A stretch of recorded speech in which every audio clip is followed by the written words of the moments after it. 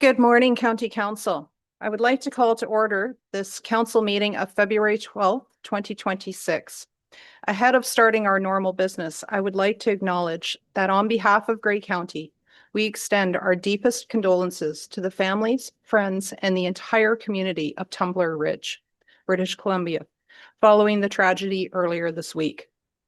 We join communities across Canada in mourning this heartbreaking loss.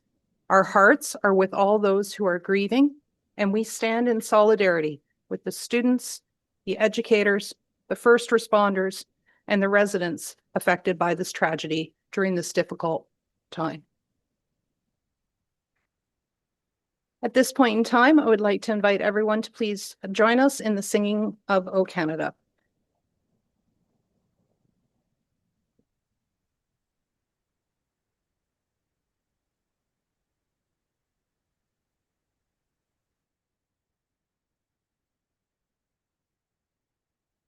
Our home and native land, true patriot love in all of us command. With glowing hearts we see thee rise, the true north, strong and free. From far and wide, O Canada, we stand on guard for thee. God keep our land glorious and free. O Canada, we stand on guard for thee. O Canada, we stand on guard for thee.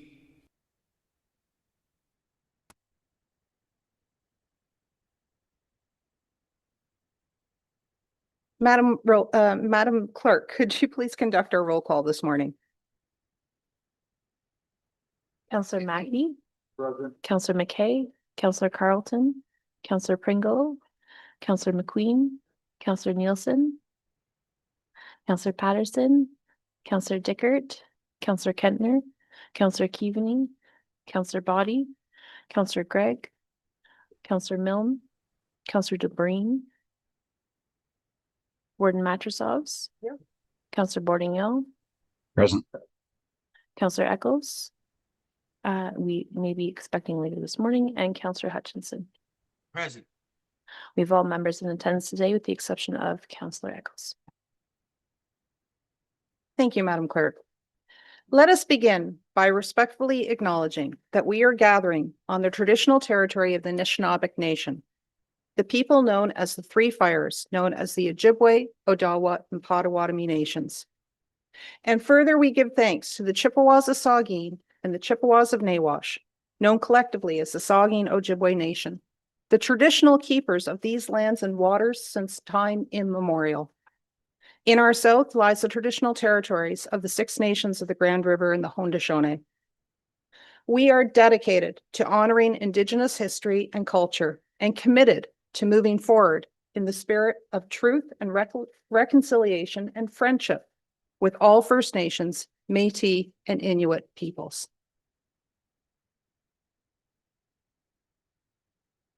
So this morning on our council agenda, we have the adoption of the minutes. Item 5A, it's recommended that the minutes of County Council meeting and the Committee of the Whole meeting dated January 22nd, 2026, and the resolutions contained therein be adopted as presented. May I ask for a mover and a seconder? Moved by Councillor Keaveney, seconded by Councillor Patterson. Any discussion? All those in favor? And that motion is carried. We do not have any closed session matters here for our council agenda nor reports. That allows us to move on to the bylaw.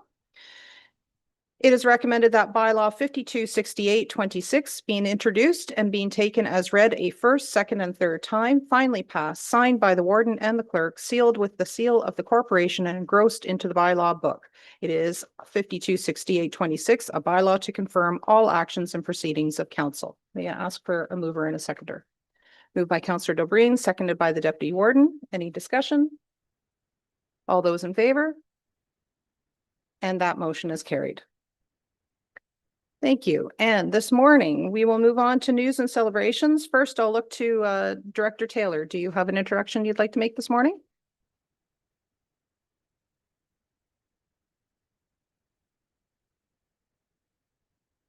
So good morning, Madam Warden and members of council and those that might be tuning in. I'm pleased today to introduce you to Satnam Hehar, who is in the back here. Satnam is a student with the University of Waterloo Master's Planning Program. So she's getting her master's in planning, already has an undergraduate in planning. And as part of the course curriculum for that master's program, they are asked to shadow a planner for the day. And so when the professor reached out, she asked if we would consider hosting a student and if we could show them an exciting day in planning. Oxymorons aside, I know County Council will be a great learning experience for Satnam today. And then we have some further activities planned this afternoon where she gets to meet with some of our other planners and see a little bit more about planning in action. So we've talked provincially and nationally about the shortage of planners. So it's so encouraging to see people like Satnam getting into planning and being able to provide this opportunity to see council in action, but also explain a little bit more about planning. So thank you for your indulgence, council, and look forward to a good meeting.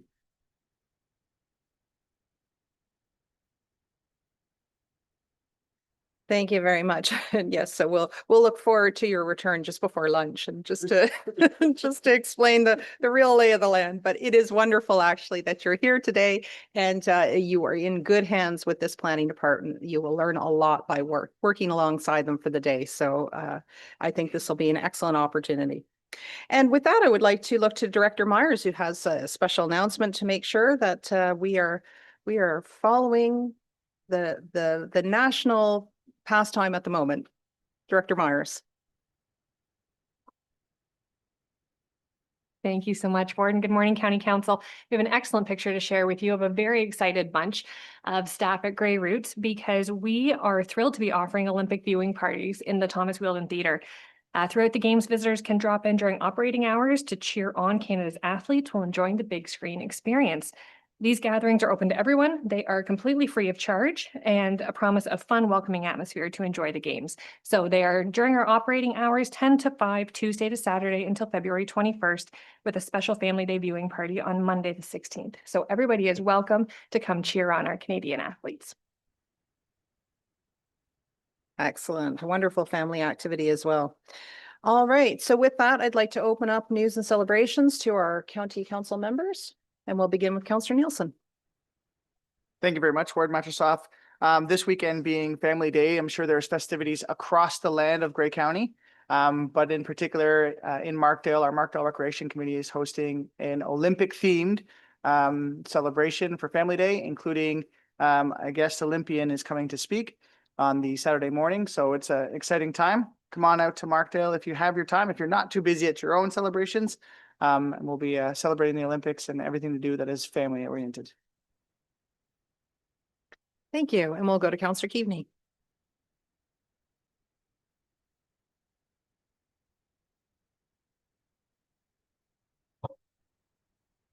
Good morning, Madam Warden and everyone who's present here at County Council. I wanted to share that something very important is happening in Meaford today. At 5 o'clock at Meaford Hall, we will have a presentation from IAC. That is the Impact Assessment Agency for Canada. They will have representatives there from federal ministries, Oceans and Fisheries, the Environment and Indigenous Affairs. And this presentation will give us an initial understanding of the next phase of the TC Energy approval process. They will be filing sometime later in February, early March, and that will kick off the assessments. So it's an opportunity to start to understand what that next phase is going to look like. So that's Meaford Hall, 5 o'clock. You can attend in person or online, and it's a very long email to register online, so I won't read that out. The easiest thing to do would be to go to meaford.ca, our own website, and that will give you all of the information if you wanted to register to attend that session online. Thank you very much. Thank you. And looking around the room, we'll go to Councillor McQueen. Thank you, Madam Warden. And I guess everybody was listening to the news there a week ago. That's going to be an early spring, according to the groundhog. time will tell. But on a sobering note, I do want to take this opportunity to, on behalf of County Council, maybe y'all can chime in with regards to our road staff. The wonderful job that they've been doing this winter. It's been a tough winter. It's been a long winter. It's been a cold winter. And I know there was just an article on the radio just recently how there's been a huge increase of abuse to our operators, like just across the board. So I think we should take this time to give our outdoor road staff an applause.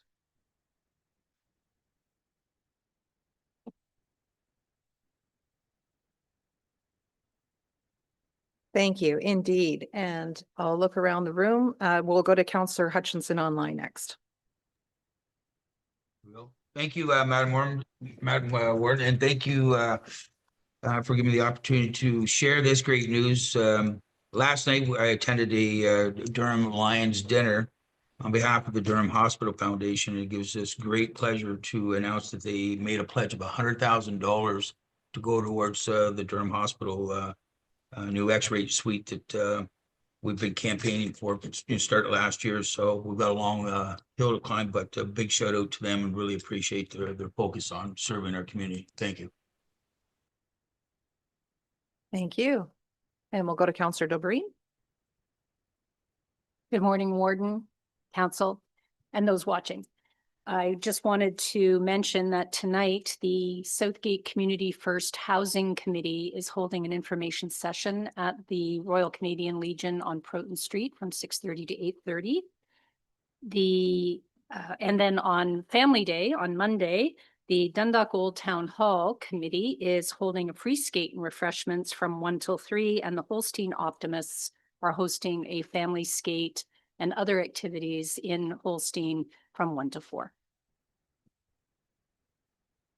Excellent. Lots of activities for Family Day around the county, and looking online, looking around the room, not seeing any further hands. So we will move on then, and I will look for a motion to adjourn. Got moved by Councillor Dickert, seconded by Councillor McKay. Any discussion? All those in favor? And this council meeting is adjourned. We'll give a moment for technology to switch over before we begin committee of the whole.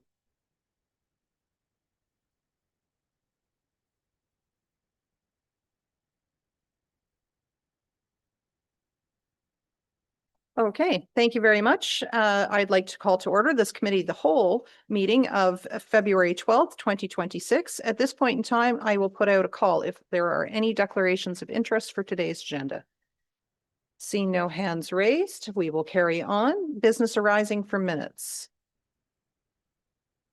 Next, we will move on to our delegations. We have one delegation this morning regarding a county-wide stormwater management master plan, and we have 3 guests who are going to be participating online. So I'd like to welcome them to go ahead and put their cameras on at this point in time.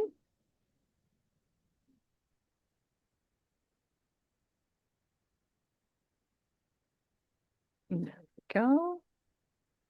Okay.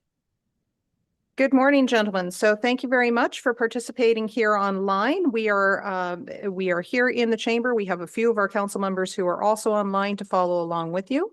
So at this point in time, I'd like to offer you the floor if you would like to make your introductions of who you are and who you represent, and then carry on into the content of your delegation. And typically what we do at the county council level here is we'll hear the delegation. We don't do motions necessarily afterwards, but we will be taking in your information for contemplation. So thank you very much. We appreciate your participation with us this morning. The floor is yours. Good morning, Warden and members of council. My name is Bradley Mulligan, and I am here today with my esteemed colleagues to speak about the critical importance of a cohesive stormwater master plan for Grey County, and the direction Grey County and its 9 municipalities choose to take moving forward. Stormwater is no longer a background infrastructure issue. It directly affects public safety, the integrity of our roads, bridges, private property, agricultural lands, drinking water sources, and overall health of our watersheds. Across Grey County, the impacts of more frequent and more intense rainfall events are being felt already, exposing the limitations of systems designed for past conditions and relying on legacy stormwater management practices that, in many cases, are contributing to the degradation of our watersheds. The three of us here today are here to provide assistance, education, and insight into viable, best-in-class stormwater management techniques and practices.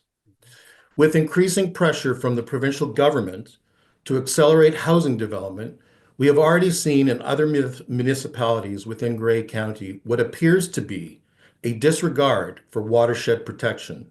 This will result in adverse impacts to agricultural lands, tourism, groundwater, and drinking water quality, and both public and private property. And this is often stemming from good enough legacy dump and run stormwater management approaches. As a taxpayer in Grey County, I struggle to understand the disparity we see across this county. For example, Grey Highlands rejected spending approximately $150,000 on a stormwater management plan, while the town of Blue Mountains has invested over $650,000 in a progressive and forward-looking plan. As a taxpayer, are we to conclude one of two things? Either some municipalities are unwilling to invest in protecting future generations, their constituents, and the environment, or there is such significant disparity in available tax resources among the 9 municipalities that some simply cannot afford to do so. If the latter is true, then does it not follow that true taxpayer accountability would be better served by Grey County developing a best-in-class, best practices, countywide stormwater master management plan, one that would allow all 9 municipalities to adopt and tailor to their specific regional conditions and needs, rather than spending hundreds of thousands, if not millions of dollars on 9 separate and potentially inconsistent plans and studies. Council now faces a clear choice. Continue planning to minimum standards on outdated guidelines, or adopt a forward-looking, climate-resilient stormwater master management plan template designed to reduce long-term risks and costs. A plan that merely meets historic standards will fail future councils, future residents, and will continue to damage our precious watersheds. We recognize that 10 minutes is not nearly enough time to address this issue in the depth it deserves. We would therefore welcome the opportunity to return for a full committee as a whole meeting with a greater amount of time, as we have done with Grey Highlands, to take a deeper dive into both the challenges and the solutions. We are here today to urge council to commit to the creation of a county-wide stormwater master plan that goes beyond compliance, prioritizes prevention over reaction, applies best-in-class practices, and treats stormwater as a critical asset, not a liability. The decision made at this table will shape Grey County's resilience for decades to come. And the question for council is not whether Grey County can afford to do this. It is whether we can afford not to. Thank you for your time and consideration. I now hand this over to Andrew McCammon and Jack Imhoff, who will give greater detail in both policy and techniques. Thank you.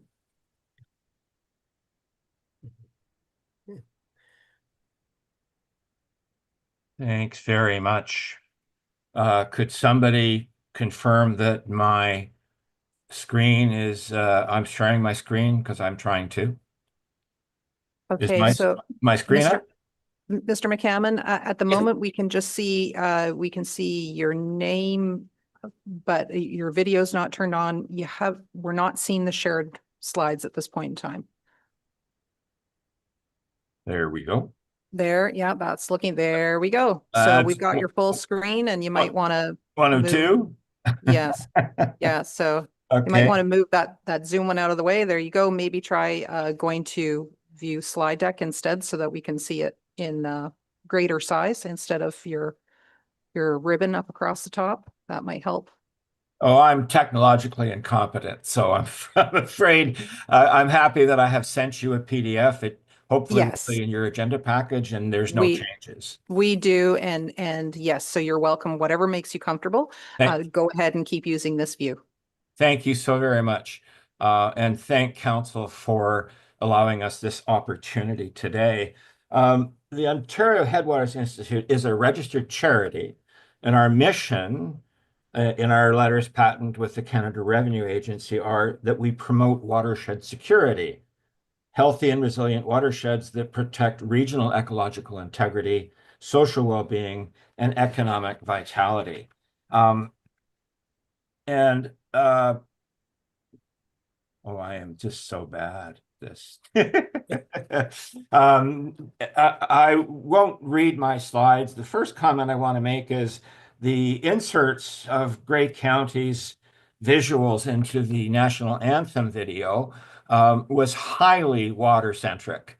And I think that speaks very highly to what I know of Grey County and its residents, where people really care about water.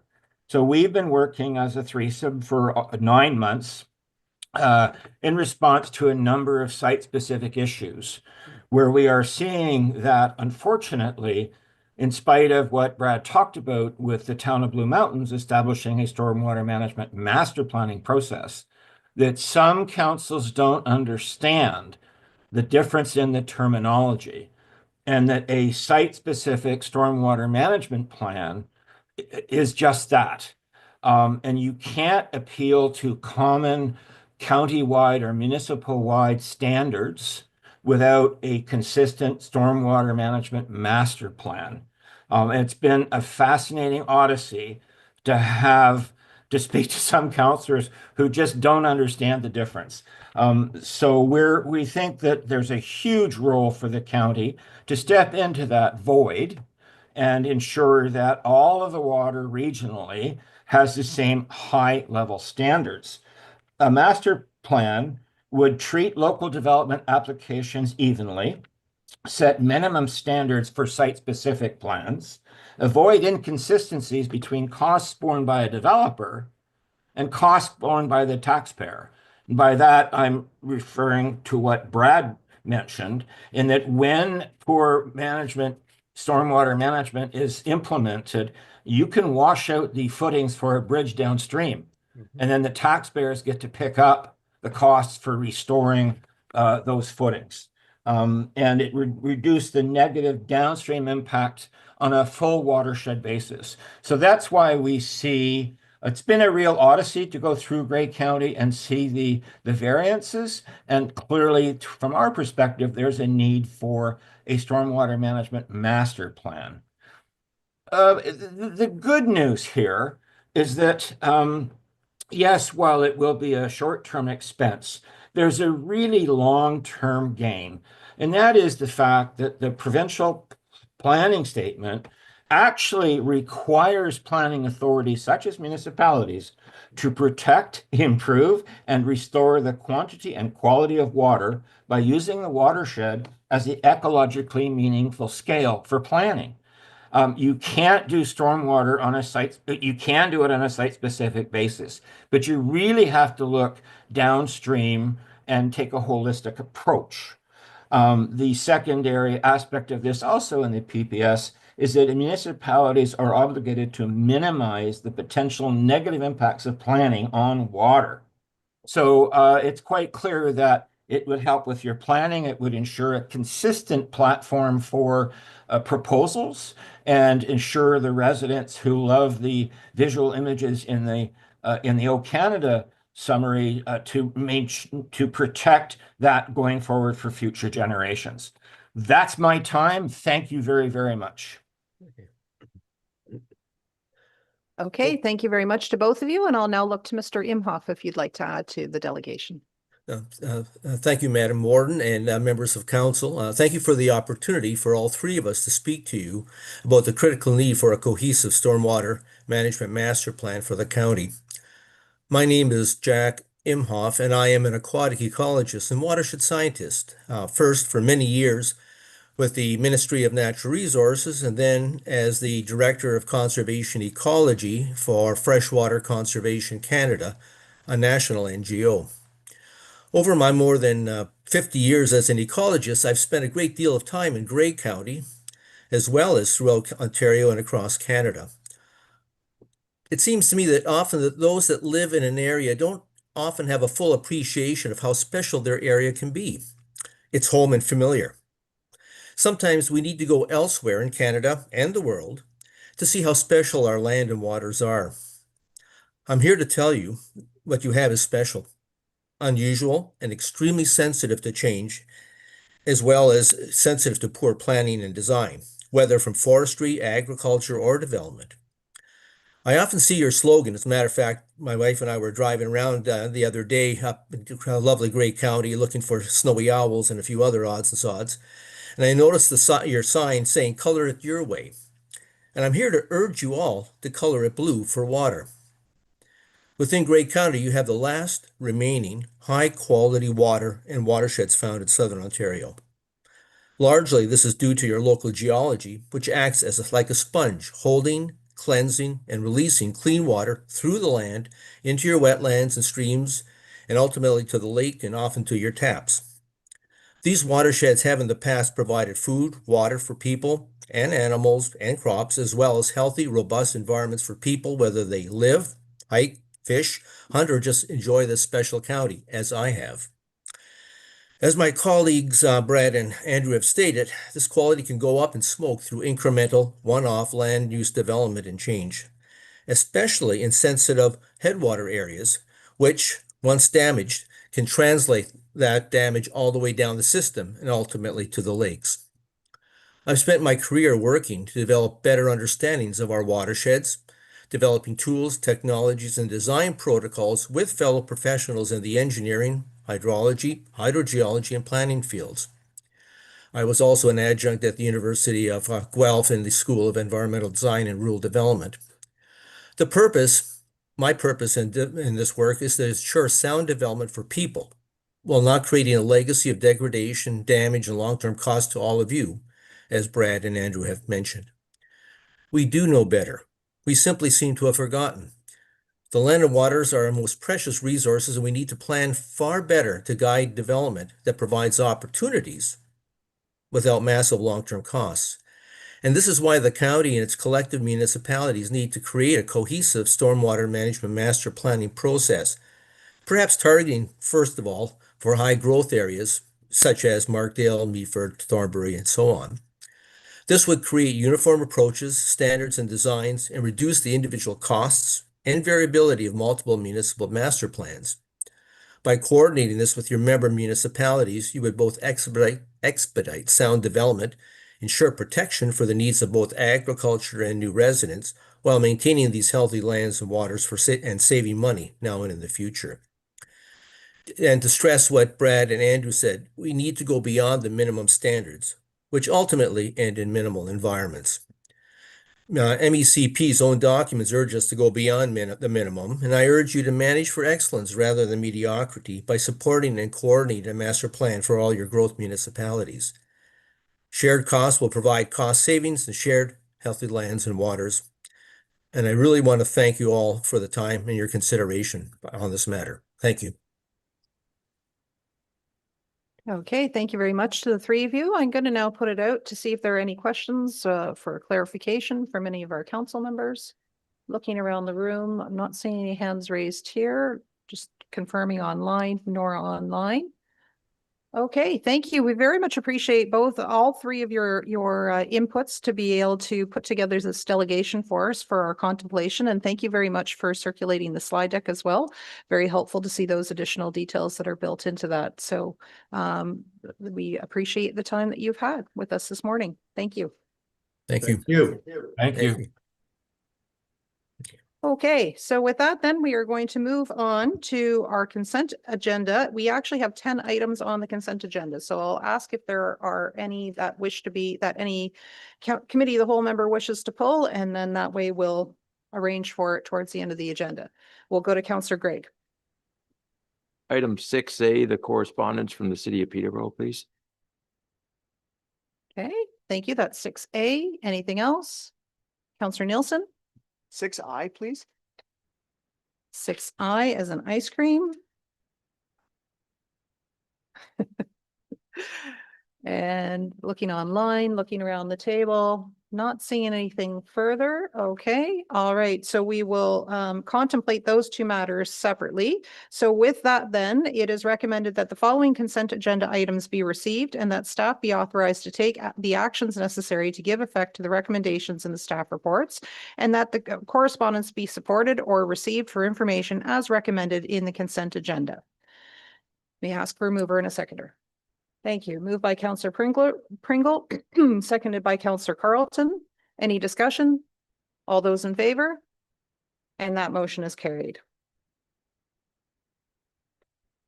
Okay, that allows us to move on to our items for separate discussion, we're looking at item 7A, and Madam Clerk is making her way to the lectern to introduce that, but let me get it on the floor before we enter into discussion.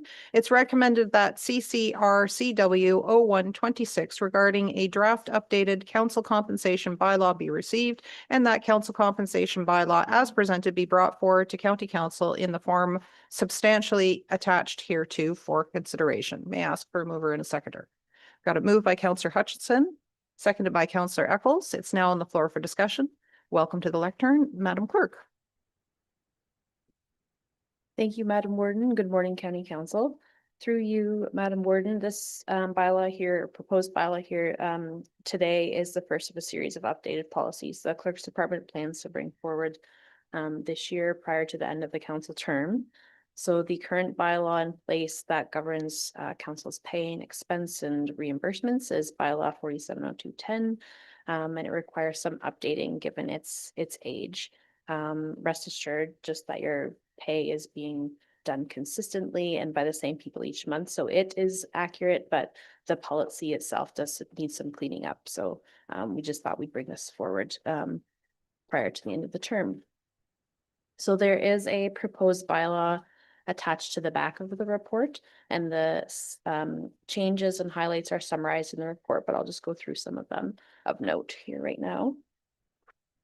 The first one is just simply updating the per diem and salaries for both warden and councillor to 2026 rates, and then removing the prior increases, the reference increases being made by CPI. We've swapped that out to reflect cost of living adjustments instead of the previous practice to increase based on CPI.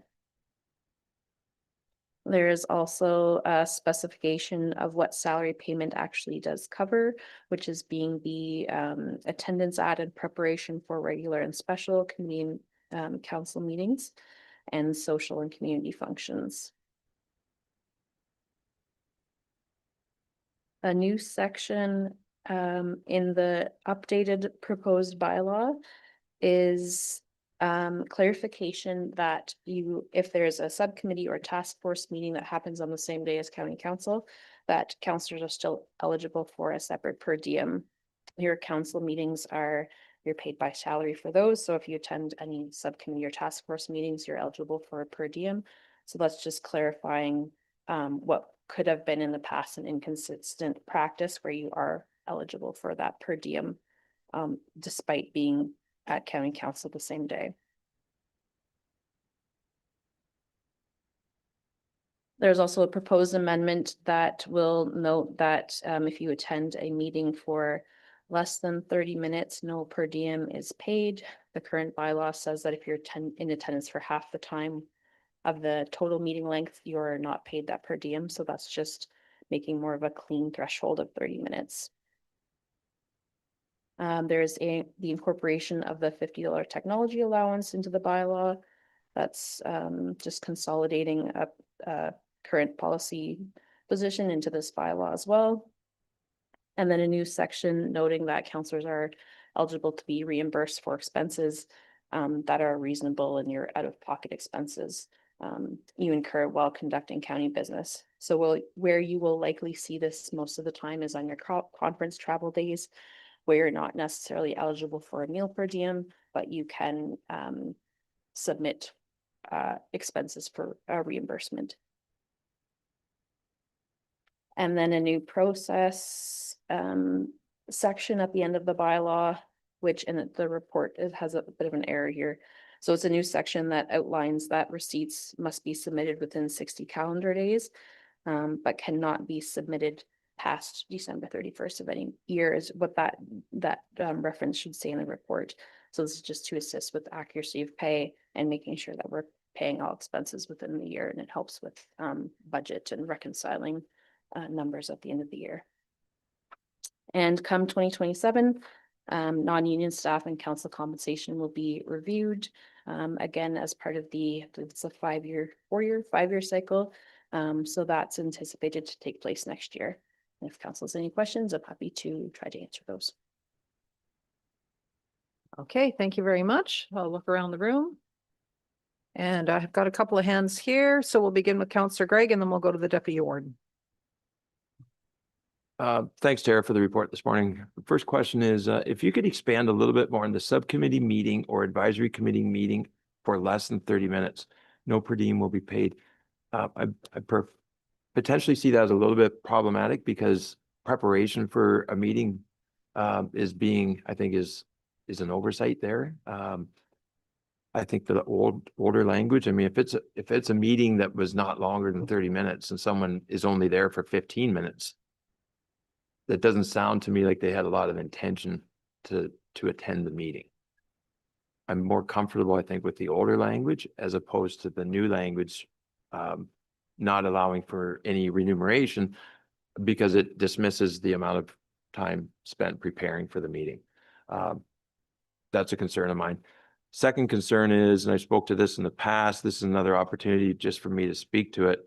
I am opposed to the county including formal language to pay for alternate county councillors to attend. If the alternates want to be remunerated by their lower tier municipalities to attend, that's fine.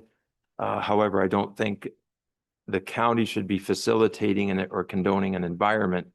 We just recently had an in-depth discussion regarding a new 128-bed build at Grey Gables, and having paying alternate counselors to attend and participate in that debate that day without having the institutional background and informed insights into what the ramifications of such a decision could have.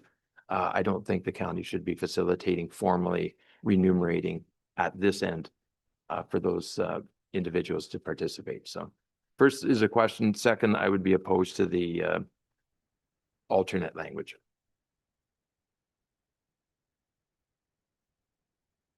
Thank you. And with regards to your question, I'd certainly, we'd take council's direction on what your preference is, whether it's to introduce this new 30-minute threshold or to keep the remaining or something different.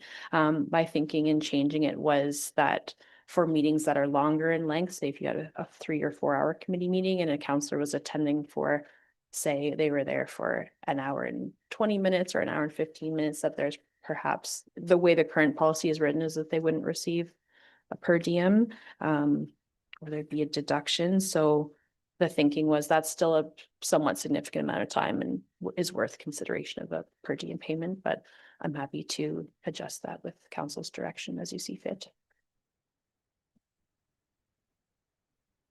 Okay, thank you. We'll carry on with the discussion then. We'll look to the Deputy Warden. Thank you, Madam Warden. And this kind of discussion is always fraught with danger for the elected official, but here we are and here we go. My question is, and concern somewhat, is the definition of meeting per diems regarding full day or half day. The following paragraph says that the per diems shall be payable for preparation, attendance, so on and so forth. Does the half day or full day definition consider travel time? Some counselors, the drive is an hour. Sometimes the counselors, depending on where they're from, can take 10 minutes. 6 minutes, sorry. 18 minutes. In any case, So if the half day, for instance, the meeting is less than 6 hours, so if the meeting is 5.5 hours, and it takes an hour to get here, an hour to get home, now we're up to 7.5 hours. Really? Half day? I'm thinking that's more like a full day. Knowing full well that there's gonna be others that consider that a half day, I get that. Lots of days I have half days that are many hours as well, but if you could just maybe clarify a little more on that one, I'd appreciate it. Thank you.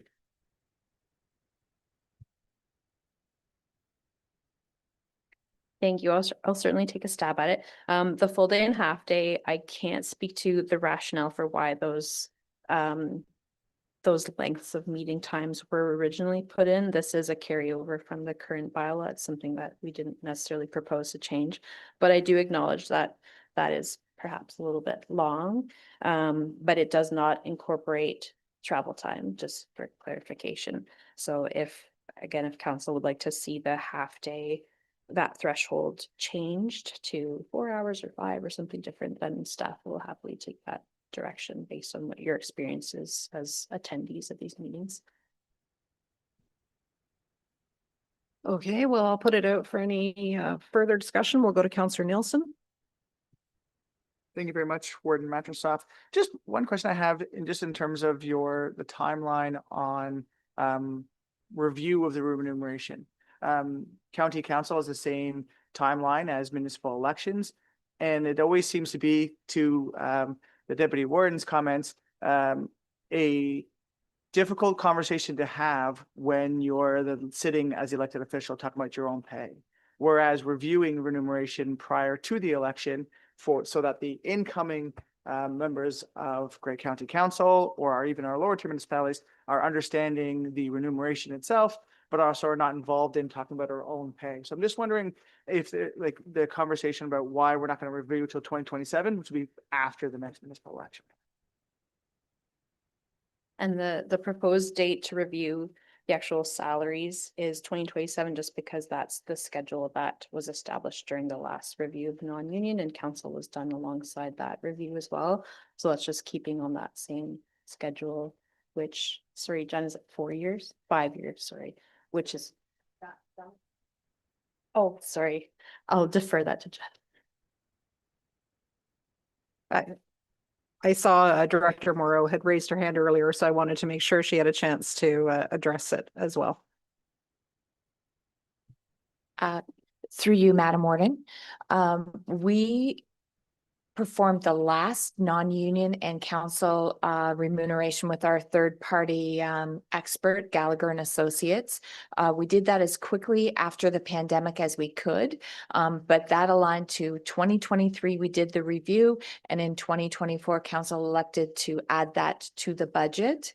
If council would like to change that cycle and bump it up a year, because we do it together, we would bump that up quickly, so you would consider it in the next year before you are no longer perhaps council members before the election, for lack of better words.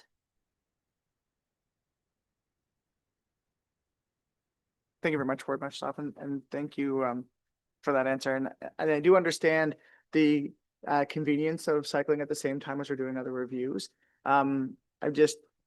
For myself, I think I'd be more comfortable if this council reviewed it for the next council. That's just my own position. I will leave it to the rest of the council to see if there's anybody else on the same page. But yeah, if we just continue as status quo, that's fine too. But it just becomes a bit more of a tangled web we weave when it comes to talking about our own pay and the way residents will respond to that. Okay, let me just see if there are any others. Up over there, we'll go to Councillor Mackey. Thank you, Warden. Good morning. Good morning, County Council. Just to want to respond to Councillor Millen's comments in regards to the half day. Unless you're working 12-hour shifts, I don't see how 6 hours is a half day. So my typical day is 8 hours. And if I'm at a 4-hour meeting, then I can go to my other job for a half day. So I think the 6 hours should be reduced down to 4. I think that would make more sense in my mind, because when you include some traveling time, you know, if you're up to 5 or 6, your day is buggered. So, in response to Councillor Gregg, I completely agree that if we're having an alternate, that's a choice of each municipality. And if we're having an alternate member, that should be compensated by the lower tier municipality and not the council. I agree that, you know, when they're only here on a very limited basis, they're not able to, you know, fully participate the way they should be in some of the major decisions that we do have to make. So those are my comments. Thank you. Okay, I'm gonna go to Councillor Dobreen next. Thank you. And I concur with Councillor Mackey. The language that we have at one of our lower tier municipalities is anything less than 4 hours is considered a half day. Anything more than 4 hours is a full day. And I think I agree that 6 hours, I'm not sure how many committee meetings actually go beyond that. But I think the language needs to be adjusted on that. And I don't have an objection to the alternate. I did have a question about the 30 minutes also, but I think you've clarified it in that if the meeting itself doesn't achieve quorum, you still are compensated.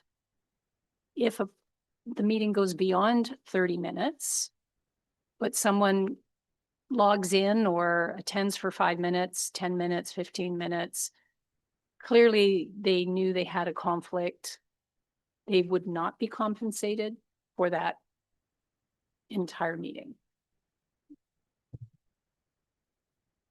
Yes, that's correct. And it's just to confirm, it's the way it's proposed in the new bylaw is to attendance less than 30 minutes as long as the meeting runs longer than 30 minutes. There would be no per diem paid. That is arguably for meetings that are 45 minutes, maybe will create some issues, but staff just felt we kind of had to draw a line somewhere, and 30 minutes seemed like a reasonable amount of time. It differs a little bit from the current policy, which is the 50%, but as you state, that is correct. And just to clarify then, if you could confirm what the threshold is for determining quorum, if it's 15 minutes or 30 minutes, because now you're asking that everyone be there in order to start the meeting on time. If quorum isn't achieved within that time frame, the meeting is adjourned or canceled because it's never been called to order. It's the individual member. If you get the business done and it happens to get done in 29 minutes, they're still compensated. They've made decisions. They've addressed the agenda items. But the way I read it is that if a member isn't there for the entirety of the meeting, regardless how long it is, they would not be compensated.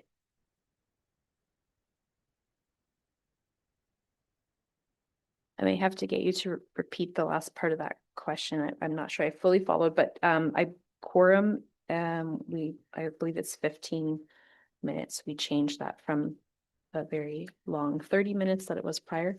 So it's now 15 minutes that we wait until we decide whether a quorum is achieved or not. And then, sorry, if you could repeat your question. If I remember it, the fact, I think it's that 30-minute, if the member isn't there for the meeting longer than 30 minutes, that member isn't compensated. But if the meeting only lasts 29 minutes, the members are compensated. I think there's just some clarity in the language.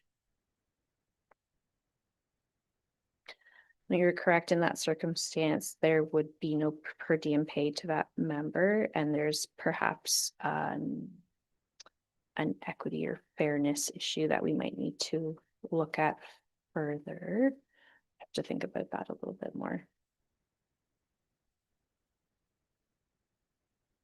Okay, now I do see Councillor Gregg's hand. I'm just doing a scan to make sure that, I'm going to take first comments first before we circle back to any follow-up. So we'll go to Councillor McQueen. Thank you, Madam Warden, and it's more or less in the sense of a question with regards to the IT allowance. That has been since 2010, which is 16 years ago.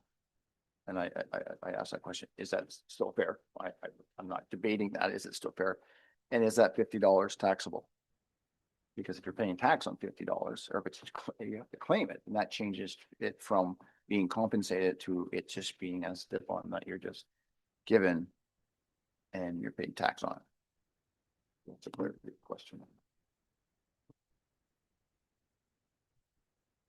Okay, I think I'm going to look to Director Morrow. I think she may have a response for that.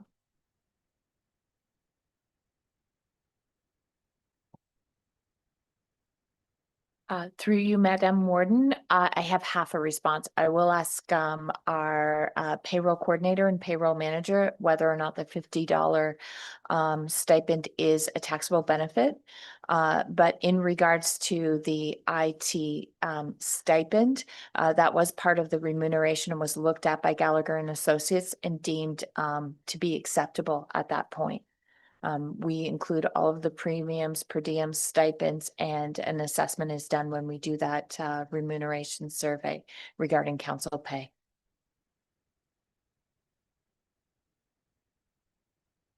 So I think if it's taxable, I think that's a little bit of a different look, then it's just covering your cost. Because, you know, like mileage or whatever, however, but that can maybe come back. I don't know. It's just, I asked that question. Because then it's not really covering your costs. It's just giving you an extra amount of money per month, right? So which you have to pay tax on. Okay, what we'll do is I'll keep an eye out, Director Morrow, if you have any updated information as you're questioning to staff, but I'm going to go back over to the clerk. Thank you. And just with regard to the $50 technology allowance, it is something that I think as staff, we certainly would like your feedback on whether that amount and number is still relevant, or if it is still a relevant thing to include. It's something that we plan to be looked at in 2027 when the compensation review is done, as well with the meeting per diems, and if they are relevant as well, or if there's a case to be made for everything being a salary and all encompassing of everything. Not saying that's necessarily the case, but those are the things that we definitely would like the consultant to look at next year. Okay, and I do see some people are looking like they may have further questions with regards to that. And what we can do is we can continue make sure that everybody's asked all the questions that they have, raised all the issues that they wish to contemplate in terms of this motion that's on the floor. If necessary, to give payroll staff a chance to come back with some fruitful answers, what we could do is we can call a break before we actually come back and finish the vote on this. So I'll just leave that out there depending on how many others wish to add to the conversation. I'm not seeing any further hands. So Councillor Gregg, you had put your hand up for a second time. Go ahead, please. Thank you. And just a little further to Councillor Dobreen's comments. If I provide an example, perhaps you can provide some clarity back for me, but I'll use the accessibility committee, for example. If there's a lack of quorum for 8 minutes and then quorum's established, but then quorum is lost again after 20 minutes, that meeting, it no longer functions, it's over. Is the individual remunerated under the new language if such an occurrence were to happen? And then I have a subsequent motion. Yes, in that circumstance, the member would be remunerated. The language in the proposed bylaw is that if quorum is lost partway through the meeting or it's never achieved at all, that per diem is still to be paid to the member in recognition of the preparation and the time and their plans to carry out the meeting as planned.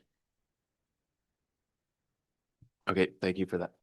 And I will make an motion that the language regarding the payment for alternate county councillors be removed from the draft bylaw in place. That's just to show that I am steadfastly opposed to such an initiative. Okay, just before it gets on the floor, if I call for a second and there is a second, I'm just gonna look to the clerk for clarity because we are contemplating the bylaw at this point in time. We have discussed and approved our budget, which includes compensation. So could you just please walk us through the process if this comes to the floor, if there are any implications in terms of the process and what it is that we're specifically considering today? Yeah, something that comes to mind just off the bat is we do have a policy that specifically deals with alternate attendance and payment. So staff would bring that forward based on whatever was decided with regards to alternates. What I'm just not sure how to best handle is if the county does not compensate, but the lower tiers do not compensate either, then there's a bit of a gap there for the alternates and who there's to be receiving payment from. The Municipal Act allows local member municipalities to appoint an alternate to the upper tier council. It's not required, but it is something we as the upper tier we don't necessarily invite or deny, or we just accept whoever is appointed to attend the meetings. And we've been paying them for that since that was implemented in 2018. So if there's no provision for Grey County to pay their alternates, then I just would like to have probably a conversation with the local municipalities just to make sure that that their intentions are clear on what they will do if an alternate attends council. Okay, so in that context, considering that we're just considering the bylaw at this point in time, I'll ask is there a seconder to Councillor Gregg's motion? I'll just ask a second. Oh, sorry, Councillor Mackey is seconding. Okay, so Councillor Mackey has seconded, so it is on the floor for discussion. And I open it up to council members then for discussion on this particular motion that has been proposed by Councillor Gregg. Councillor Nielsen. Thank you very much, Board Member Stuff. I'm just processing what Clerk Warder just said, which was the Municipal Act says they can, but it isn't not a requirement. My position would almost be if we're not going to compensate, then we should just say that they're not brought up, and that it's up to the member to if you can't make it, you can't make it. That we just don't accept alternates. Your argument for it is that an alternate doesn't have the background and the institutional knowledge, which I don't disagree with. There is challenges when you have a member who comes up and is trying to play catch up on 6 months of reporting. So if this motion carries, to me, it would make more sense to have a further motion just adopting the idea that Grey County Council doesn't accept alternates and that we are the council that is appointed. Because to me, that carries more to what your argument is than the remuneration. I'm going to ask the CAO to come in. I have some thoughts in terms of what we can and can't do today in separation from the actual policy. I'm going to look to the CAO. Thank you, Warden, and through you. Thank you for the comments and questions with respect to the alternate councillors. As Clerk Warder indicated, lower tier council members legislatively can appoint an alternate council member. It's up to the local municipal councils to appoint the alternate council member.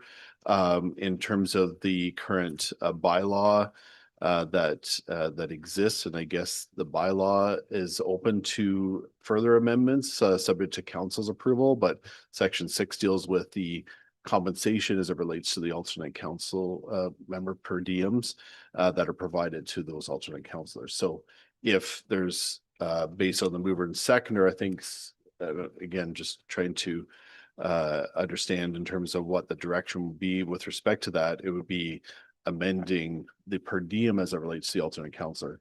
Doesn't prevent a municipality to appoint, because legislatively that is protected under the Municipal Act. So the local councils can still appoint an alternate councillor. It's just, as Clerk Warder indicated, there will be then a gap potentially created in terms of who's paying any compensation for that alternate councillor to attend. If this gets removed, then county council wouldn't be potentially then paying that per diem. It would be up to either the local municipality to support that alternate councillor per diem, or that council member wouldn't then receive any per diem. That makes sense. Okay, thank you for that input. And I do want to put the lens out that there is a concern that if we change tack at this point in time, midstream, midterm, and we say, okay, we're not, yes, you could still send somebody, but we're not going to pay for it now. We've done our budget process, so have the lower tiers. They've done their budget process based on the fact that they don't compensate their alternates when they need to go and do put their hat on as the alternate at county. So I'm wondering, Madam Clerk, when would be the best time in place when this might be a contemplation for the next term, for the next to give fair warning to the lower tiers that if you want to send an alternate, you will need to allocate, or not need to, but it'll be up to you to decide whether or not you as a lower tier are going to compensate. We have I can think of, I sat on 2 conservation authority boards in my past term. One compensated and one didn't. So my lower tier compensated for the one that was missing. So in one case, my per diem was paid directly by the conservation authority. In the other case, it was paid by the town equally to make sure that when I served in that role, I was being compensated equally depending on which conservation authority I was on. So this is part of a bigger picture. Madam Clerk, I'm going to look to you for just contextual guidance in terms of the process and when we look at the policy versus when we look at the bylaw the compensation, which is today's topic. Through you, Warden, and I'll start, and if Tara has anything further to add, I'm happy to do that. With respect to the budgets, as you noted, we currently have budgeted with what we've seen in terms of alternate council compensation in the past. You're probably correct in that right now that's probably not in the local municipal council budgets, just because right now the bylaw covers per diem costs as it relates to alternate councils at the county level. So if that is a concern amongst council, I'm looking to Tara now, one option might be to, if subject to the mover and seconder, obviously, would be to whether or not this is effective today, or as per when this bylaw comes back to council for consideration, which would be the next council meeting, I'm assuming, or making it effective into 2027, which would give opportunity for the local councils to adjust their budgets. We would obviously then adjust our budgets for 2027 as it relates to that. So that's another potential option if that works procedurally, and that's where I'm going to be turning over to Tara if that works. I think it does work. There's nothing that jumps out at me to prevent that from happening.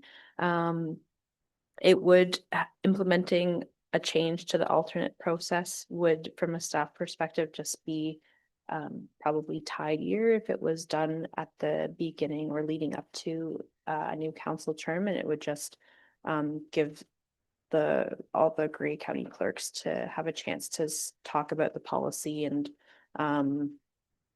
decide or make so that they can make the appropriate recommendations to the incoming council about whether or not an alternate needs to be appointed to attend Grey County Council.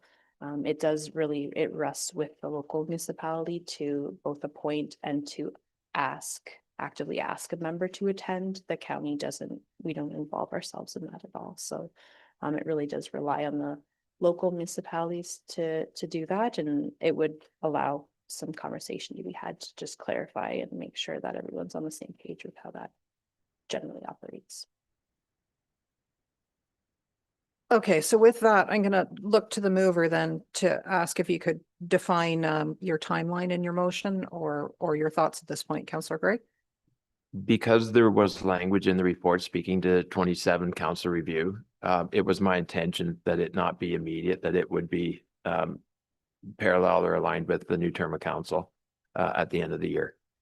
Secondly, in response to Councillor Nielsen, I cannot make a subsequent motion because there was discussion earlier this term of council about removing the alternate altogether. So that would require a motion to revisit a topic that had already been spoken of at this table. So this is separate from that discussion, which is why there's no potential for a subsequent motion without getting into a motion to revisit and so forth. Okay, thank you. And I'll just ask, Madam Deputy Clerk, if you could just update that. Thank you. You've got that embedded into the motion. I'll look to the seconder though, because it was seconded without that. Thank you, Madam Warden. You made some good comments, as did our CAO, and I believe to do it midstream wouldn't be the right time, but I still fully believe that compensation should be by the lower tier municipality. But it will give the lower tier municipality a good bit of notice to know what their responsibilities are going to be going forward. So I support this. Okay, thank you. We'll go to Councillor Keaveney. Thank you, Madam Warden, and I don't mean to add a further complication, although I may. I'm wondering about attaching a time frame to this, thinking of our own experience in Meaford last term when Mayor Clumpus was away for 5 months and Councillor Kentner filled in for that extended time frame. So thinking then 5 months gives someone adequate time to really be up to speed with the activities of county council. And at that point, then, you know, I'm thinking could and should be paid by the county. So I'm wondering about, again, a time frame being attached to this, whether it is a number of meetings, 4 meetings, or whatever might be appropriate for the lower tier to compensate, but for an extended period of time coming back to the county. Okay, Madam Clerk, do we have something in a provision for that when it goes to an extended absence of a mayor or deputy mayor from the lower tier? I was just trying to pull it up here on the fly and I won't probably be able to do that. But my understanding of the intention of Councillor Gregg's motion and Councillor Mackey's is these are alternates that were appointed to attend the kind of one-off absences, which there's a separate provision under the Municipal Act that speaks to those longer term absences. And I believe the intention would be that they would be compensated as per usual. And this wouldn't apply to those circumstances. Okay, thank you. We'll go to Councillor McQueen. Thank you, Madam Warden. There was some mention here that from you, Madam Clerk, that there's a separate policy on alternates. I think this should wait until you bring that policy back at the same time to see the merit of why we do have an alternate, because it's in that report, I presume. Because we've had that discussion, right? And as far as an alternate having that ability to be brought up to speed, I don't know about you guys, but I read the reports before I came here. And if the alternate can't understand the reports, how the heck is a public person going to understand the reports? So I don't think it's complicated that that individual who's sitting in a seat from that municipality that's representing that municipality is here at the table with one equal vote around the table, who read the reports, or she read the reports, however it is. Is it, like, am I missing something? Is it not clear when you read those reports? You read the reports, you see the staff recommendation. Our reports are great. So as far as the point, I think that they're not up to speed. I think that from, even if there's in cameras, they get the information. So I sort of take that to a little bit, that I think they are well informed when those alternates are here, because the reports are here, just like us today are reading those reports. So I sort of think that we should wait and have that other policy come back at the same time. Okay, thank you. Looking around the room for any further questions. Okay. I'm not seeing any, Madam Clerk, unless you see that it sounds like this is a viable motion then, that the fact that we're looking at the compensation separately from the actual policy, we're not going to end up finding ourselves at odds with our own policy. Any concluding comments from you? So there is that the policy still will exist. So I think to be clear with the intention, we would work into this amending motion that the proposed bylaw be amended to remove per diem compensation for lower tier municipal alternate council members and rescind the alternate policy.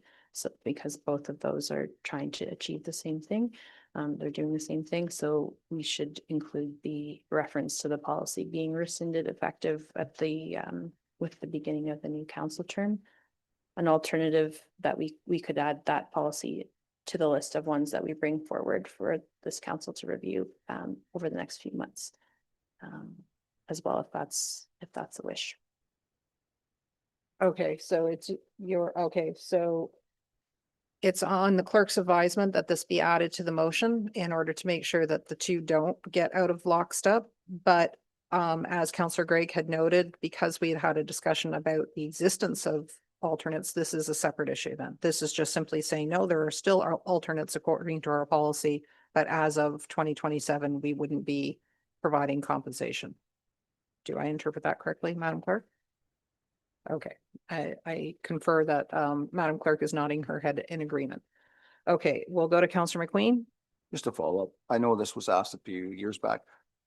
What are we talking in dollars? We're spending a half an hour here today, and it's gonna go back and you gotta talk to all the clerks and how much time that's gonna take. What are we talking about in dollars? $1,000?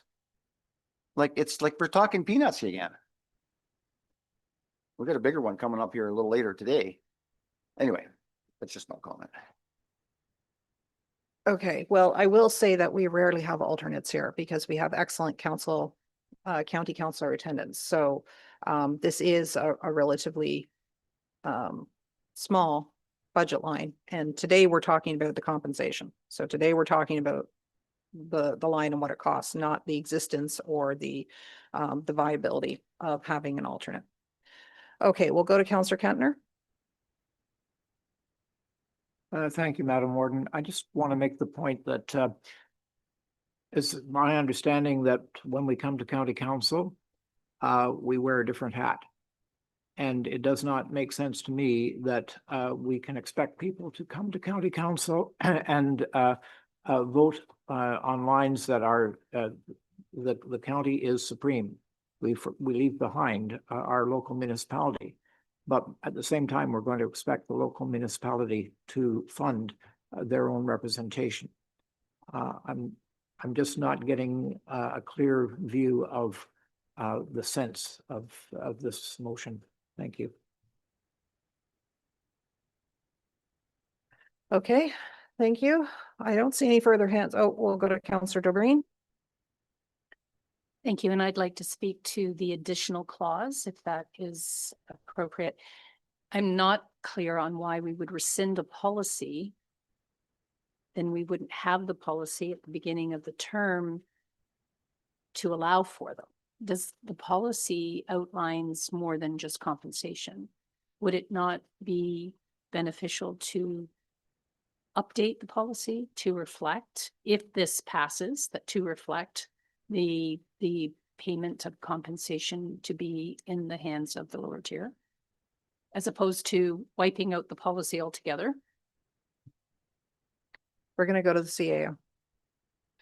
Thank you for that question. And as we've been having this conversation, I've pulled up the alternate member policy just to refresh my memory of what is, and it does contain some further provisions outside of compensation that we probably would want to maintain if, again, legislatively municipal members could appoint alternate members. And so we want to still have voting provisions, orientation provisions, meeting preparation, things like that.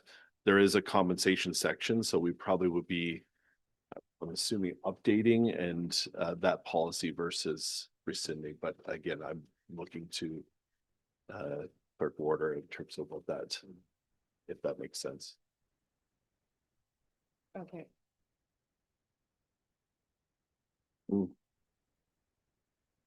Okay, so Madam Clerk, do you want to just respond to that? And perhaps it needs a further refined language on what would be rescinded or updated. And then I did see a hand over here, so we'll go to another county council member afterwards. Thank you. We certainly could approach it in that way. I don't personally have concerns with the alternate policy being rescinded as a whole. Because the compensation piece is really the big part of that. A lot of the things in that policy we would just do anyways. And the municipal act is really the authority that allows them to come here. So repealing the policy wouldn't preclude that from happening, but we would have to bring an amended one back just for clarity, but it wouldn't have to be done necessarily with any urgency. And it would reflect whatever is decided by council in terms of compensation and structure and things like that. I wonder then if the wording instead of rescinded might be better aligned with the bylaw at the new council term, because I'm recognizing what you're saying, but at the same time, we always have to make sure a motion is standalone and people understand it the way that it's written. So if somebody were to read it the way that it sounds, if this passes, it is not eliminating the alternates, because as you said, there's a municipal act, but it could be read that way. So I just want to make sure that we're with absolute clarity on it. So Madam Clerk, am I just picking a word that doesn't work in your clerical language?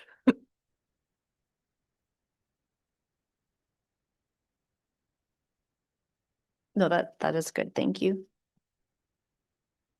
Okay, I believe there's a hand over here. We're going to go to Councillor Eccles. I'm in agreement with Councillor McQueen over there. It's a long time over a very minute spot. I don't even like the alternate policy be aligned. I don't think it even should be in there. And although it's up to the mover and seconder if they want that added in. Because in my mind, this is kind of stating that we're in agreement with what it is. And I'm not. If we're sending an alternate here to participate in county council, they should be paid by county council. They're doing the work of county council. And yes, I have used an alternate a couple of times in this term of council, but I've sat and talked to that individual for an hour, 2 days before, after he's read the package. And is there anything that you need to be updated on, anything to get here? The preparation should lie on the individual that's being replaced or represented by that alternate. And then they can make a good vote. I just wish we would have voted maybe when the other member of Owen Sound had gone out to the washroom a few minutes ago, and we probably would have got this passed by now. But anyways, they didn't have an alternate, so we waited till he come back. Thank you. Okay, well, we will refrain from comments about personal matters. Thank you. Okay, is there anything further then? I'm looking at the mover. I'm not seeing an objection to the last line, but it is your motion. So if you wish to move it the way it was originally, it will be up to you. I'm just trying to make sure there's clarity so that anyone who's looking at it can understand the implications. I was happy the way it was originally. Because I'm concerned this now circles back to what I was saying. I cannot move a motion that this is now rediscussing something that this council discussed earlier this term of council. It's not a separate matter and it needs a separate motion to revisit. So I don't think it should be there. That being said, I'm not the professional that the clerk is. So if she feels it's requisite and has to be there, then I'll defer to her expertise. Personally, I don't think it needs to be included. And it might be in contravention to the earlier conversations that we had at this table. Okay, well, it's not in contravention to the discussion on whether or not there should or shouldn't be alternates. So, but Madam Clerk, if the mover has spoken, that was not his intent to have that last line there. If it's taken out and then we realize that we're not aligned somewhere in terms of policy and bylaws, then I guess then it would be left to you then to bring it forward and say, we now need to change this document to make sure that this document matches it. Is it fair enough to leave it open to your process? Yes, that's my concern, is that just if the bylaw and the conversation is intended to remove the compensation for the alternates, that we still have that policy in effect. But given the bylaw change, it is something that we could just bring forward and just note to council that the policies now or aspects of the policy related to the compensation are have been addressed by council, they're redundant, and it does need to be changed, and would seek their support at that time to do that. So that is an alternative way we could go if that third clause is not, the second clause isn't ideal from the mover and sector's perspective. Okay, well, having heard that and making sure that we're not going to put ourselves in a rock and a hard place, and that the clerk will be able to navigate us out of that if that's where we find ourselves. Having listened to the mover who has reaffirmed his intention the way he originally moved it without the extra line, then I will respond to that and say that we should strike that off and we should just keep it there. We did clarify the timing, which I think is an important part of it, because the mover did actually articulate that that was his intent. So with that, I don't see any further hands. I'm going to ask for the vote at this point in time. All those in favor?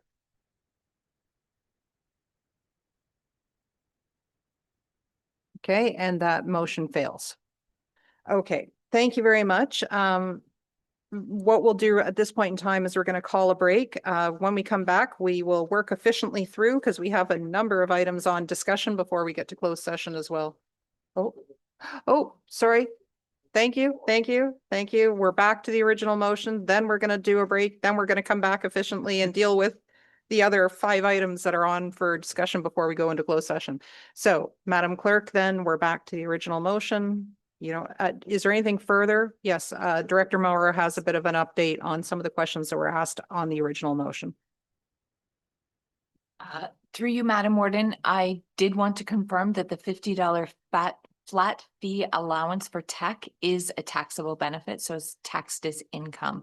I did have an opportunity to go back to the Gallagher report that we received in 2023, and of our 10 comparators that were used for county council, 4 provided a tech allowance, 3 were flat fee like ourselves, and 1 other county provided 50% reimbursement on an actual internet bill. Okay, thank you. And yes, Councillor Eccles. Not to belabor this, but there was one other question, or I had a question on 4.2. Each member shall be reimbursed for the use of personal cell phone where the county device was elected and not to be used, up to a maximum permitted under the policy. So if somebody's using a personal cell phone, and with all the spyware, everything else that we have, and how much we're allowing somebody to use their personal cell phone. That one just baffles me.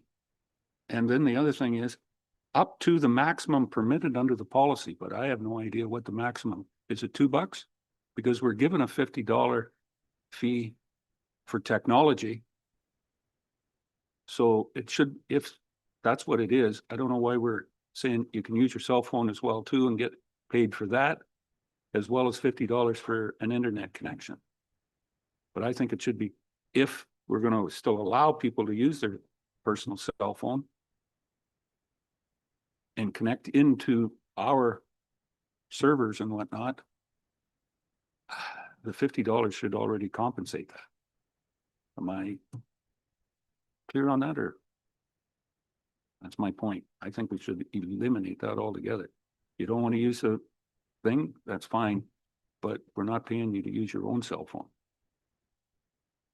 I'll go to Director Morrow. Through you, Madam Warden, the maximum allowable reimbursement for bringing your own device is $35. I do note my colleague Jody McEachern isn't in the room, but I'm not sure if he's online.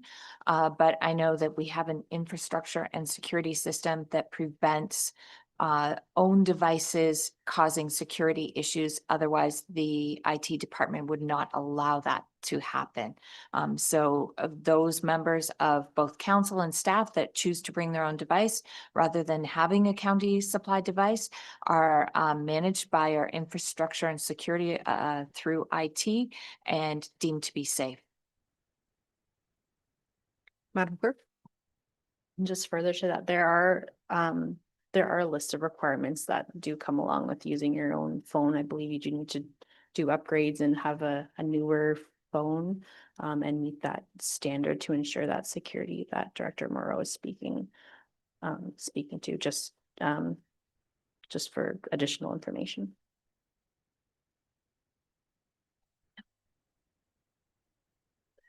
Thank you, Councillor Eccles, for those comments. And those are the exact kind of conversations that we're and feedback that we're hoping to hear from you on with regard to that technology allowance. And when the time comes in 2027 to review the compensation as a whole, those are the exact things that we hope to hear from you on. Okay, so future discussion for 2027. Councillor Nielsen on the original motion. Thank you very much, Warden Metrosoft. Just a question for clarity is, the fulsome discussion we've been having on this one, staff are bringing it back and making any changes, or do we need an actual vote and motion on the concept of a half day being 4 hours, not 6? Madam Clerk, I think you would need direction from council. Okay, so I'm going to go to the Deputy Warden. So I will propose an amendment to the motion to change the cutoff time, half day versus full day, to be a 4 hour period of time. And I'm pretty confident that we're going to make our full day meeting today. Yeah. Unless we really put the hammer down, we're going to make a full day meeting today.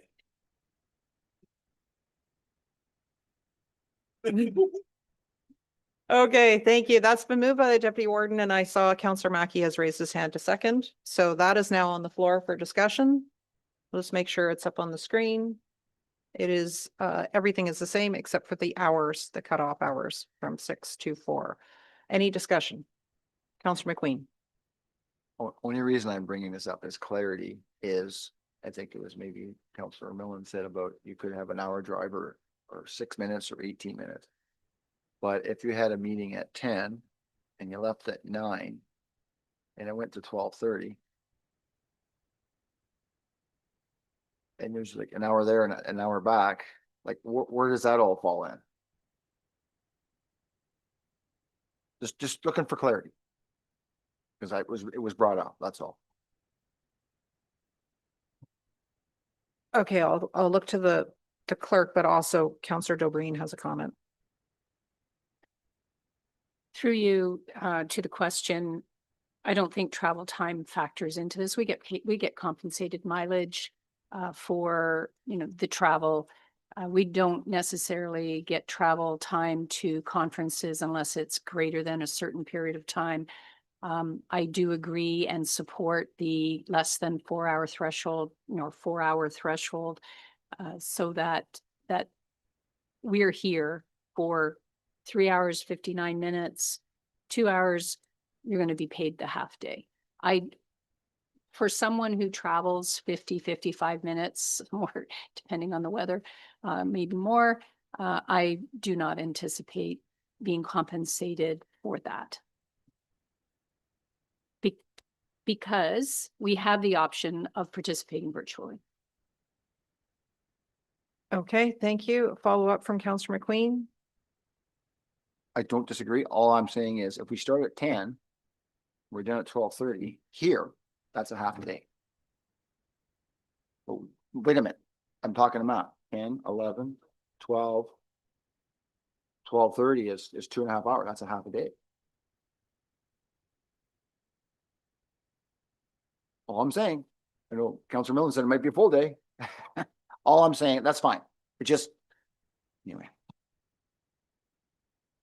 Okay, we have a follow-up from Counselor Dobreen, and then I'm gonna look to the clerk if there's anything that she needs to add to this, and then we should contemplate voting on this motion unless there is something new that needs to be added to the table. Counselor Dobreen.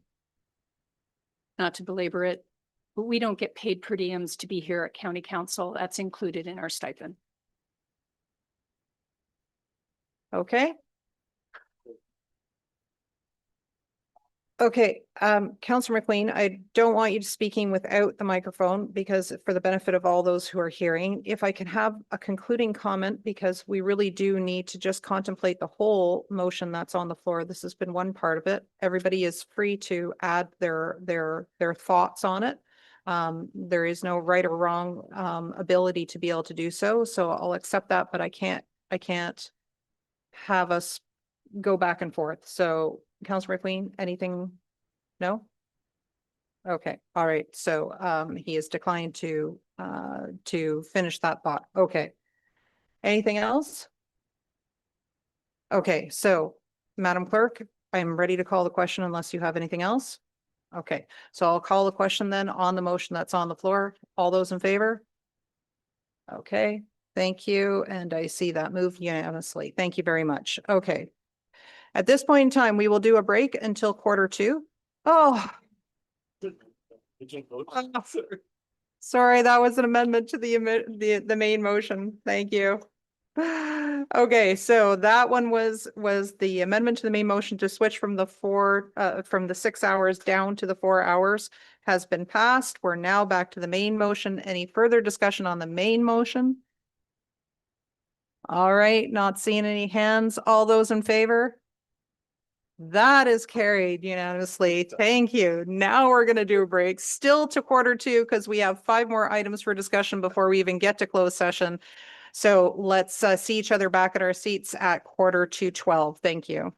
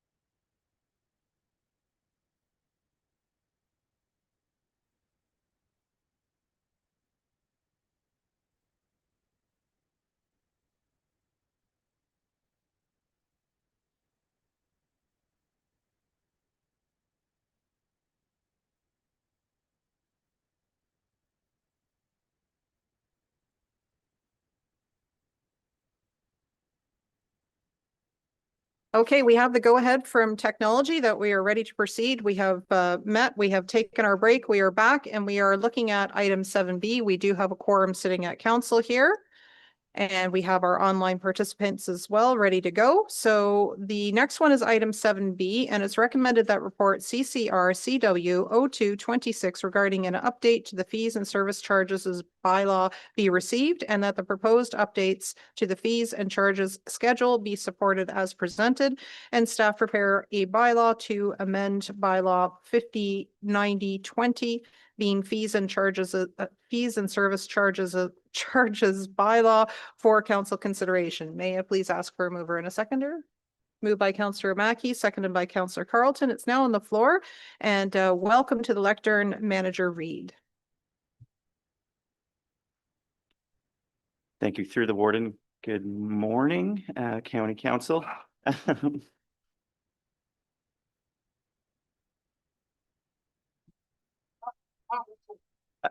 Another bylaw proposal to be changed, to be considered. This time we're looking at our fees and services bylaw. Our current bylaw was enacted in 2020, and it was further amended in 2024, and staff are proposing to make further amendments in 2026. Currently, the structure of our bylaw is that our fees increase automatically every year based on the previous year's Ontario CPI, September to September. That automatically gets built in, and we roll forward our fees right away.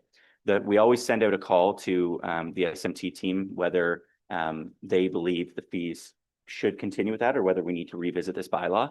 And it was decided this year that there are some fees that we want to reconsider in different from the inflationary increase, which for 2026 would be a 2.03% increase to all of our fees. The goal of these changes is to increase our fees where our costs have increased by far more than 2.03%.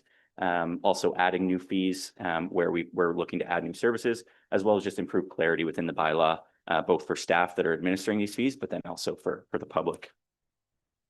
So in the attachment to the report, we put the schedule to the bylaw that outlines all of our fees.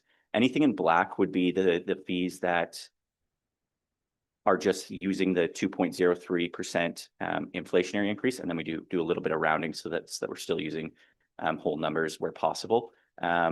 Is the numbers that are just being rolled forward automatically. Anything in red with a strike through are items that we're proposing to change. And I will note there are some fees that we don't increase with this bylaw, just because it really makes sense to keep them in nice whole dollars. For example, we collect coin laundry in our housing buildings. It wouldn't make sense to increase it from $2 to $2.05, and then we have to start worrying about giving change or all of our tenants now coming in with nickels as well. So I will move to where the changes start. The first change is within paramedics. Oops. There we go. The first item that we're looking to do is to remove the line for the public access defibrillator program. Sorry, are you guys seeing what I'm seeing? Perfect. We're looking to remove the public access defibrillator program. This program will still run, but just improving clarity. So the two components here are training, which would be captured in the line above, where we have a licensed trainer that goes out and does CPR or pad training. That would be captured in line 1. The other aspect of this program is the actual pad supplies, so batteries and the actual, sorry, I'm using the acronym, public access defibrillator pad, but the actual pads that go on those machines are the other supplies. Those get funded by the county through our own budgets and through that program. There's no cost to the users of this group. So looking to clarify that. The other item we're looking to change is the cost recovery that we record when paramedics are sent to private events. So our current bylaw states that it would be just a cost recovery.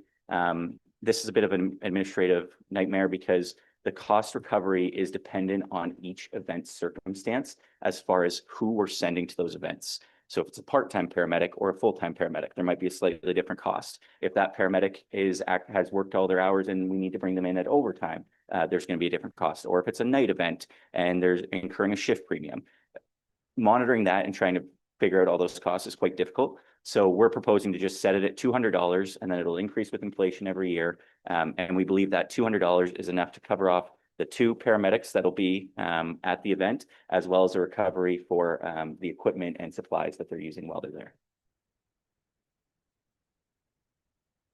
Next up at housing, past it. Housing, we're just looking to increase our lock change fee by quite a bit more than inflation. The cost to bring someone in to change these locks has gone up significantly, so we're just looking to recover our cost when we have to do this.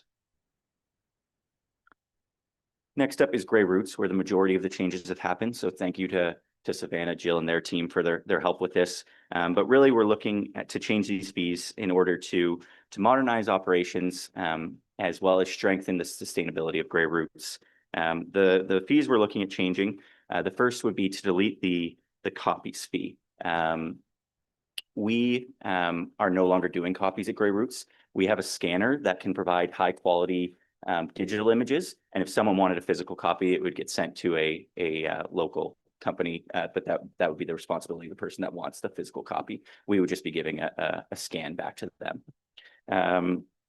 The next is to add a fee into the bylaw for a theater technician.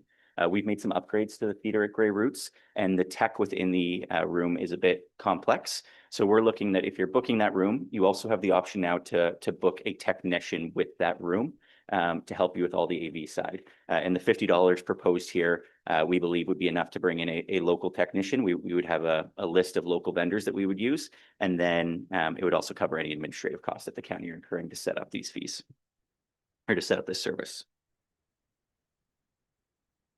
Next up, we're looking at changing a lot of the admissions lines to Grey Roots.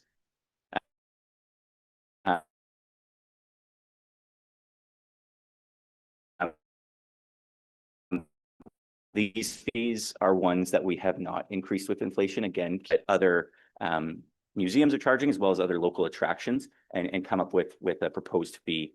The idea is also ensuring that Grey Roots stays accessible, and you're not pricing out users where necessary, while also making sure that we are bringing in reasonable revenue. It's quite a large museum and building with quite high cost to maintain, so we want to make sure that we are recovering where we can.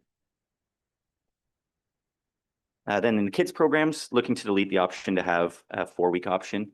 Staff are no longer doing this program, as well as then add in a fee for special event weeks, where again, the county will put on specialty programming, such as cooking, arts, and we're incurring additional costs with it. So we're looking to recover those costs if we're offering those deluxe program offerings. And then lastly, just looking at changing the definition of a child to 4 to 12 years.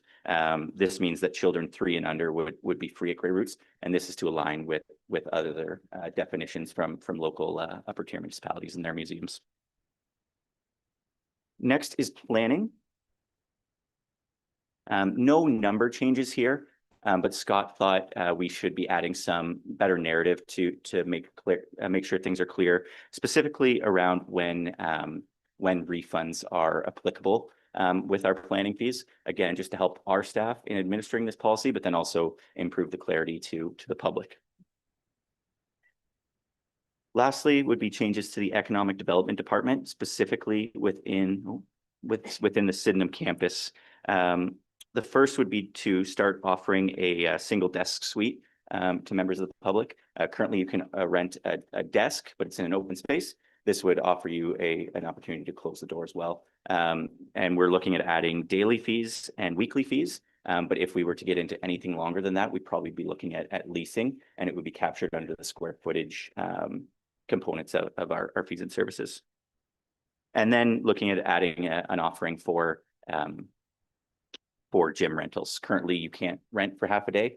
So just looking to add that option based on the demand that we're hearing. For the financial and resource implications, these changes were not factored into the 2026 budget, partially due to timing, but also due to, if I go back to my first year, microeconomics, if you increase the fee of something, you often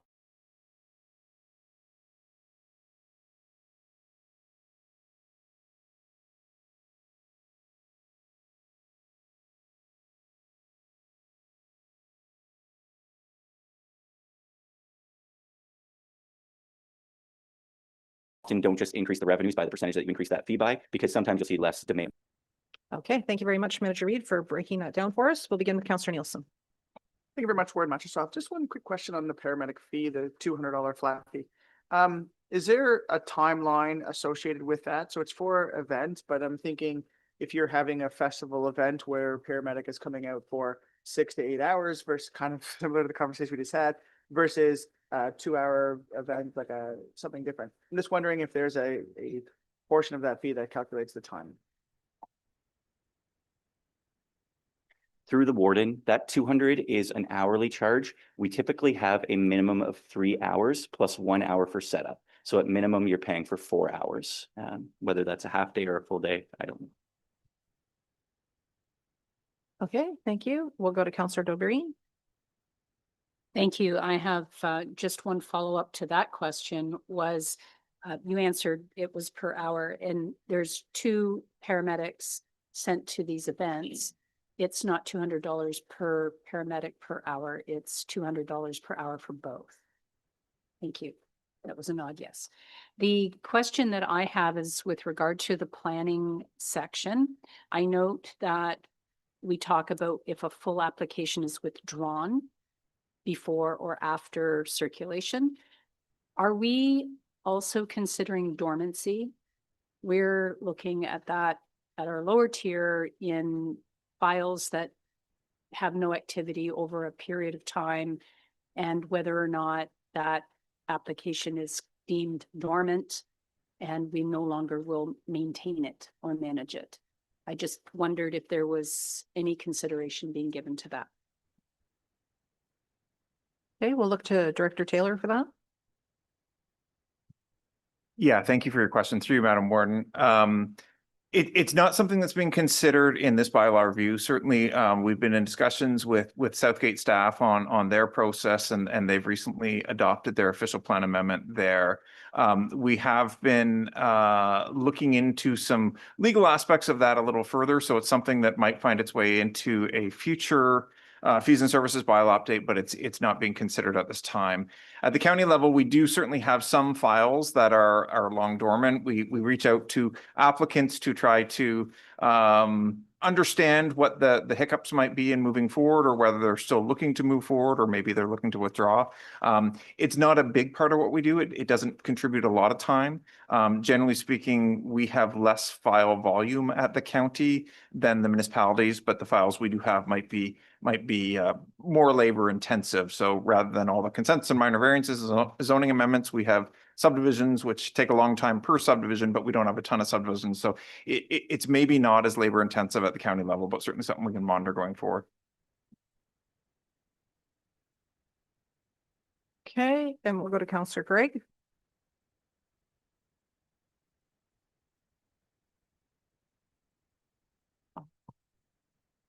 There. Thank you. And through you, Warden, 2 questions. The first on paramedics, it did say the language to remove the line is to reduce confusion, but then it says we currently do CPR training for organizations. Is the CPR training specific to the defibrillator program, or do we do CPR training in a broader sense? Through the warden, we do offer CPR training outside of the PAD program for local fire departments, companies that are looking to improve health and safety. And the reason that I'm saying we're deleting that line to improve clarity is all of that would be captured under the training line, which comes above, and it's also done at a cost recovery basis.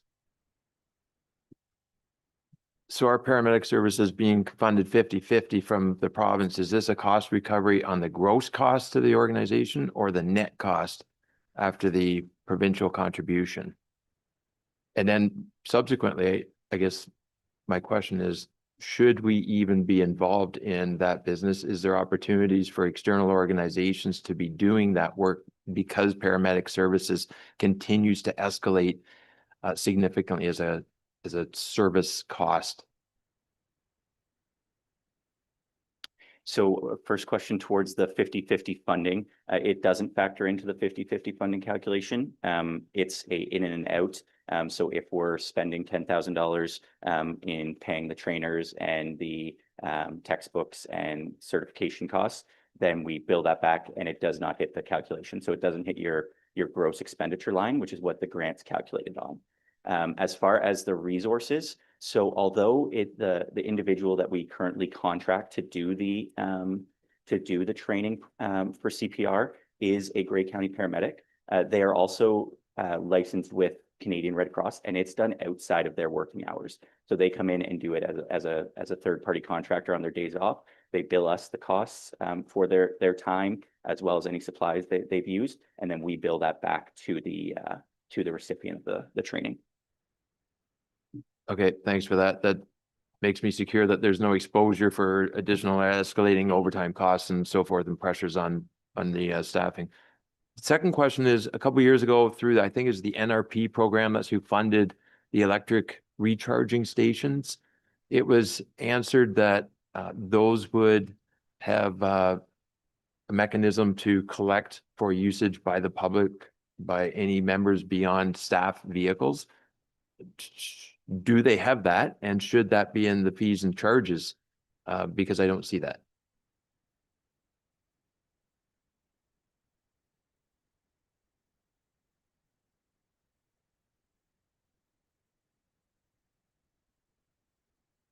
There we go. I'll remember how to press the microphone button eventually. Good morning, members of council, and through you, Madam Warden. So we've begun the installation of those units. At this point in time, they are locked down to corporate use only. There is the potential in the future for us to open them up, and that would require charging. Probably would defer to the Flow, who are the operators of the site for that charging. But those conversations haven't been happened at this point in time. We've come back before council.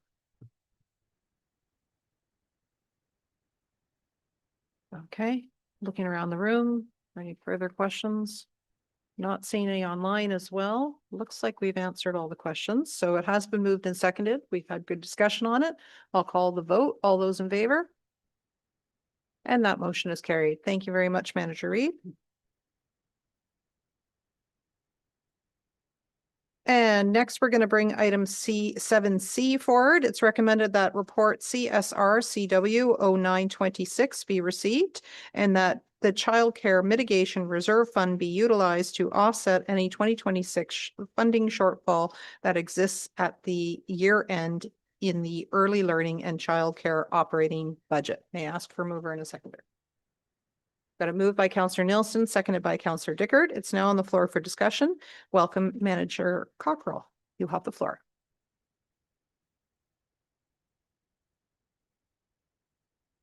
Got it flashed on. My apologies.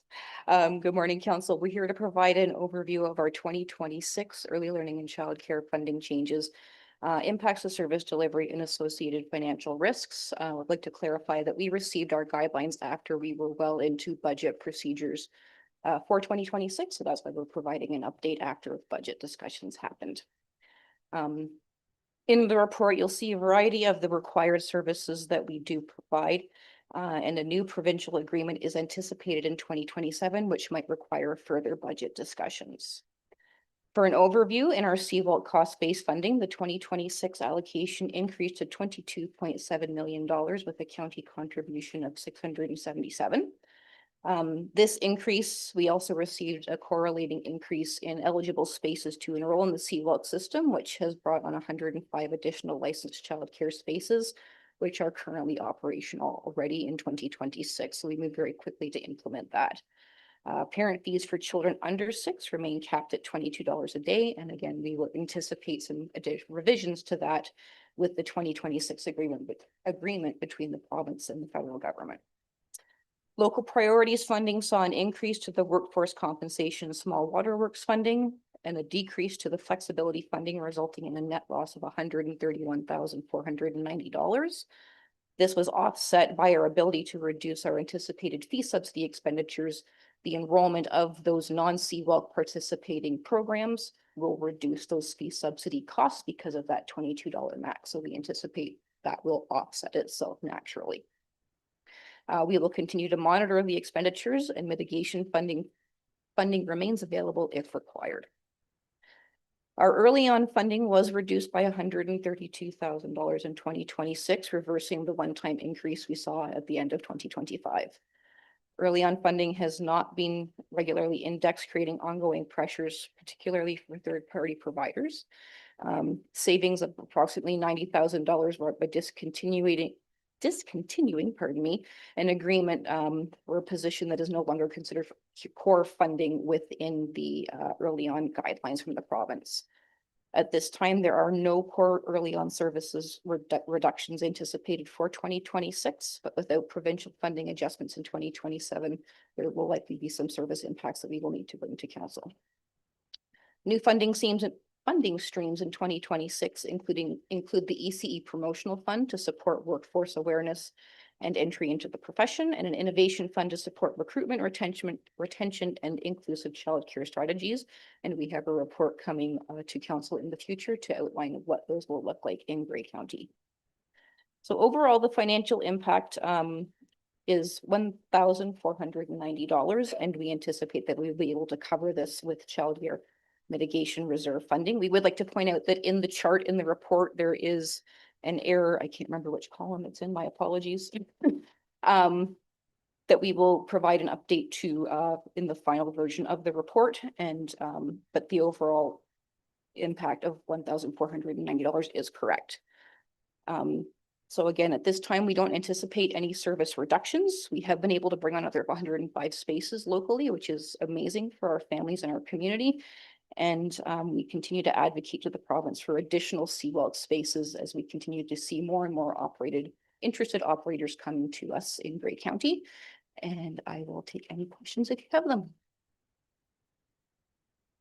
Okay, thank you very much for that introduction. So we're going to begin with Councillor Nielsen.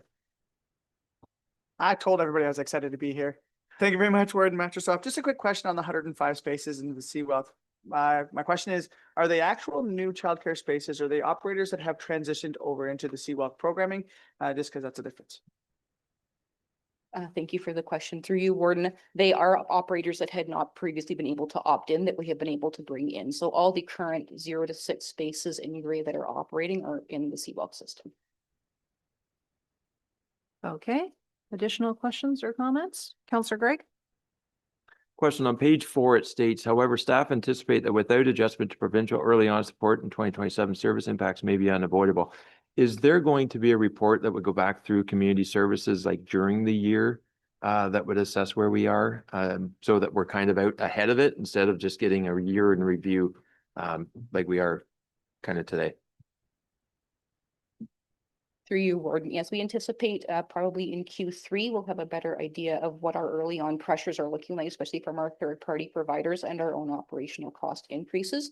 And we'll be able to give council an idea of what that could look like from a service delivery impact as well.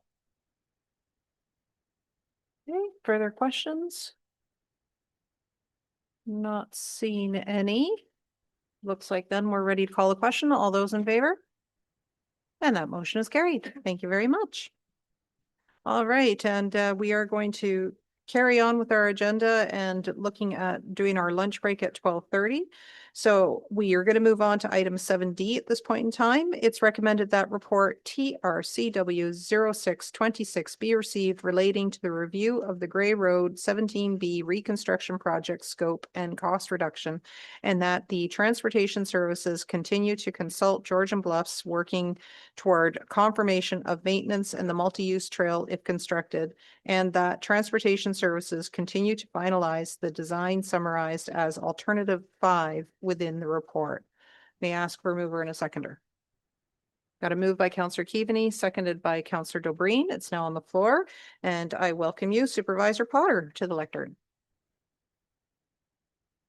Thank you very much. Good afternoon, Warden, Council. Through you, Warden, we prepared this presentation to accompany the opportunities for scope reduction and cost implication report for Grey Road 17B. This is our location. This portion of the highlighted in yellow is the connection effectively between Georgian Bluffs north of the Potawatomi River and the Sunset Strip or the City of Long Sound. It's also used as a bypass to and from Highway 6. On October 29th, 2025, council directed staff via minutes from the Budget and Finance Committee to reevaluate the project scope for opportunities to scale back what was being proposed in the 10-year capital plan and report on the change in cost.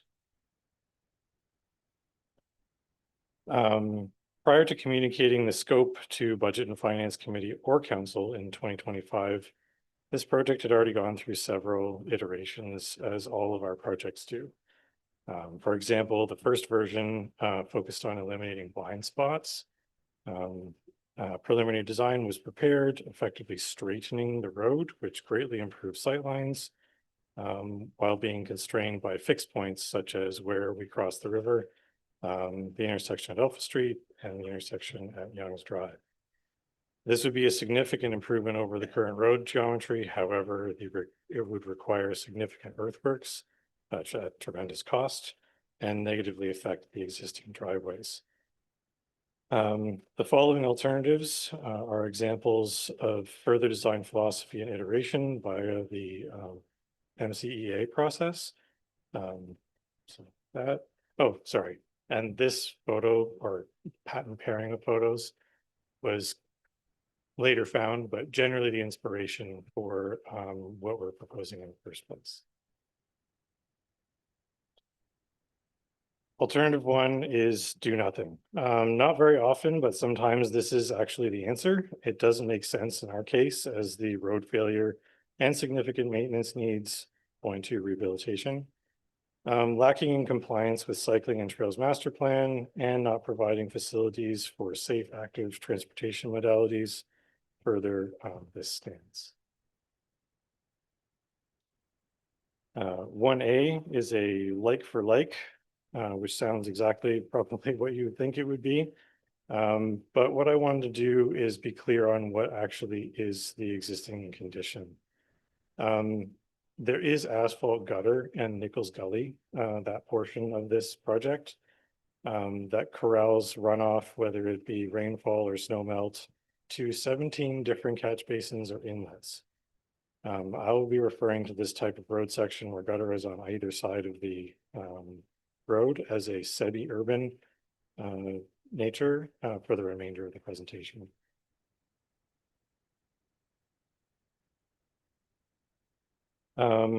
Alternative two, oh, sorry, my apologies.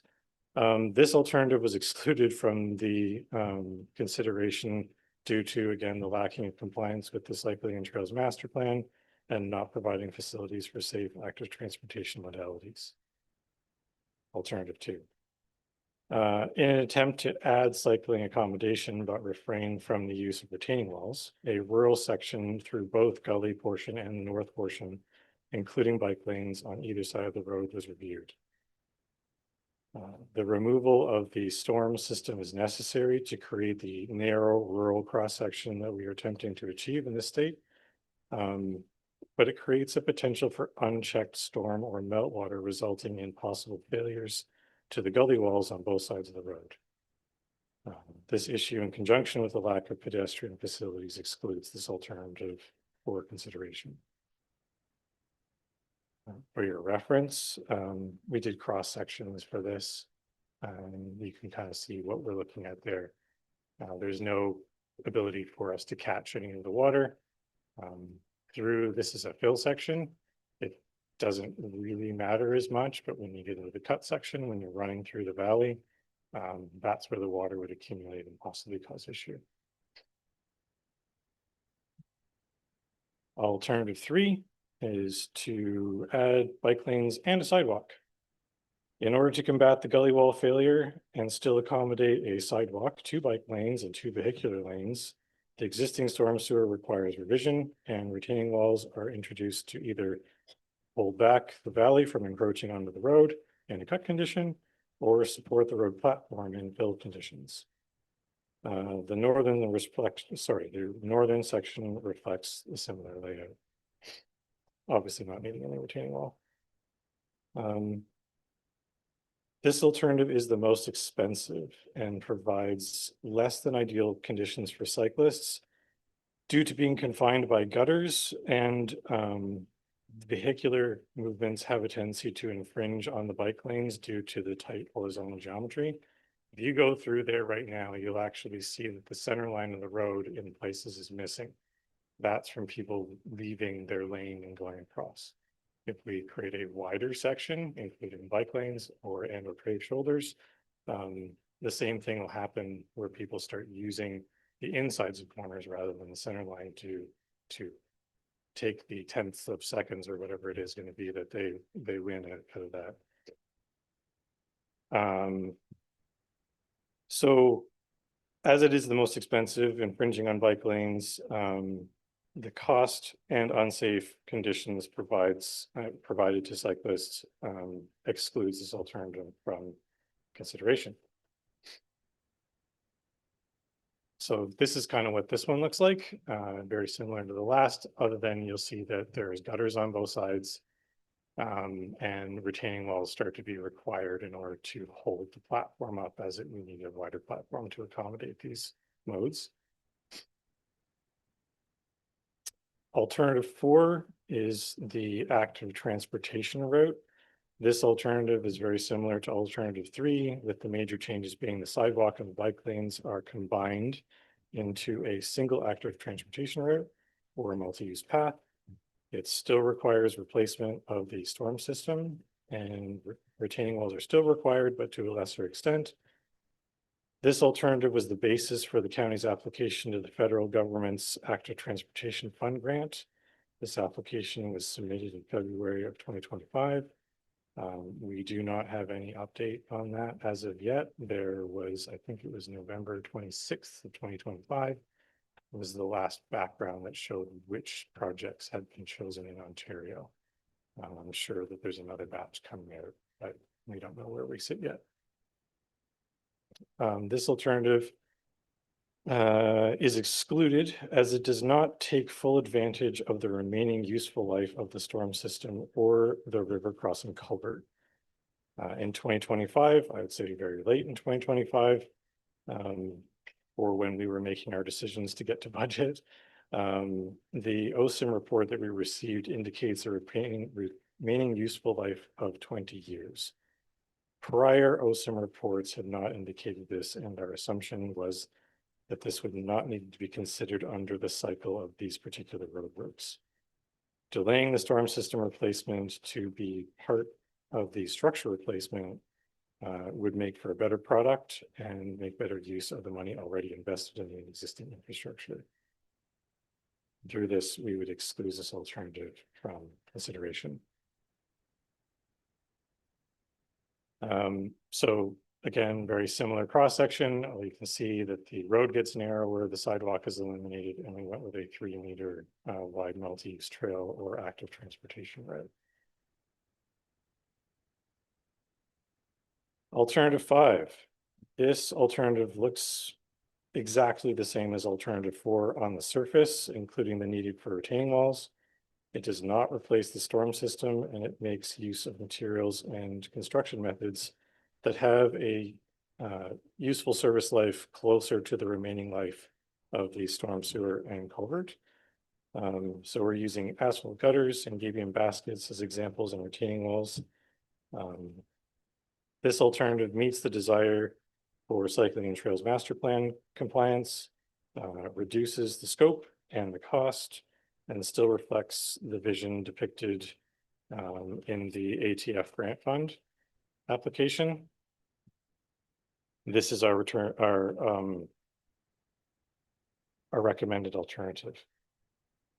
So just repeating the recommendations from the report here. Again, this is kind of the vision that we were going for.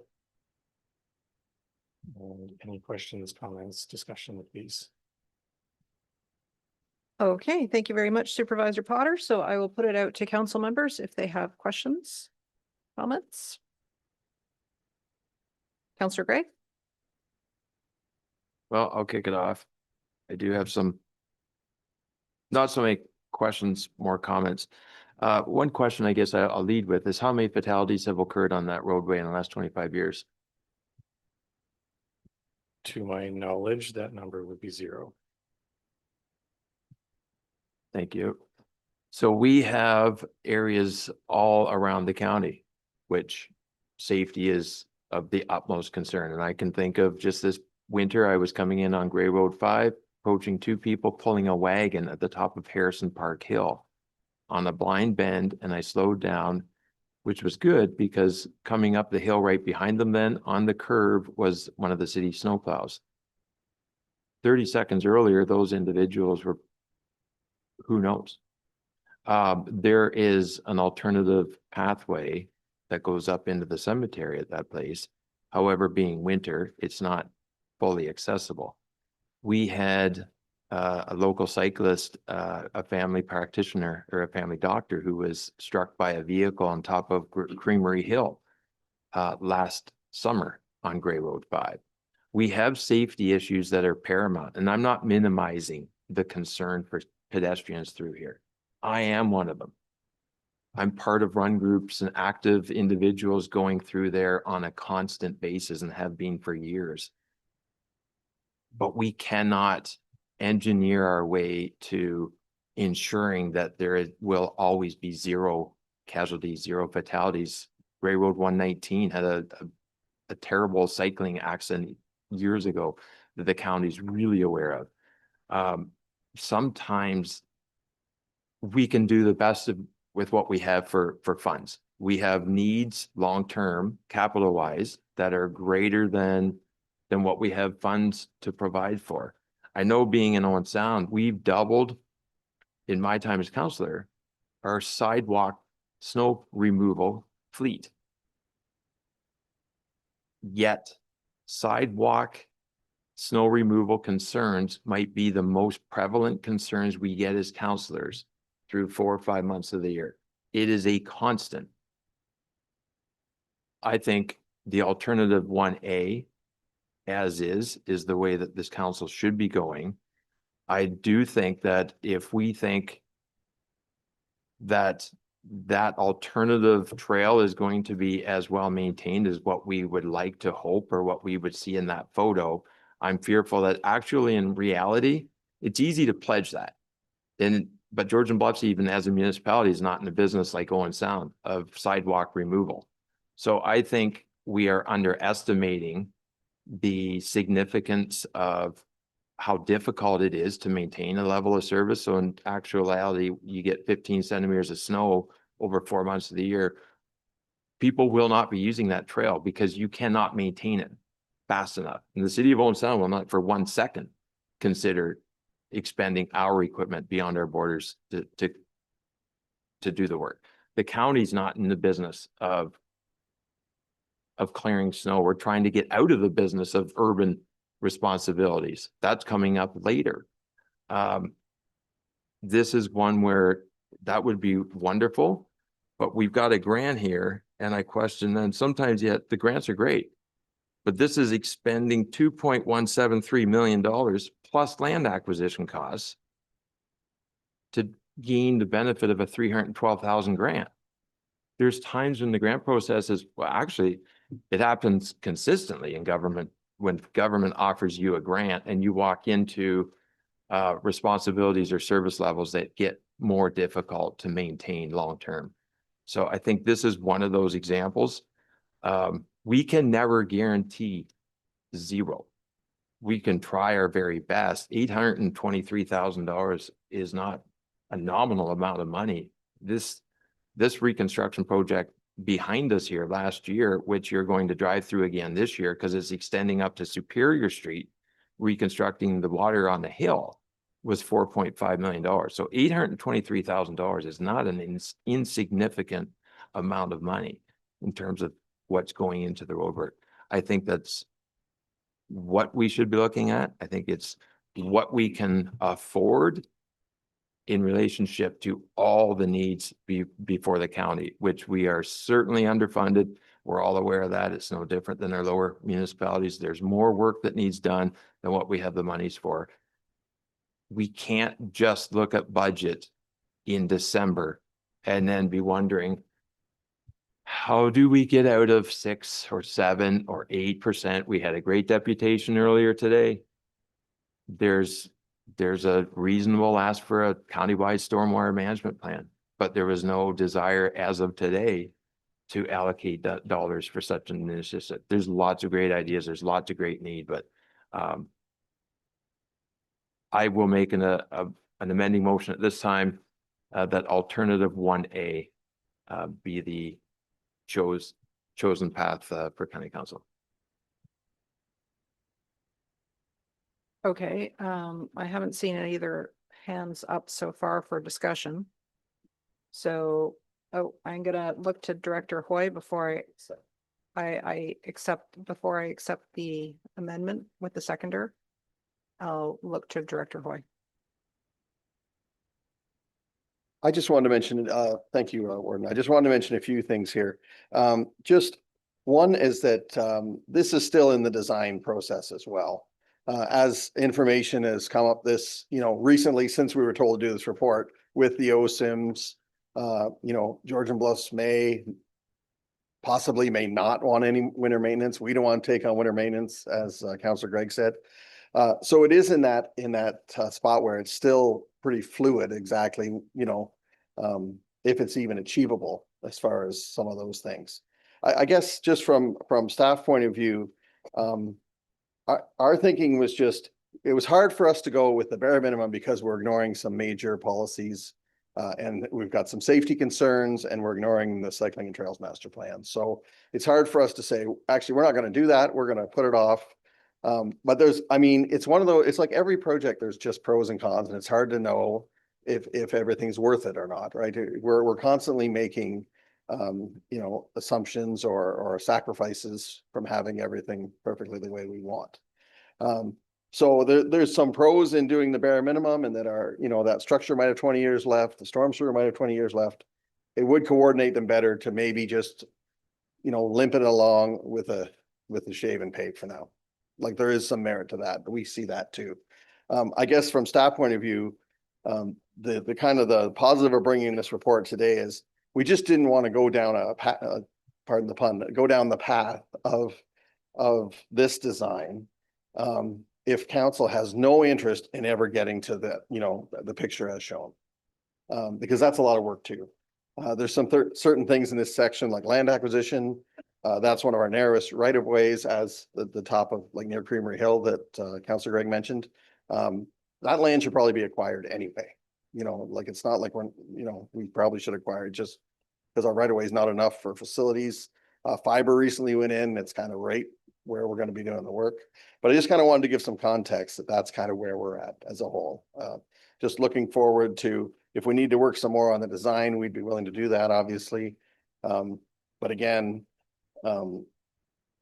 we just don't want to spend years on end designing this thing for no result at the end. Okay, thank you very much, Director Hoy. So it's been moved to switch it from alternative 5 to alternative 1A by Councillor Gregg. Is there a seconder? I see it seconded by Councillor Nielsen.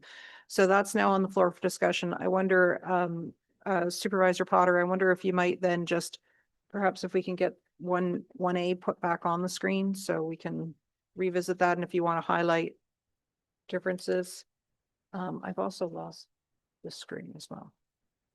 Go ahead.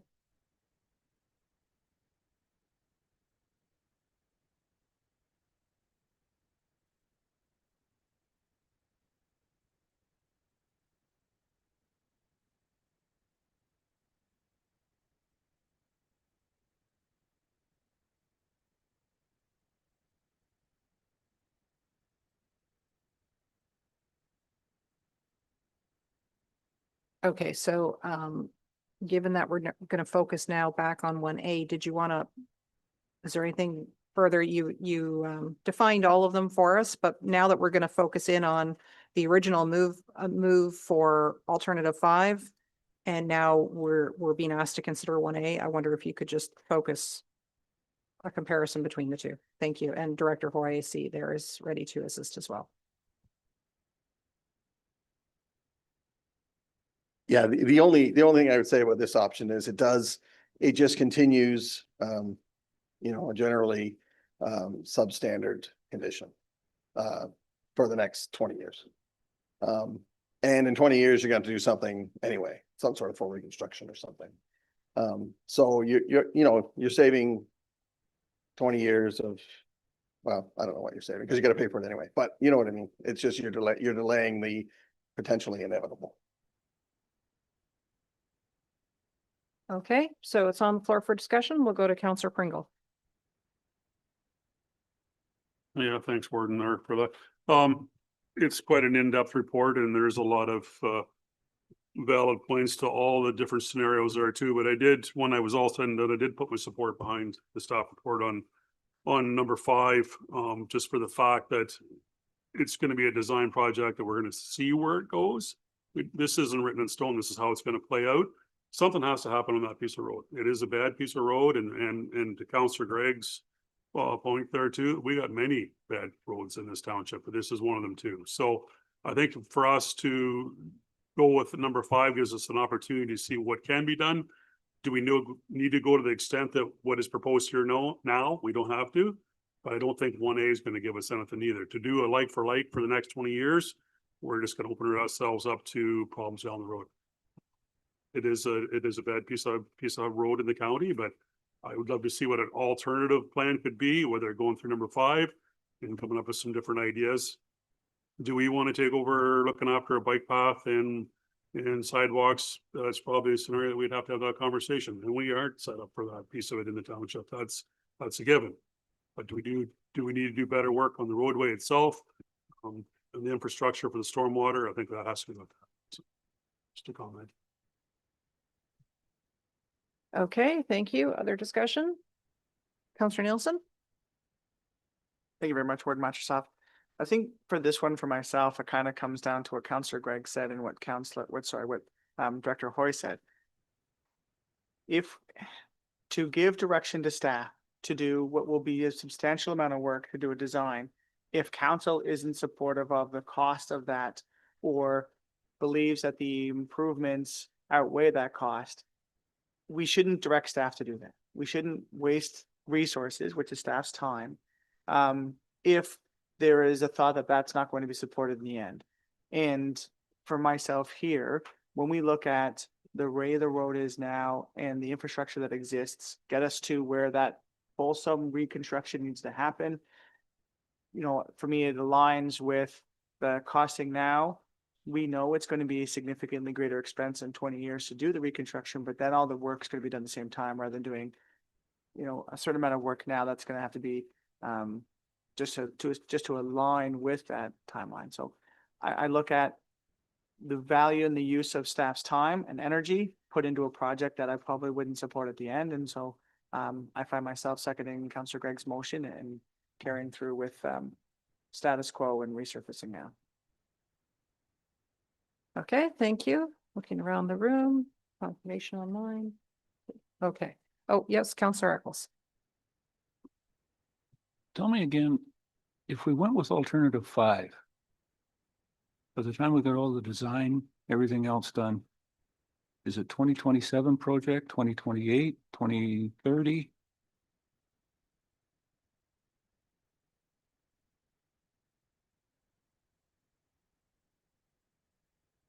Currently, it's scheduled for 2027.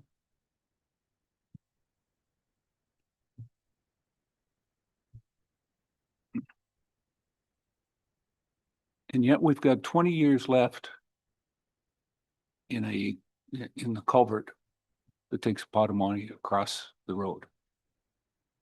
And alternative 5 isn't going to do anything with that.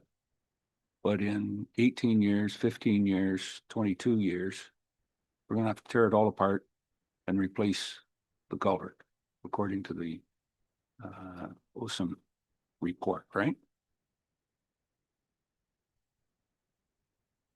Yes, that's correct. So in both 1A and 5, we don't touch the storm sewer and we don't touch the culvert. Road life expectancy is 18 to 20 years. That kind of aligns with when right now we're being told that the culvert is probably going to need massive refurbishment or replacement. So it's whether effectively we're going to add the retaining walls and the bike lane, or sorry, the active transportation route in alternative 5, or not, and effectively deal with like for like in alternative 1A.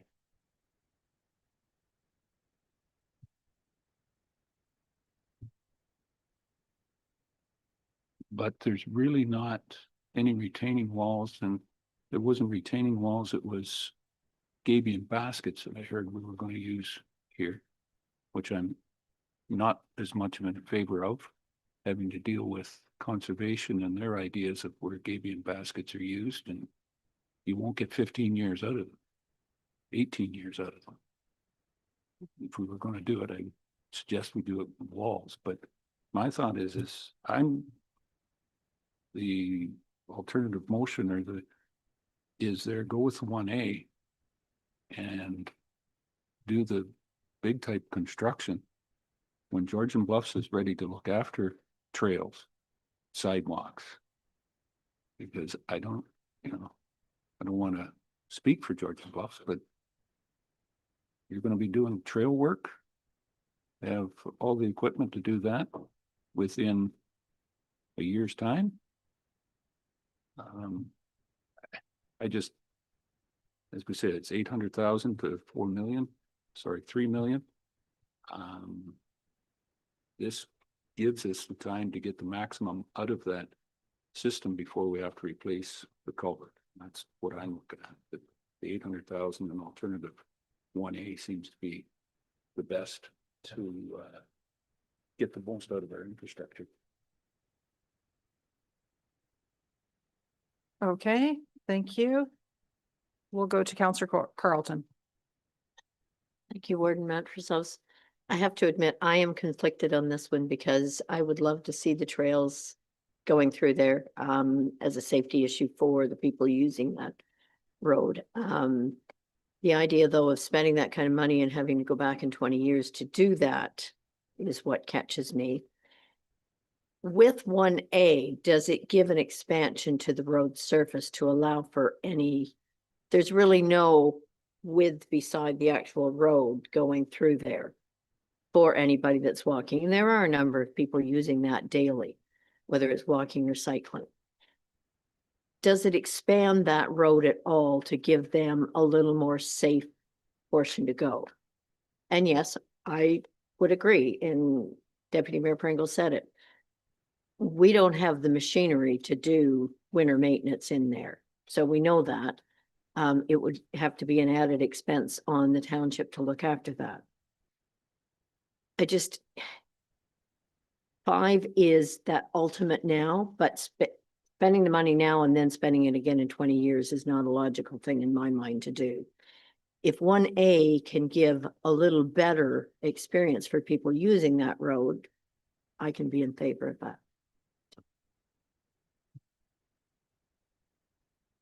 Did staff have a response to that?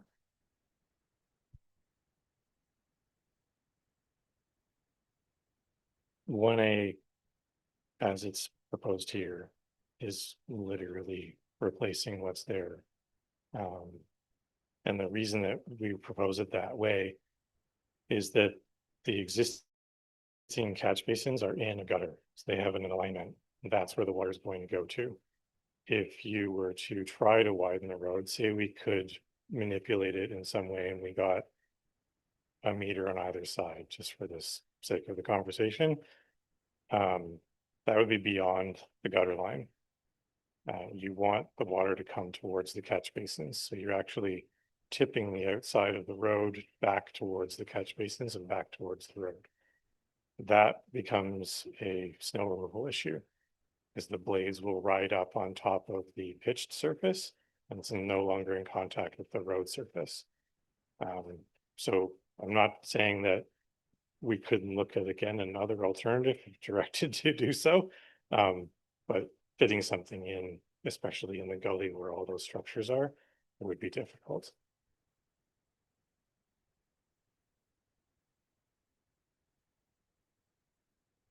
Through you, Warden, just further to what Supervisor Potter indicated, I think one of the key differences between 1A and alternative 5, outside of the cycling and pedestrian path proposal improvements, is there's no geometric improvements to the road. So it would literally be replacing, as Supervisor Potter indicated, what's there today in terms of pavement, not widening, not changing any of the geometric profiles. Because as has been indicated, it is a tricky section of road to not just to navigate from a vehicle perspective, but also from a pedestrian cycling perspective. This would alternative 1A would just be a shave and pave essentially, and not, from one understanding, not widening any platform. It'd be basically replacing what's existing today. Okay, thank you. I'm going to go to the deputy warden and then over to Councillor Nielsen. Thank you, Madam Warden. Has any consideration been given to making it a one-way road and providing a little more room for pedestrians, cycles? I mean, I don't use the road at all, but from what I understand, there's a lot of traffic coming into the city in the morning, going out in the afternoon. There's lots of places. I'm thinking Burlington Bridge, they change lane designations depending on times of day. Something like that an option?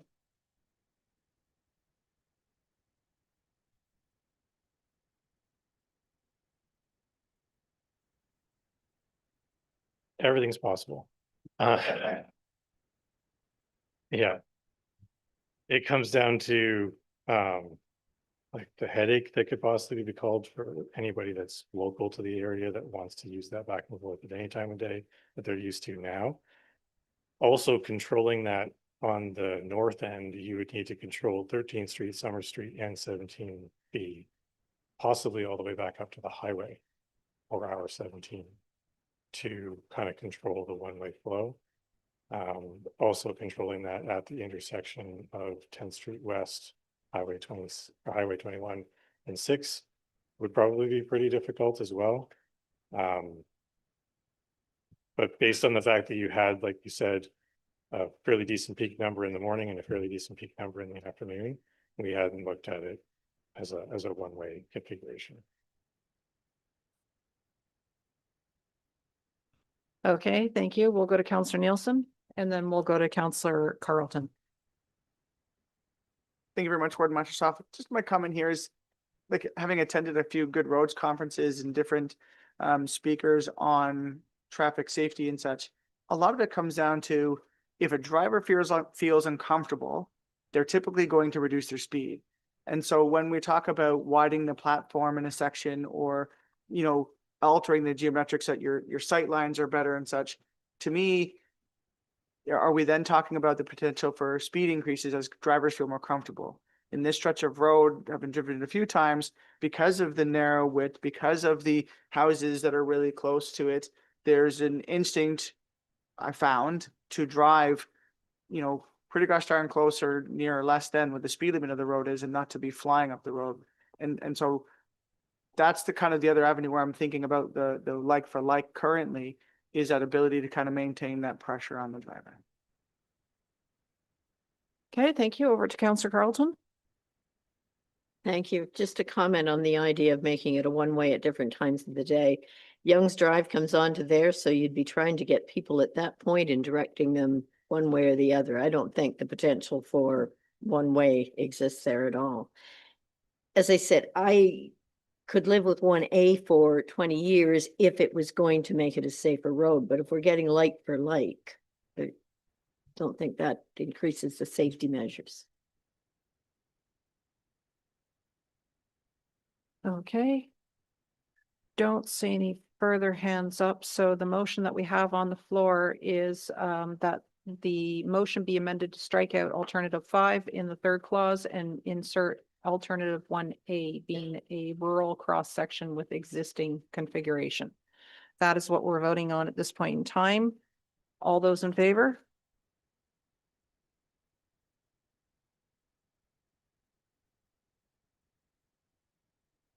And those opposed? Okay, so that motion is carried. Okay, so Madam Clerk. We'll go back to the original motion, inserting 1A. Okay, so we're back to the original motion. Just get that back onto the screen. Receiving the report. Continue to consult with Georgian Bluffs. And to confirm maintenance and multi-use if constructed, multi-use trail if constructed. And that the transportation services continue to finalize the design summarized as alternative 1A within the report. That is what we're voting on now. We've got a question, Councillor Dobreen. Thank you. And through you, at one point, Director Hoy mentioned about expropriation or acquiring lands on either side at some point in time. And alternative 5 included that as a cost estimate. It was indicated that land acquisition was going to be necessary regardless of options. Will staff be pursuing and bringing back more information in preparation for expansion of this road in 20 years? And just maybe we start looking at acquisition now, then instead of later.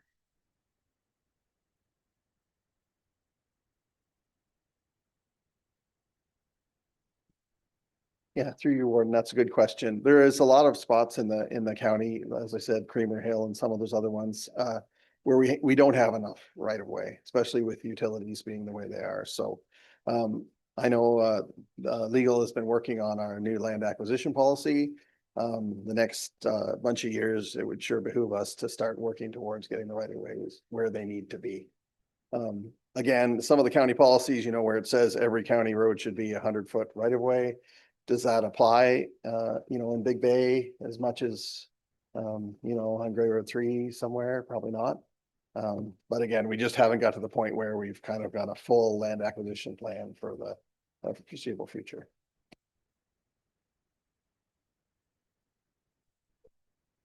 My comment more implies is this decision to change the alternative does not prohibit you from pursuing those land acquisitions if and when they make sense. Thank you. Just want to go over to the CAO as well.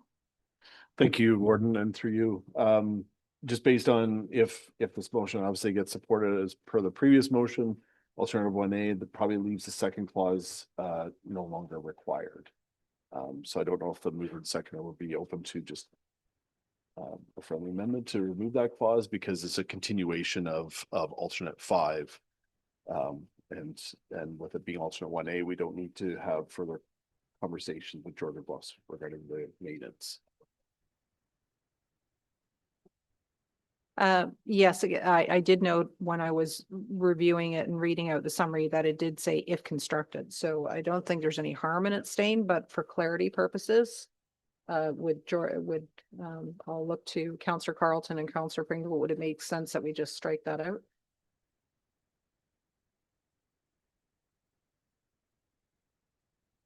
Okay, and the original mover was Councillor, oh, well, that was the amendment. The original mover.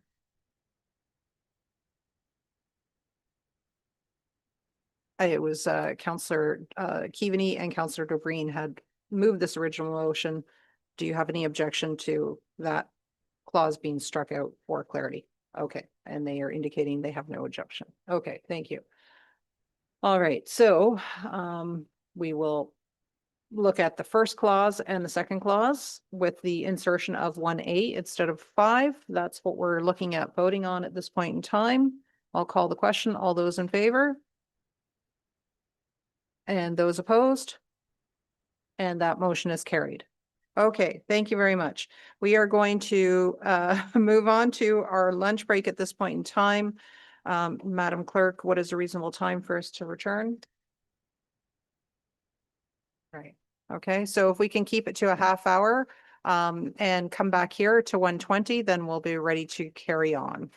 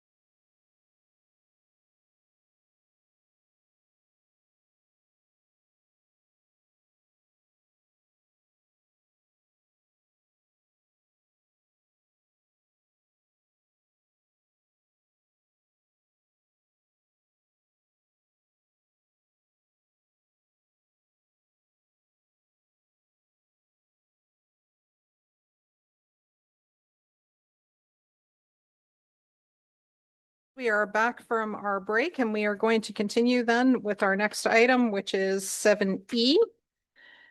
And this is the regarding the joint municipal services meeting minutes. So it is recommended that the joint municipal services committee meeting minutes dated January 28th, 2026 be adopted as presented and the following resolutions contained therein be endorsed. There are 5 of them that have been published within the agenda. And so with that, then I'll look for a mover and a seconder to get it on the floor before the deputy CAO comes forward. So we've got it moved by Councillor McKay and seconded by Councillor Pringle. It's now on the floor for discussion. Welcome, Deputy CAO. Good afternoon, members of council, and to you, Madam Warden. I will keep my comments brief. This is a great committee to be part of, and I really enjoy the conversations that we have around the table. So thank you to the committee members for the lively conversations that we have and the good conversations we have around the Joint Municipal Services Committee. We had a slightly shorter agenda for the last meeting. The primary, the two topics on the agenda. The first one was following on from a request by council that we consider library service provision. We had a review of the work that was done by former CAO Lance Armstrong. He was a cyclist. And as far as I'm aware, not the last CAO or a previous CAO of Grey County, but the work that was done in 2013 in regards to the last time that library services were requested to be considered by Grey County, and reviewed the work that had been done, noting that not much has changed in the grand scheme of things in terms of libraries. Libraries are governed under the Public Libraries Act. The Public Libraries Act appears to be one of the pieces of legislation the province has left well and truly alone, and so there's not been any significant shifts in that. There's been no significant shifts in the way in which library services have been provided across Grey County in that period of time. One of the things that was raised by County Council in directing this back to Joint Municipal Services was around costs. And so the committee considered a report which included some of the updated costs and a review of the provision of library services across Grey. We noted that no 2 libraries in Grey are one and the same, and they each provide a different range of facilities for communities that they serve, but that generally speaking, Grey is served by municipal library boards that serve the municipalities that they're based in, and they provide a range of different functions, everything from the Town of Blue Mountains library system that provides art galleries and museum space, as well as a library service and events programming, to the shared service that Chatsworth, Owen Sound, and the Township of Georgian Bluffs use through the North Grey Union Public Library Service. So there's different ways in which they're provided. Each one is unique to the communities it serves. When we're looking at the costs, on average across Grey County, our member municipalities are paying around about the provincial average in terms of small-scale rural libraries across Grey County. So whilst there is some variation of those costs, very much aligned on an average basis with what rural municipalities are paying in other spaces. Indeed, our costs are slightly less per resident than in the neighbouring Bruce County, which was drawn as a comparator. And we looked at a number of different ways in which library services are provided and the costs that are provided associated to those. And the recommendation from staff at that point in time is there's not been any significant shift in library service provision. And as our costs are roughly aligned with what we're seeing across the province, and there's a fairly broad feeling that library services are underfunded across the province at this point in time, there are probably no significant savings to be found from the efficiencies that would be gained by a county-wide system. And so the recommendation as stood in 2013 probably stands today, and that was supported by committee at that time.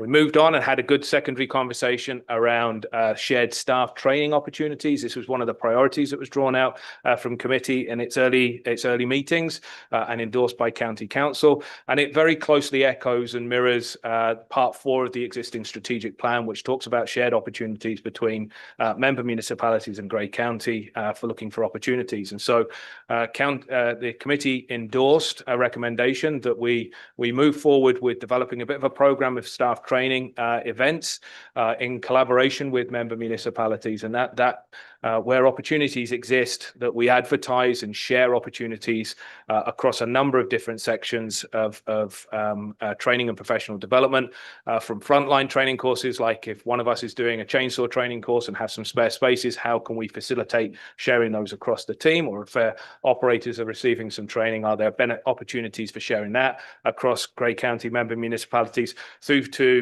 leadership development, change management courses and elements like that, which many of our member municipalities are working through independently, through to the sharing of council training and council provision. So we really did look at the full gamut of training that's provided by both member municipalities and Grey County to look where the opportunities might be for sharing, and based on the direction of the committee, if supported by County Council today, we will be pulling together some promotional material to share with member municipalities around the opportunities that we've identified that exist.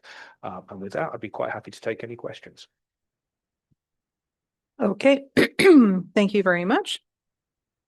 I'll put it out to committee of the whole members if they have any questions for the deputy CEO. I'm not seeing hands up here nor online. All right, well explained. Thank you very much. In that case, then I will call the question. All those in favor? And that motion is passed. Next, we move on to item 7F, and it is recommended that the Urban Road and Road Exchange Task Force meeting minutes dated February 5th, 2026 be adopted as presented, and the following resolutions contained therein be endorsed.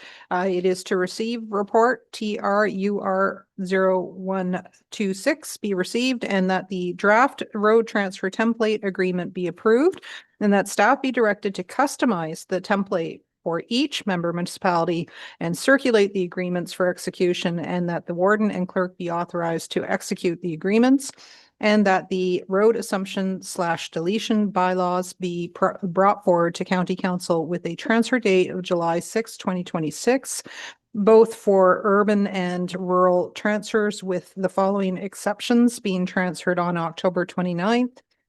Number 1, Grey Road 4 within Flesherton. Number 2, Grey Road 12 within Markdale. Number 3, Grey Road 14 within Southgate and Southgate Side Road 11. And number 4, Grey Road 9 within Dundalk, and that staff be authorized to proceed prior to council approval as per section 26.6B of the procedural bylaw. May I ask for a mover and a seconder to get it on the floor for discussion? Moved by Councillor Gregg, seconded by Councillor Keaveney. It's now on the floor for discussion. Welcome, Director Hoy.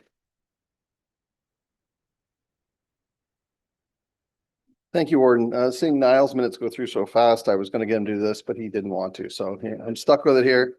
Rather than just go through the minutes, all the things that we went over with the road task force, the urban exchange task force, is in this presentation. So we've added a couple slides to this just because during the task force, some things came up, and it is a very, would seem convoluted financial formula. Simple if you know enough about it, but it's not intuitive. So the one thing I just wanted to say, we started this task force in February 2023. So we've done multiple visits to all the municipalities, I think 2 to each, maybe 3 to Hanover. We had a couple individual meetings. But again, it is tricky in that it's been kind of going through the process, but some people, we sent out a lot of data. Some people reviewed it very thoroughly, some not so much. But as it progresses forward, when it's finally starting to get to the end, people are starting to realize that, that it's coming fairly close to fruition here. And we had all our public meetings in March 25. Again, big disparity in how many attendees we had. We had a lot of people in Durham. The warden was in Meaford. And some meetings with nobody. So we did get a general consensus that although it's a big change, the public doesn't necessarily know that we have urban roads to begin with. And we still hear that, when we say, oh, Grey Road 5 and Owen Sound, they're like, there's a county road in Owen Sound? Like, people are still not totally aware of that. So I think that's why the public has given us, there's been some feedback and a lot of staff feedback, but we're still kind of getting out there what this means. So a lot of that in the PowerPoint, I'll start here through the PowerPoint.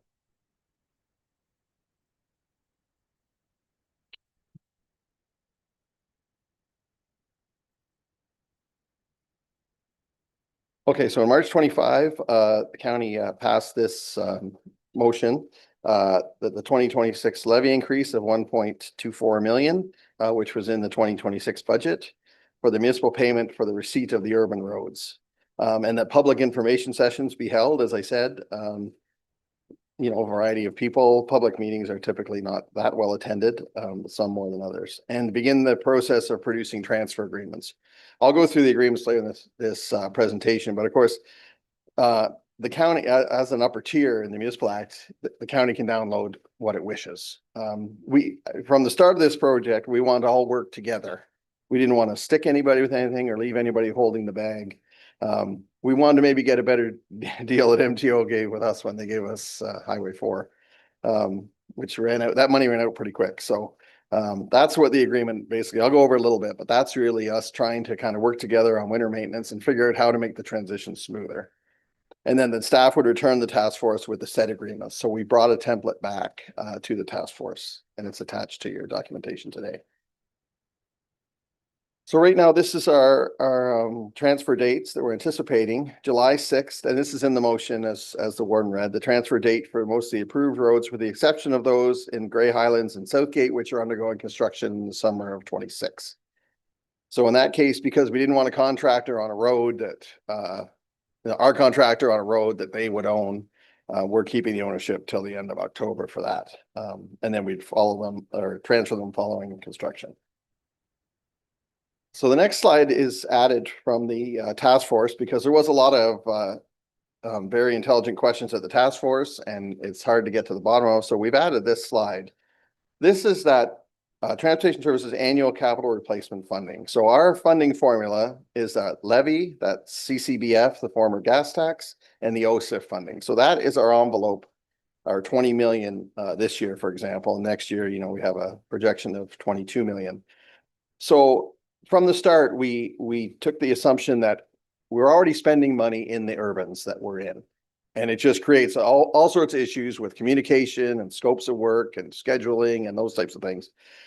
But we thought, let's give, rather than just leave somebody with a download and no money to deal with it, we wanted to just take that money we were spending on urbans anyway, and then have the lower tiers have that money.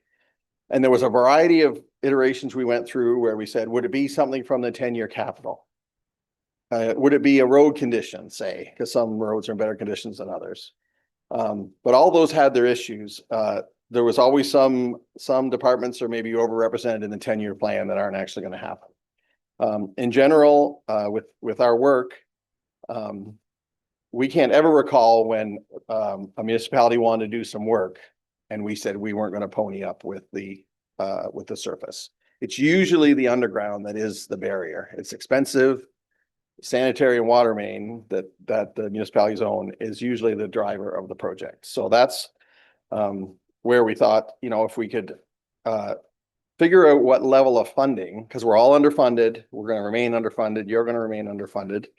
So we just did it as a percentage of the total assets in the asset management plan. That way it was fair for everybody, whether some of your roads were in slightly better condition or slightly worse. You would get that ongoing formula calculation. So we added this next slide because this was a very big discussion at the task force, and it really just, we kind of added this because we thought as the numbers change, we've kind of been going by the same formula, but all the numbers aren't the same. If you look back to that 23 reports are slightly different than 24 or 25. So this was kind of just us showing all that transfer funding for capital is based on that bucket of money we have from those three funding sources. So you'll see the first on your left there, that 27 projection. That's what we, based on the 27 projection of the budget, that's what we think is going to go next year into those transfers. It's going to be divided up by percentage of kilometers of urban roads. Now, if the county decided that that bucket of money was going to go up by 850,000 or 1% of county levy, this is like the option that would never ever happen, I don't think. Because it's just hard to have that kind of money, obviously. But there would be a corresponding increase in the money that would go for the urban transfers. And if it was cut, and I think this was what came up with the task force, because the projection wasn't quite what it was at a previous meeting, that number going in the transfers went down. So people were relatively surprised by that, I think. And kudos to the committee for sifting through the explanation with a lot of good questions. And I think all of us benefited from getting to the bottom of exactly how this formula works. So that's just showing that as the capital budget climbs, more money goes to the municipalities for their urban work. So the next slide is the more updated urban transition funding. And I think the thing to notice here, this is through different meetings with the task force and things we've decided along the way, was those 5 municipalities without the color at the top, like Blue Mountain, Grey Highlands, Hanover, etc. They were mostly urban. And it was just thought that maybe for having a lot of urban capital needs, the funding formula maybe could help them out a little more, because they're not really getting rid of substandard rural, those 5. So at one point we had all the money after 2032, I guess, or 2032 starting to drop off. So you would start getting towards no funding because it was always a 10-year program. In that case, those 5 we've added since that they just keep going. And the other ones you'll see the pink kind of color there, orangey pink. Those ones are going to have the funding earlier. Those are those July fundings. And then you'll see the Southgate in the purple at the bottom, Southgate and Grey Highlands, because of the late transfers, they're going to have kind of an equalization payment to make the full 10-year payment at the end. Because they are kind of getting, they're getting 6 months less of payment this year, for example. Because those payments you'll see for 26, it's prorated. Those have changed over time on when the transfer dates are. So right now, this chart is based on the October 29th for those 2 and based on the July 6th for the others. So that's where that's your funding going on. But again, the thing to remember is those numbers will change as the yearly budget goes through the county. So there it is there. Yeah, municipal funding change from year to year, driven by the budget. The annual road replacement funding, the 3 sources. This is kind of just summarizing what I've already said. When those levels changed and there's corresponding impact, and 2036 funding was the balance to make the 10-year contributions whole, which kind of came out of the task force. So then onward to our proposed dates. So the task force approval happened February 5th. Today, of course, is the committee of the whole council approval. We have those transfer agreements, or we're working on those transfer agreements. We have the template, which the committee has reviewed, the task force has reviewed. But there's a lot of specifics in those agreements that still need to be worked out as far as winter maintenance. I think pretty much every municipality, we are going to continue to do the winter maintenance on the urbans that are being downloaded, with the exception of Owen Sound, who already does their own anyway. It's just right now we pay them to do it. In the future, they would just keep doing it, but we wouldn't be paying them for it. And so there's those 2 dates of the transfers, the July 6th and the October 29th. And then on to the template agreement summary. So the template is attached to your report, the report in the minutes as well. Schedule A is the legal description, which it's just telling the definite areas that are switching hands. Schedule B, the financial arrangements. Again, how much it has in the agreement, because it's all dependent on county council anyway. But again, it's another source of information to anticipate for your 10-year capitals, what you're getting. And then Schedule C would be the maintenance agreement. So as I said, in most cases, we keep doing winter maintenance. And I know there's a lot of cases where I'll use Hanover as an example. They don't have to do any structure inspections. We do a whole bunch. So we would continue to do those. They would pay us their portion, and rather than have them have to tender for 3 or 2 bridge inspections. So there's a lot of various things like that. There's a lot of traffic signals. People don't necessarily have a traffic signal person, and we kind of work with Owen Sound on that anyway. So some of the signals would still be under the tender, the Owen Sound tender. So then you'll see in the one report, there's a list of 31 or 30 activities. These are kind of the key ones.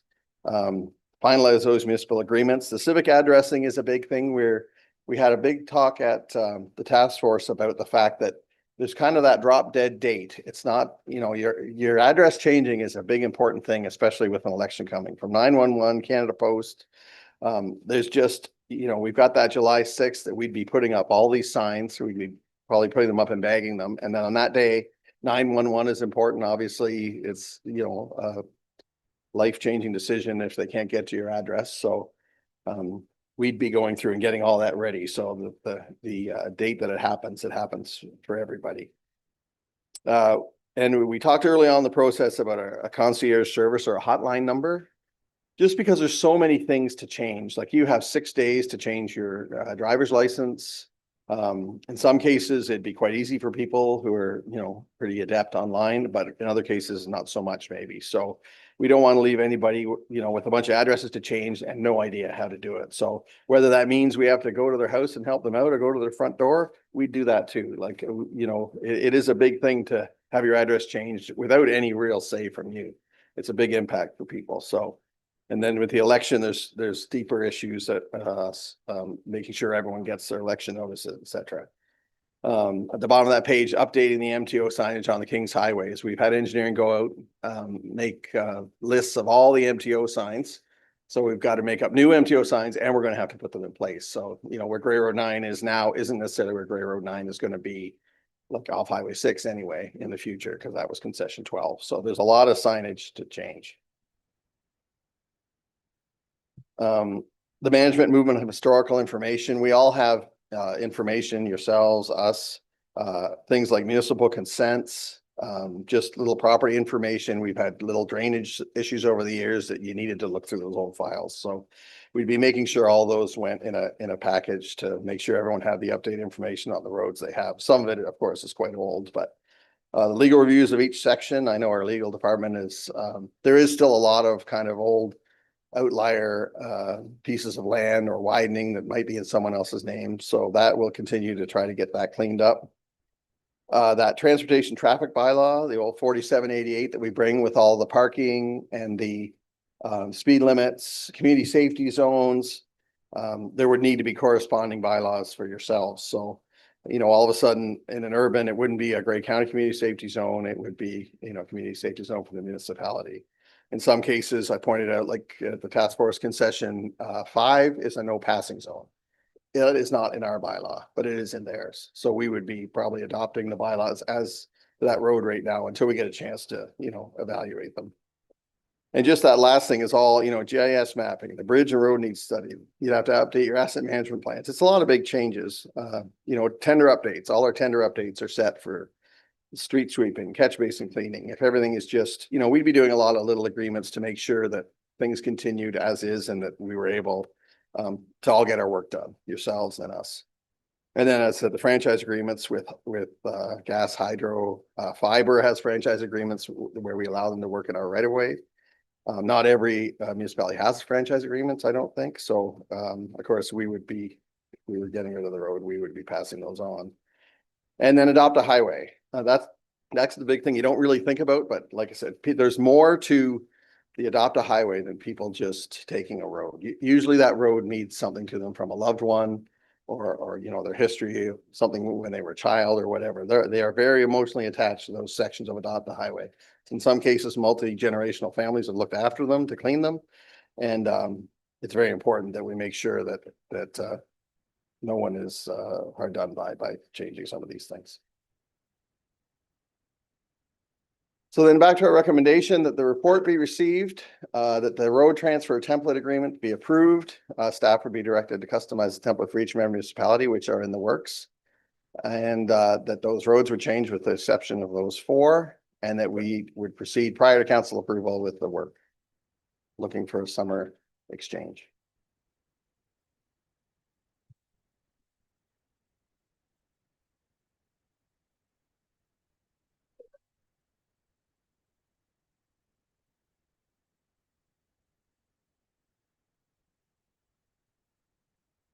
Okay. Thank you very much for that introduction. So it is now open for discussion from our committee of the whole members. We'll start with Councillor Debreen. Thank you. And through you, what communications have occurred with residents, affected residents so far, if any? I mean, directly. I know we've had an open house, perhaps no one showed up. And what communications will be had directly with residents who are affected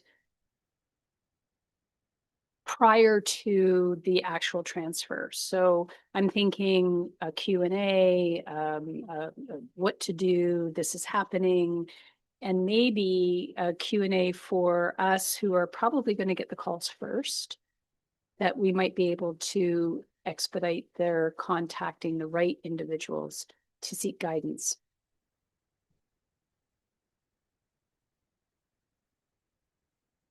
Again, we haven't worked out all the logistics of that. I think a direct contact of some sort is obviously the best interest. I think the public sessions, are hit and miss. There's people that don't necessarily, they own the land, but they don't necessarily live here.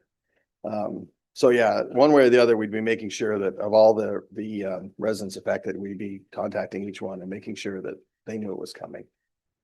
From a letter to a phone call or whatever, like you want to make sure that they were aware. And thank you for that. I think it goes a long way in outlining that you've thought about all of these things and are helping them work through the steps. Thanks.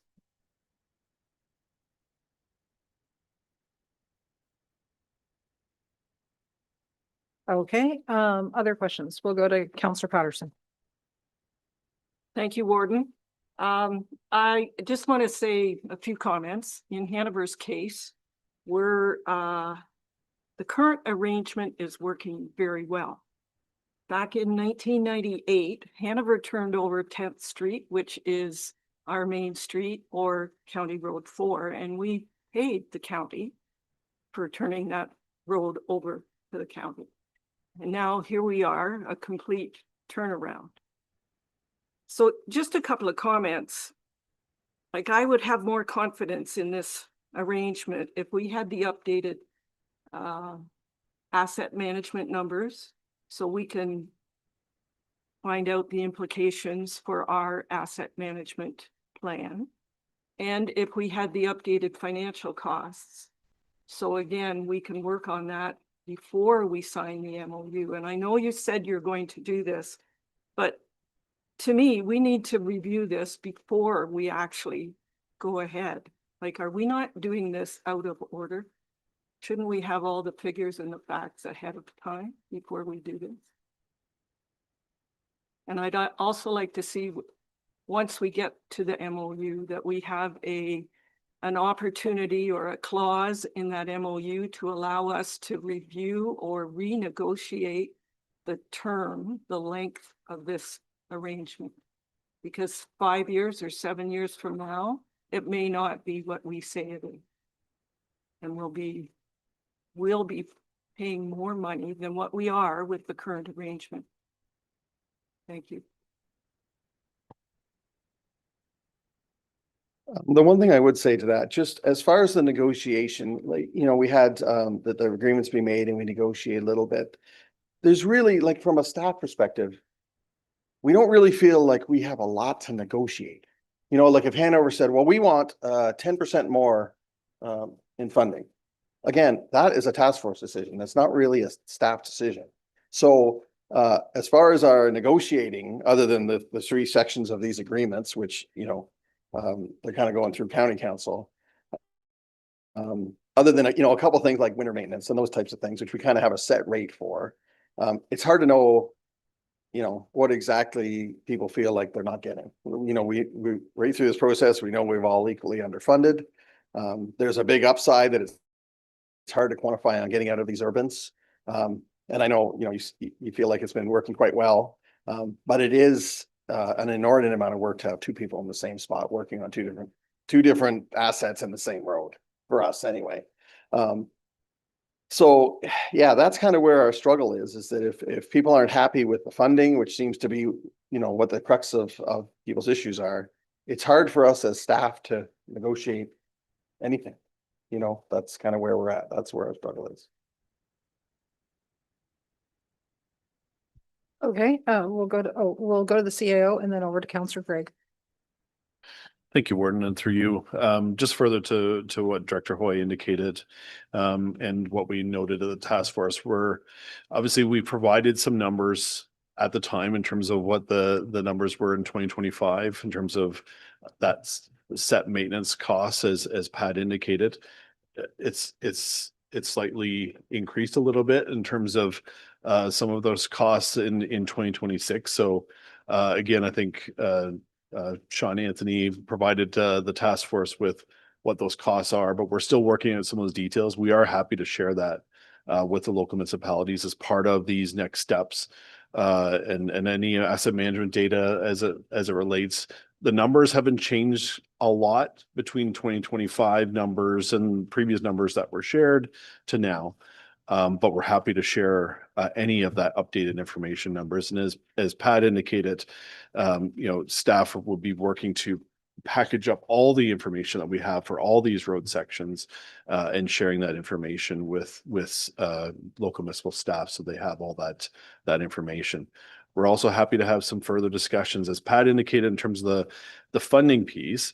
If that's still the question in terms of the funding piece, if there's still some assets that the municipality would be taking on where there's still questions about some capital projects or improvements that would be initially potentially on the book, so to speak. Again, we're happy to have those conversations. We would need requests to come back through the local municipalities on any of those matters if they're specifics, in order for us to be able to have the discussions with the task force and council to get further direction. Based on what has been approved in the budget, we've set for, based on what council has directed in terms of what that budget request was, based on, again, the information in 2025 of what that urban transition fund would be. As noted by Director Hoy, some of those numbers change slightly as depending on the total budget that's set for transportation services, but it doesn't change drastically. But understanding that and having further conversations with local municipal staff, we're happy, and local municipal councils, we're happy to do that. We're happy to help support that so that we can finalize some of those schedules, bring back hopefully final signed MOUs, and work towards that transfer date. What if, based on, you see the transfer dates as currently recommended, we're also happy to have some further discussions if that's too quick. We're happy to have those conversations as well with municipalities and bring that information back to this council. But I think at this stage, we would need some further direction and requests almost coming from those local municipalities if the funding is still, in their opinion, not adequate to support their needs during this transition period. Okay, we'll go to Counselor Greg. Okay. Thank you for the opportunity to speak to this.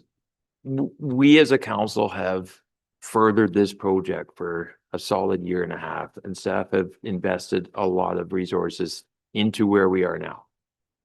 But I am going just to read back a little bit from March 20th, 2025. And I'm going to do that because last Thursday at the meeting, the report published for the public, and I'm just saying this, not point and blame, but there was a technical glitch in the publishing of the agenda with all the hyperlinks within the report, and they didn't work.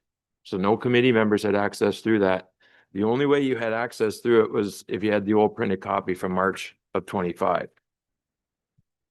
which stated discussions were held on the positive opportunity for member municipalities to make local decisions within their urban communities when the urban cross sections are transferred to them. The only significant concern came from those without a rural transfer component, noting a perceived inequity in the financial benefit provided compared to those who had one. They feel they would require additional funding to manage the transferred urban roads. Specifically, funds would be needed for future infrastructure upgrades and to hire staff to manage additional maintenance. In response, Grey County evaluated the transition funding allocation, which was this document, which last March indicated $30,765,530 be committed for supporting this endeavor, both the urban road download and the road exchange.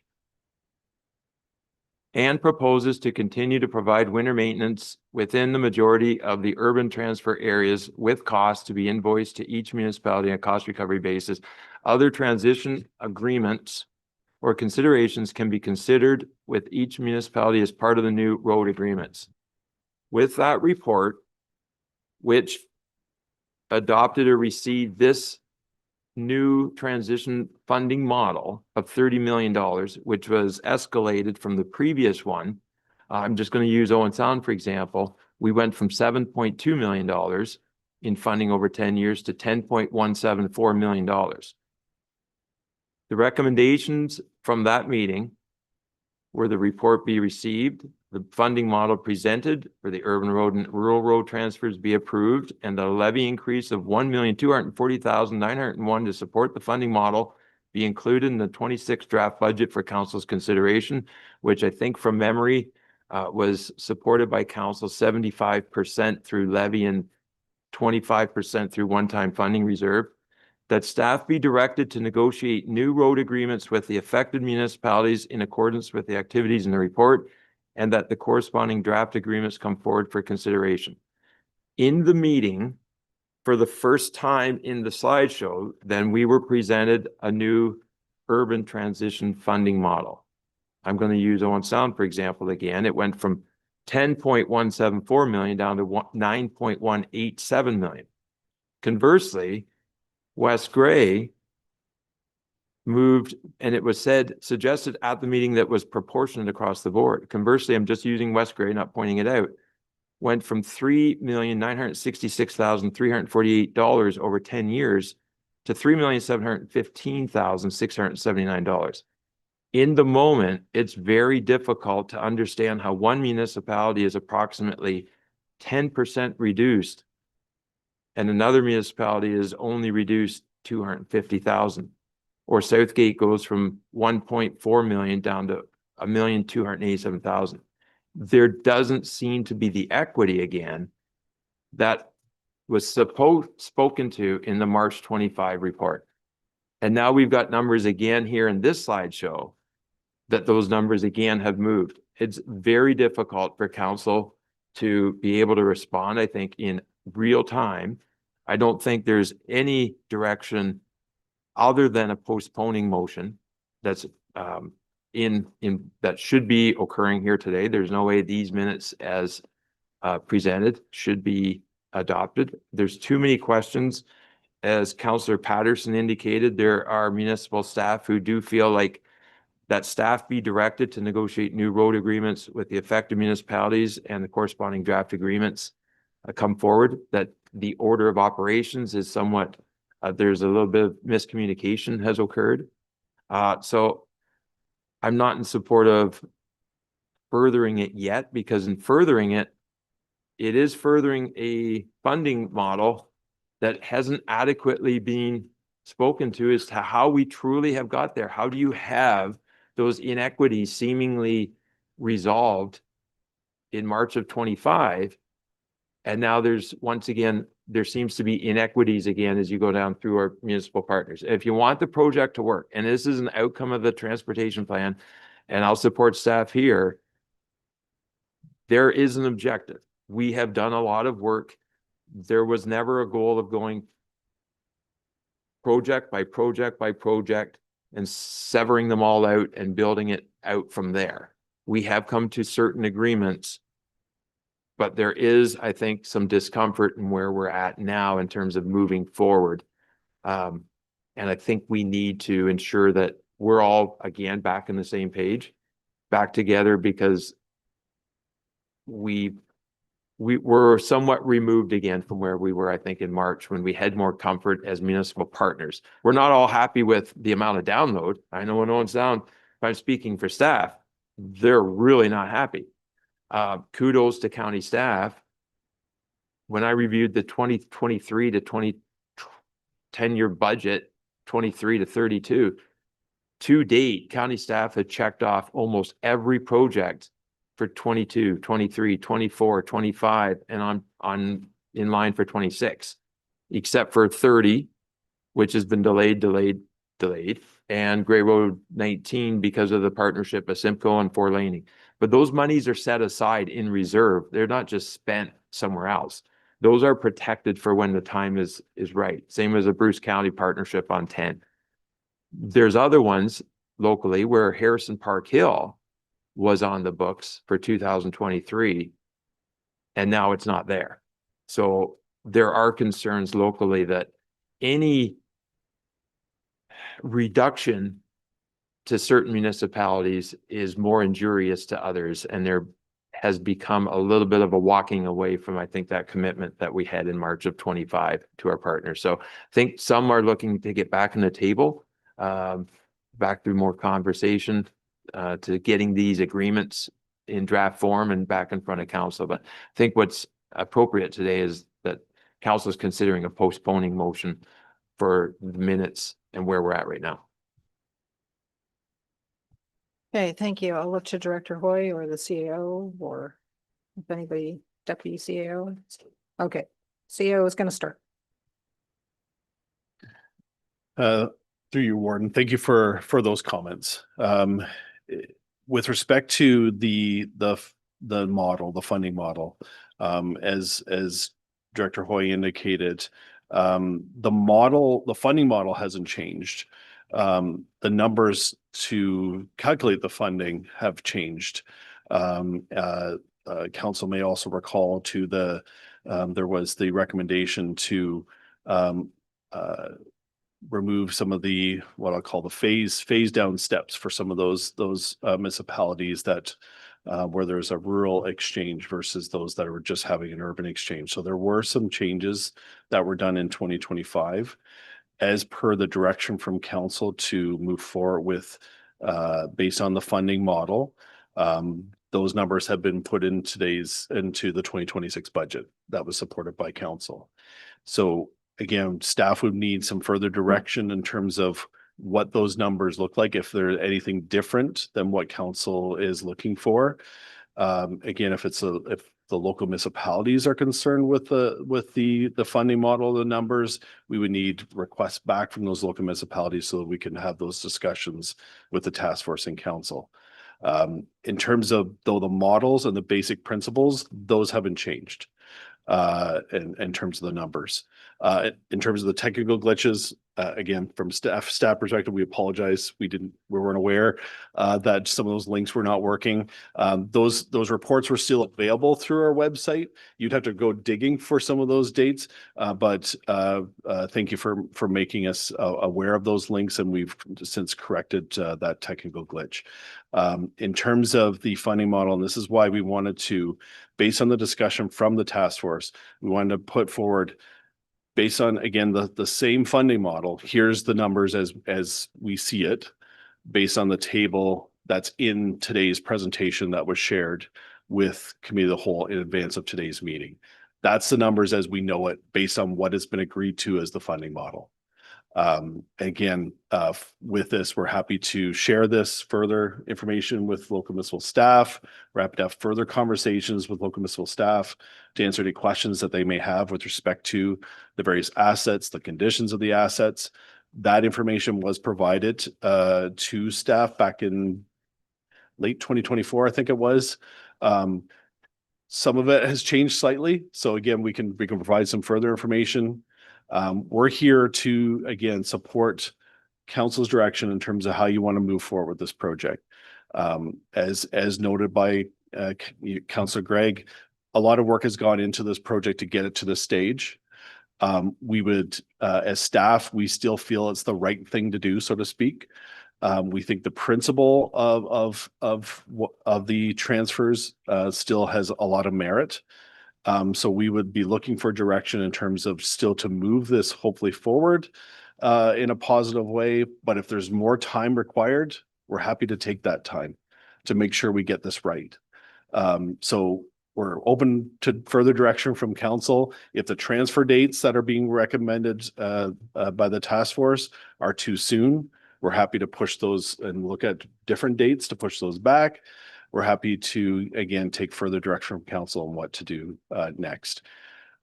If some of the parts of the motion are deferred, what it does is it delays any further than conversations and discussions about finalizing the MOUs. And having some further conversations and sharing of information back to the local municipality. So I just wanted to note that from a deferral perspective. But again, we're happy to take direction from council on what you're looking for in terms of what you want to do based on making sure we get this right from a timing perspective. Okay, I'll just look to Director Hoy if he has anything to add to that. Yeah, as the CEO said, yeah, it's one of those things where our original timeline, we just wanted to make sure this was within this term of council. Because if we get far enough down the line, we're introducing it to new council. It's a whole new thing. It took us 3 years to get here. So we do have that concern. And as far as the funding, we felt like it was the fairest funding model we could get. Like if you look, so you look back to the past, you say, oh, Grey County took on all those own sound roads in 2002. It said there was 9 million in needs. We've already spent 9 million, fixed about half of them. Now we're going to give them back and going to give them 9 million back. So it's hard to look at funding from 20 years ago and figure out if you got a good deal or not. You know what I mean? Like, so we are trying to do the best funding that we can do to try to give basically the urbans what we were going to spend there anyway. That was kind of the whole crux of our finance. But whether, not this has to go at any given time. It's just, we would like to figure out exactly if it's going to happen or not. And I would hate to have to reboot this thing again. Just because it was so much work the first time. And there's natural things in just the way it goes, in that if you say, oh, let's go have another meeting with staff, it's just there's 9 sets of staff and the staff is 4 or 5 people each. So the meetings, like even just a quick set of meetings with everybody, it does seem to takes a lot of time. And you got to get organized, and it's good. We want everyone to be comfortable, and it's hard to necessarily do that when something drags on over 3 years. Like in a few cases, the people we met with the second time were not the people that were there the first time. The turnover in the public sector can be quite big. There's lots of people retiring, that type of thing.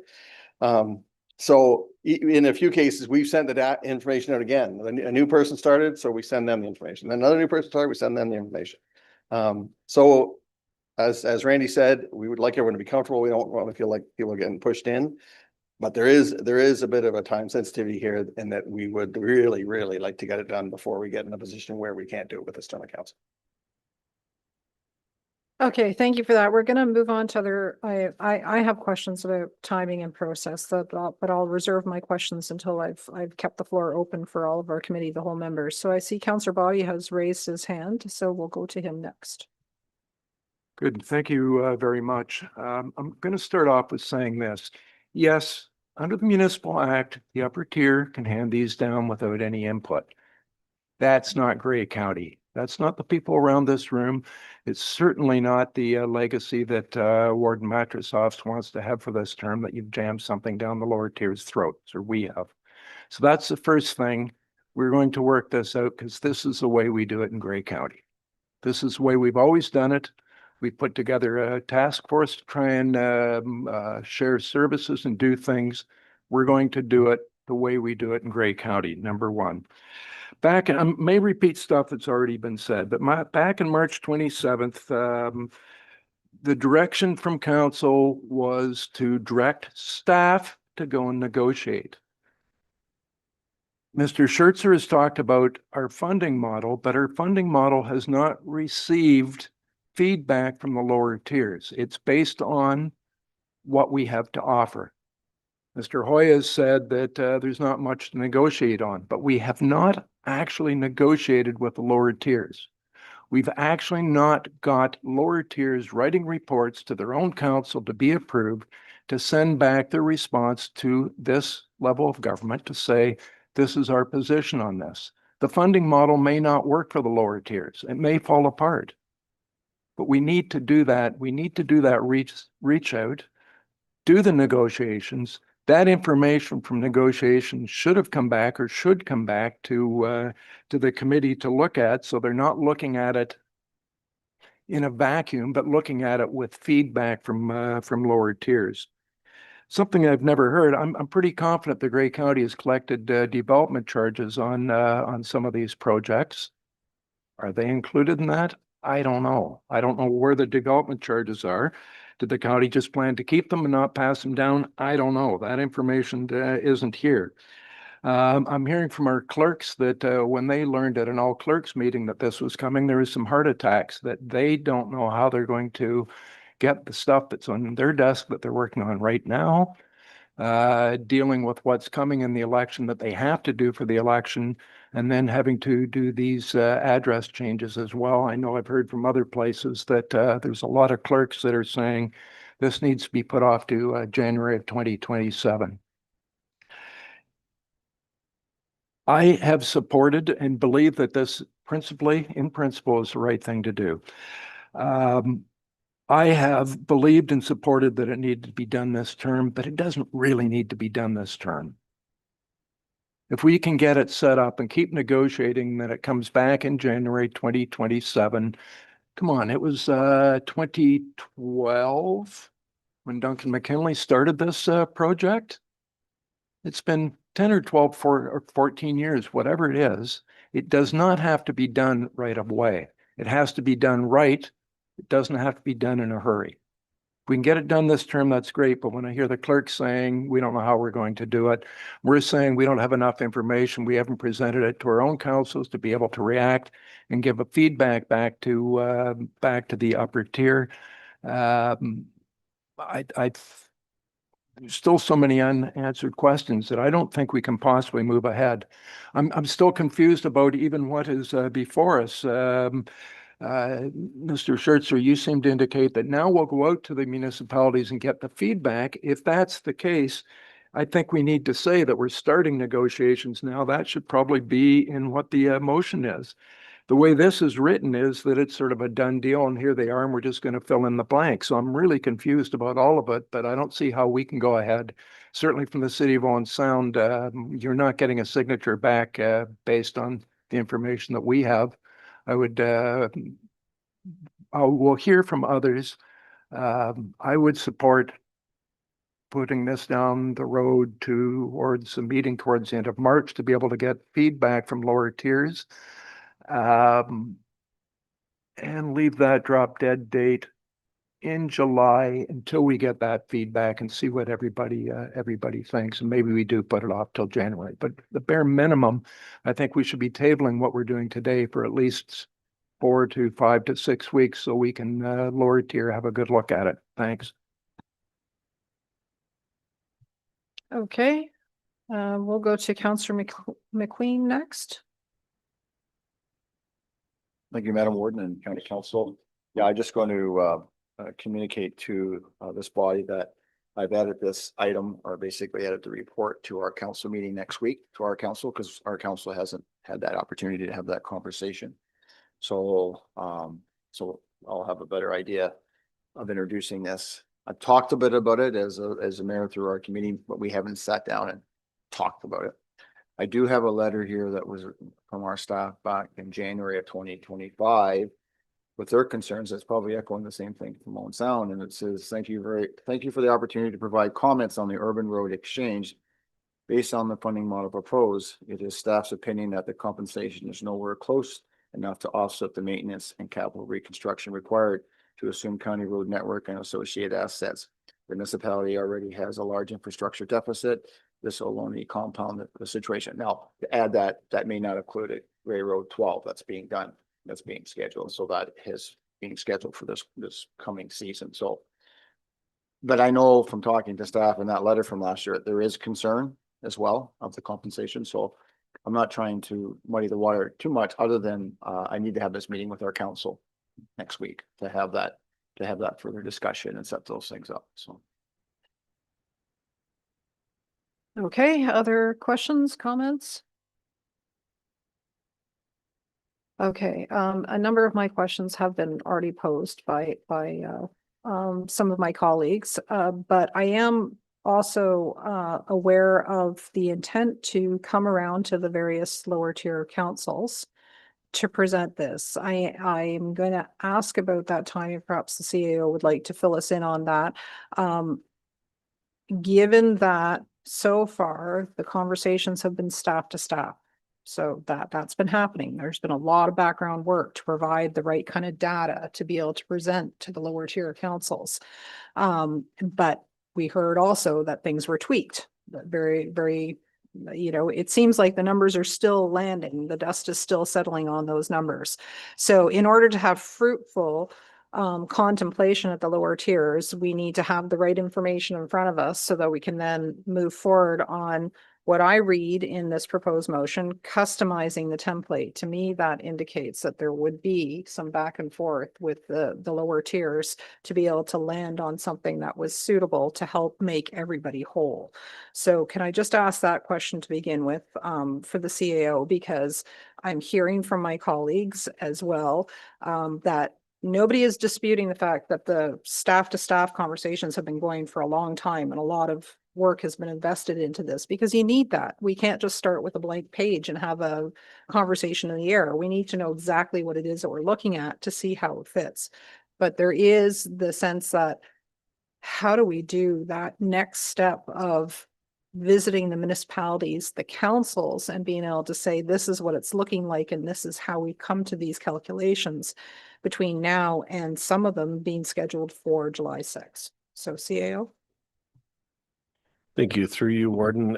So there's a number of projects that we're working on together between Grey County and the member municipalities. And through that, we put out the offer through the CO group to come to each of your local municipal councils to talk about a variety of topics, including this one.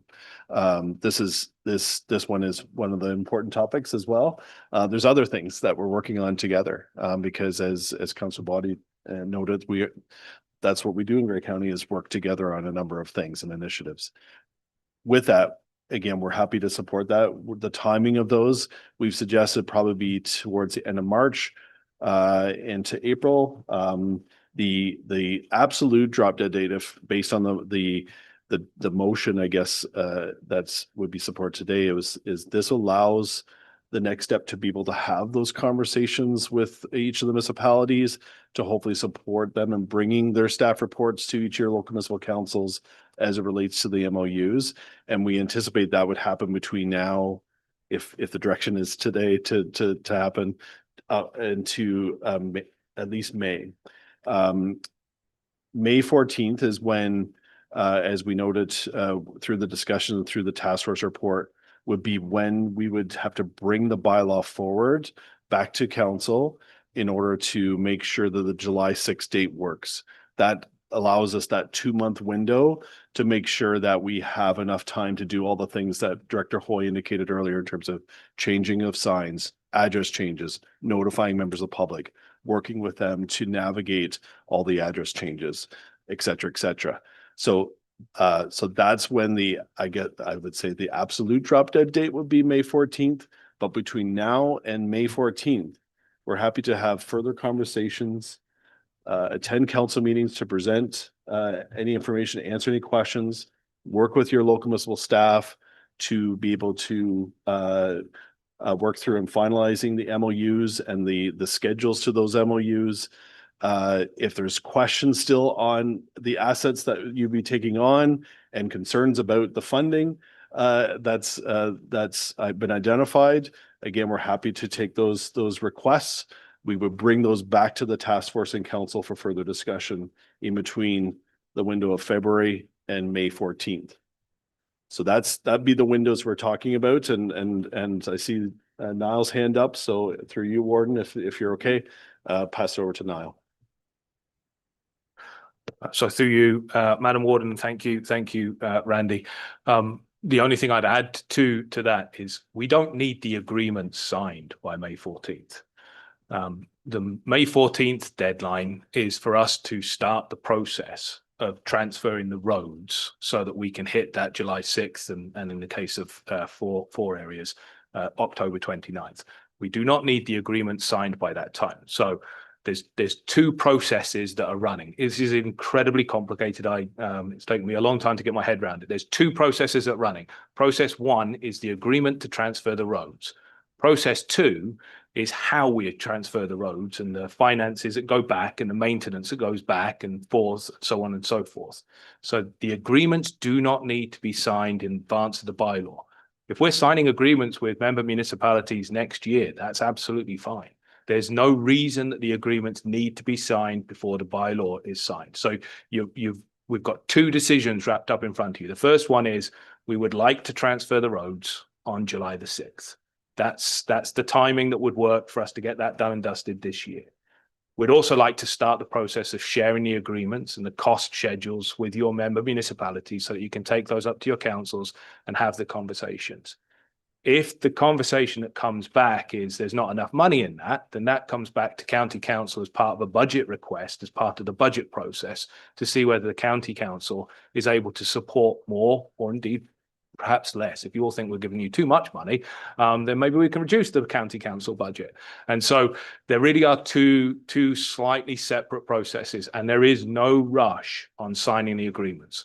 What we're essentially asking for through the recommendation and the discussion at task force is the ability to say this agreement, this model is what we're happy with. Let's share it out with the member municipalities, put it in front of member municipal councils, have those conversations. Then we can start that conversation around the funding, which is slightly separate to the actual transition of the roads. So there's the two pieces there. Thank you.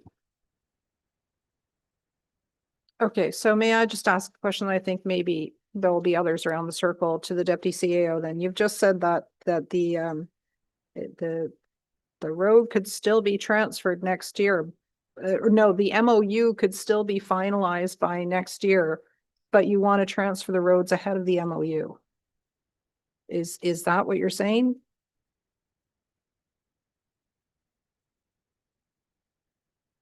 Through you, Warden, and just to clarify, and I can also jump in on this. So as it relates to actually the transfer of roads, an MOU is not required. And in fact, in speaking with some of our other neighboring counties, when going through this process, there hasn't been an MOU for that. It's done through bylaw in terms of transferring those roads. No doubt, the agreements would be providing some of the details that we've been talking about in terms of who's going to maintain what come wintertime, who's going to, what those transition funds would look like. But as it currently stands, those transition funds, at least for 2026, are in the budget for 2026. Council has supported those funds being in the budget.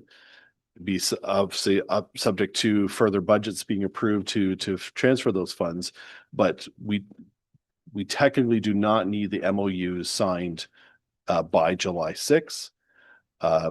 Those can be finalized and signed post July 6th or whatever transfer date is recommended by council. Okay, I gotta open it to the, we'll go to Councillor Body. Next. I'm basically adopting your question after 30 years. 33 years has passed Sunday, brag. I've been practicing law and putting my lawyer's hat on, I'm not likely to accept the goods without an agreement of how we're going to do it. I get your point, but I just don't see it working that way. Thanks. Okay, we'll go to Councillor McQueen.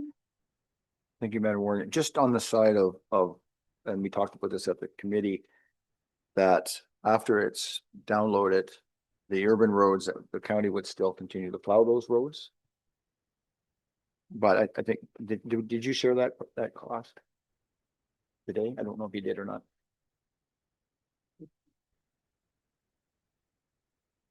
Yeah, good question. I think we talked about that at the committee. We're like 9,000 to 9,500 per kilometer. That's how much our winter maintenance is. But you hear that number, and I know at the time, it seems not a huge number. It only turns into a big number when you have 800 and something kilometers of road, right? So yeah, good deal. The reason I bring it up, it could be a bargaining tool. Could be a bargaining tool. Like it could be something that maybe you plow it for 5 years. I'm just saying it could be something that gets you over the hump. I'm just leaving it at that, but I haven't had no conversation with our staff on that, but it is something that, because soon as it becomes our road, then we have to pay either to plow it, or I guess the lower tier plows it themselves. But that doesn't make sense if your county plow is driving through, right? So I just throw it out there, but that could be something that could make the negotiation go over. Okay, thank you. Other comments? Counselor Gregg. This would be a question to the CAO. The last recommendation on the floor, well, I mean, this is presented here. Previous to this, bullet 4 stated that staff be directed to negotiate new road agreements with the affected municipalities in accordance with the activities in the report from last March. What precludes staff from going right about that endeavor right for the next few weeks? And it was mentioned by the director at the committee meeting. He will avail himself and staff to be able to attend council meetings to support the work of council and staff to this point. That to me gives you the opportunity to be able to further those agreements over the next, and I'm going to say, I'll make a motion to postpone.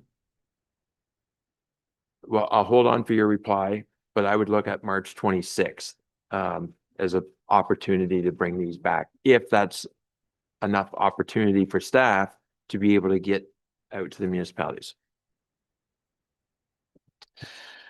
Through you, Warden, thank you for that question. With respect to, again, in terms of finalizing the MOUs and the agreements, we're happy to support those conversations as noted. In terms of getting out to each of the 9 local municipalities by March 26th probably is not possible. Just based on other calendars and other commitments, just to be honest. So that's where we're looking at probably between starting in probably mid-March at the earliest to April, even into early May, would be those conversations. Again, that the way we're perceiving this motion, although we're identifying a transfer date as part of sections of this motion, to move forward with the transfer agreement and finalizing those agreements, that would be subject to the direction from council today or committee of the whole today. We'd be moving forward with those discussions and having those conversations to finalize those schedules. So the question about maintain those roads, and going back to Councilor McQueen's question about, do we want the county to maintain for 5 years and then we'll maintain for the 5 years? Those are the details to be worked out in the schedules to the MOU. Each one will be unique to each municipality. And so we've already had some conversations with each of the municipalities. We think we know what will likely be the outcome based on those conversations, but we want to finalize those details. Again, support your staff to bring those forward to each local municipal council to have those conversations. And these motions would allow that to occur in terms of bringing those matters forward.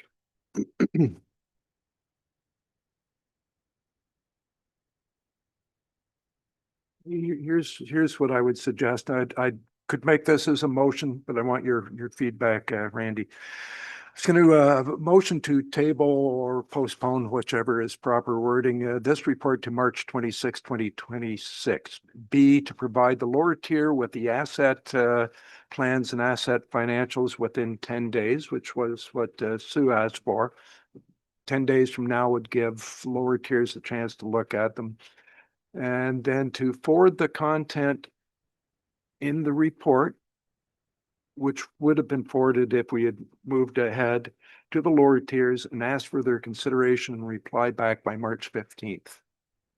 That gives us a month from today for lower tiers to be able to get their staff to write a report, put it in front of their council and reply, versus having to go out and talk to staff. You know, there has been talks. This puts it. Your thoughts on that? If you think there's a consensus there, I'd move it. Yeah, just a point of clarity, we had sent all the, or the asset, I'm not gonna say all, we had sent the asset details, what they are, some condition ratings, that type of thing. But not all the details of the asset management plan, as you alluded to. So that is one thing that has not been sent yet, is all the asset management plan data that relates directly to the assets.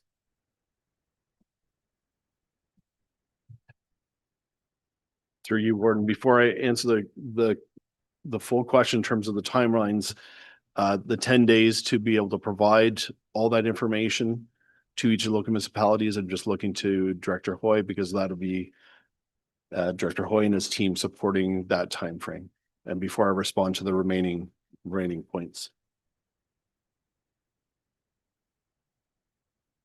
Sorry, that would be, I guess, finances, the asset management plan, I guess, could be finance. You know.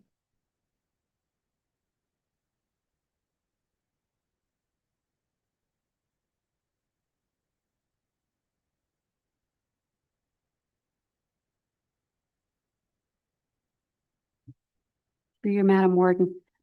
There was a requirement to have our asset management plan updated for July 1st last year to include service level information.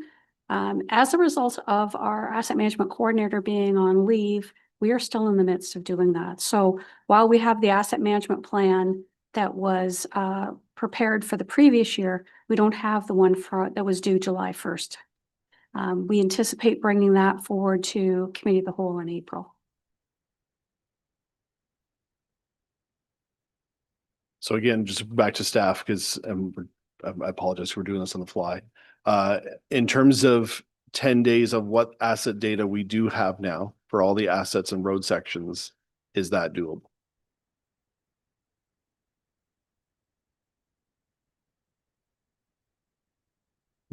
Yeah, as I said, they have everything except the asset management plan.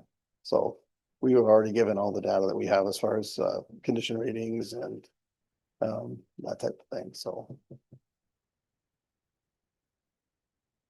So based through your Warden, sorry. So based on that, I think we can share any data that, again, the local municipal staff would be looking for to help support their conversations back to your local councils.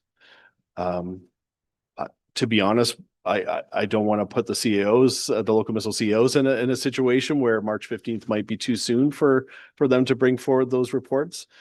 We're happy to work with the CEO group and the local municipal staff to try to hit those dates though, and make sure that they have the data and information in order to support bringing those reports forward with, again, the draft MOU and what we think will likely be the draft schedules to be part of those discussions. So we're happy to try to work towards those dates.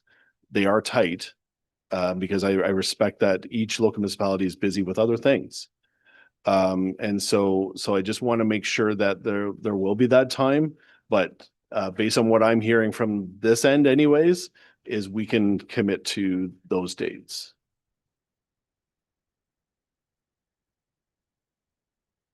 Thank you, Warden, and thank you, Randy, and thank you, Pat, and thank you, everyone else that just participated. I'm not sure if we're looking, yeah. The asset management, I'm looking at Councillor Patterson, the asset information on the hills, I would have thought that the quality of them, where they're at, all those types of things, I just assume we're in the engineering department already.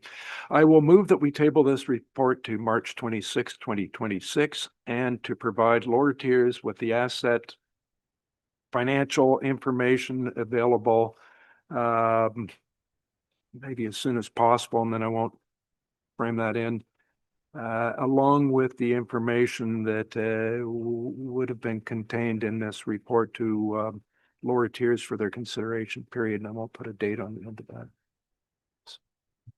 Okay, so while the clerks capture that, and is it being seconded by the Deputy Warden? It's being seconded by the Deputy Warden. Okay, so that motion is now on the floor. Yes, yeah. Okay, so it is that the motion be deferred to the March 26th, which is 6 weeks pending further information being provided to member municipalities on the financial information and asset management plan information, requesting each municipality's consideration and reply to Grey County as soon as possible.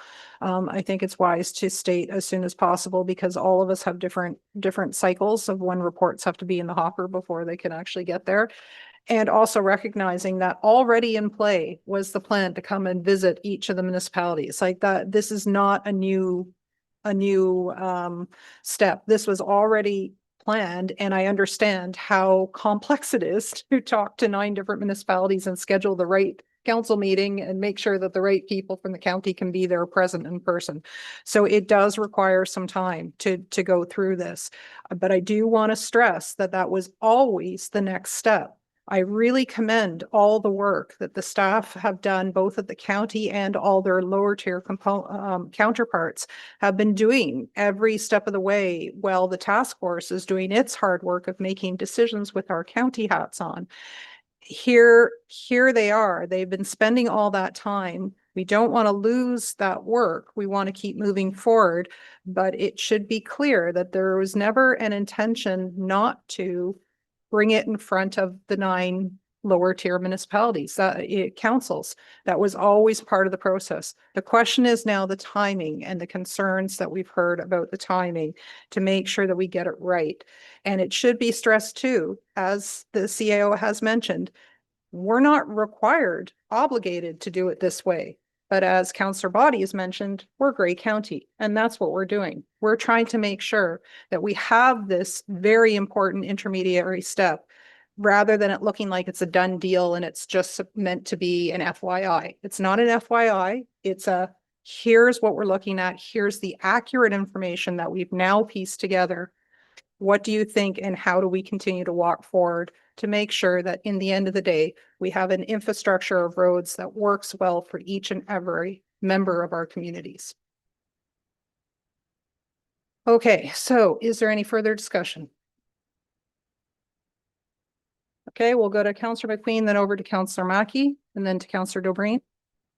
2 things, it probably makes sense, so it to have a bit of a draft agreement in place that will make it go quicker or easier. And number 2 is, we have a council meeting next week and we can change it and have you guys come. Absolutely, yes, and that's the intent of the draft template, is to make sure that it's not a blank page, that it's somewhere where you can have a fruitful conversation. Councillor Mackey? Thanks, Warden. It seems like we've been going through this stuff for, well, it has been 20 years or 16 years since it first started, 2010, I think, when the first master plan came forward. We're never going to have an agreement that's going to make everyone completely happy. My issue today is I'm hearing more lower tier hats on than I'm hearing county hats on. Like, this is a county, it made sense for the county, and we need to be focused on what's in the best interest of the county. The concerns I'm hearing is about certain funding models for individual municipalities. So that's, I think that can get worked out. The county's been trying hard to work these things out through the entire process. You know, our staff have been great here, working with the lower tiers. I don't want this to get bogged down. I certainly don't want to get bogged down to another term of council, because I'm just afraid, you know, where that would end up. There's been too much work and time put into this to let it fall dead now. So if it takes a little bit of time for someone to feel better, then maybe we need to do that. But we need to keep this process going, because it is in the interest of the county and the master transportation plan. And that's what we need to focus on, was the role of the county transportation, moving goods and services across the county.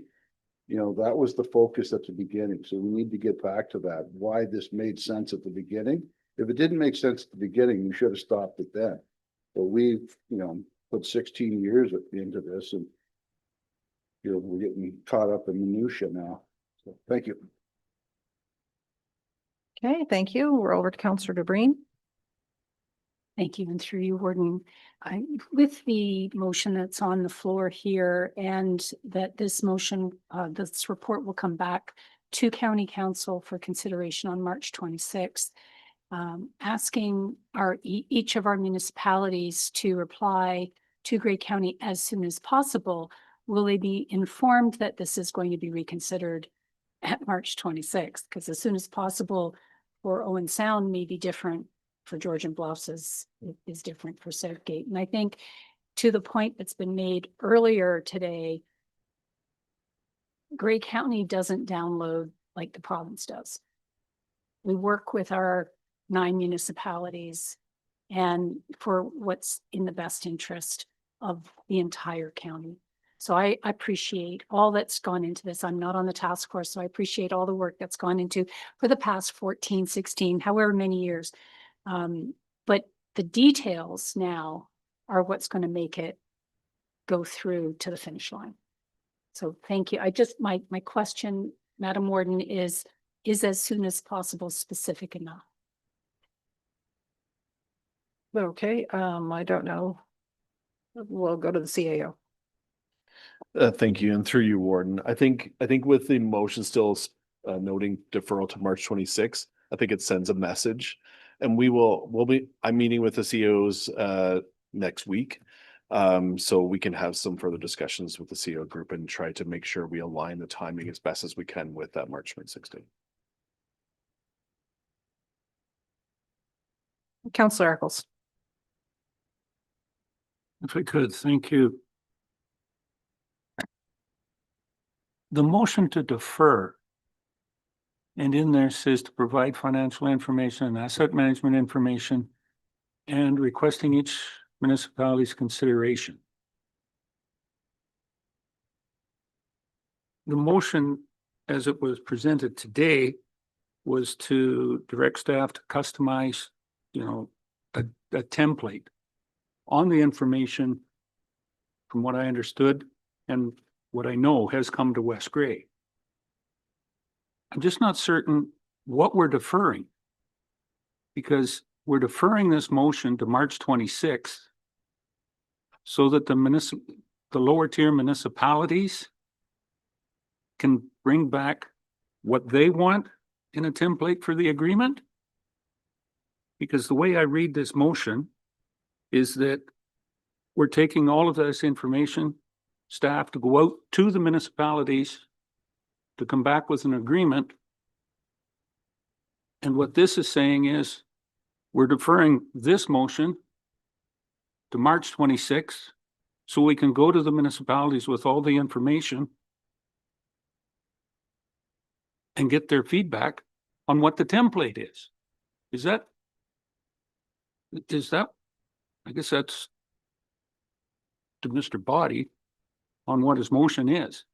Is that what you're requesting? Because I see it just as a continuous repeat, because in what I see in the 7F is exactly what you've got here. Only we're just turning this off until March 26th to do this. Okay, Councillor Body. We approve this today. It could never go back to without a change of 2/3 of us go back to the committee to be reviewed. If we get different feedback from the lower tiers after we do this, it is open that when it comes back to council, if we wanted to tell the committee to have another look, we could do that. It keeps the options open. So we're providing it to the lower tiers before we sign and stitch things up. We're all going to vote on it. We can vote against it or for it. It really doesn't matter. Okay, thank you. We'll go to Councillor Greg. If I can speak in support of the motion, the reason to support the motion is we all were just presented another slide on funding models earlier in this presentation that I don't think anyone can tell me as counselors how we went from this funding spreadsheet to this funding spreadsheet last Thursday at committee and now to another funding spreadsheet today. That's the benefit, or part of the benefit, of having more time to sit back and try to understand how these numbers are moving. Because are the numbers moving? They certainly are. Because the spreadsheet that was presented in the slideshow today was not the one presented in the committee meeting. The funding model, the formulas and so forth may not be changing, but the numbers are bouncing around. And we don't have a good fulsome understanding of how that's occurring yet. And that's another benefit of March 26th being a date where we come back and we review the feedback that we garner over that time period.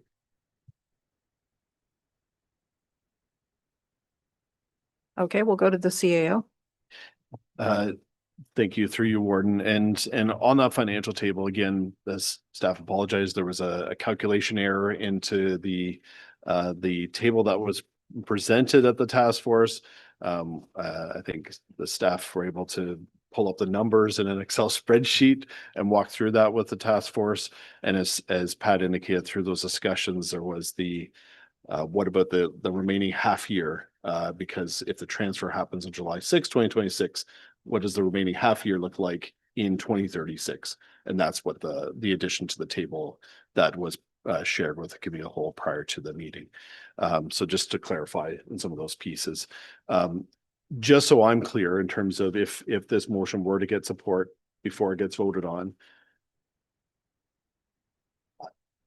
the way that staff are interpreting this motion is that we would have those conversations still with each of the municipalities.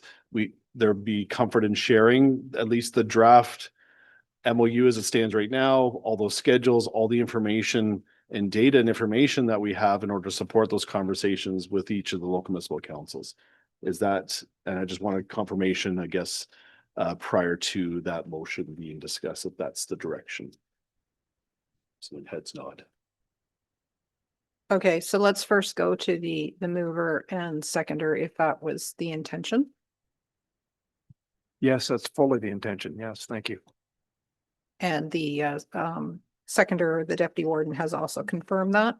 Okay, and yes, when I'm reading this, I don't see anything there that stops that process that you've already been negotiating about coming to councils and speaking to councils. That still continues. This motion does not prevent that from happening. Okay, is there any other discussion? All right, then it looks like we're ready for the vote for that then. All those in favor? Okay. And Madam Clerk, online. Okay, thank you. And that motion is carried. Thank you. Okay, 10-3.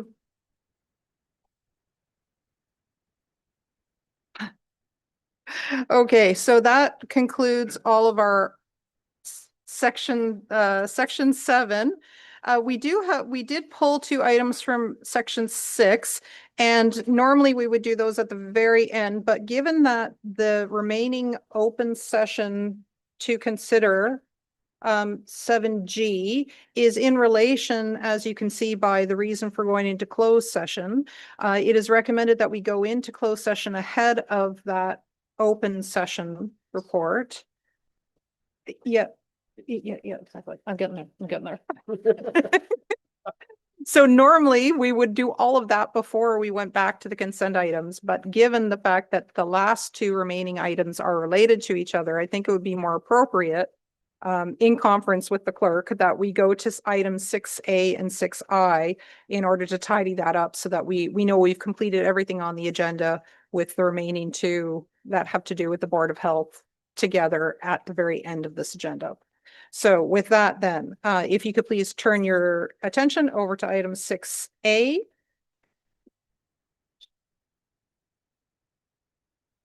Okay, so it is recommended that the resolution received from the City of Peterborough regarding sustainable police funding be supported by Grey County Council. I will have the CAO speak to it once it's moved and seconded and on the floor. So let me just look for a mover and first. It's moved by Councillor Kentner, seconder. Seconded by Councillor Gregg, and we'll hear from the CAO, and then Councillor Gregg, you're the one that pulled it, so I'll look to you for comments to begin discussion after the CAO has spoken.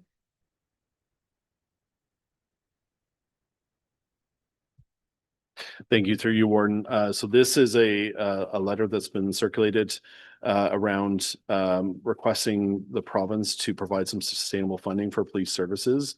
This aligns with some of the discussions that we've had amongst council in terms of seeing some sustainable funding models and requesting some funding, and also the Roma requests in terms of looking at some of their fine revenues and everything else that goes with all that, to make sure that there's sufficient funding to be provided to support not only our police services, but also with our discussions around court security and other things. But I know it doesn't get into that. It's more specific to police in this case, but happy to hear the question, and then we can try to respond if there is one. Okay, Councillor Gray.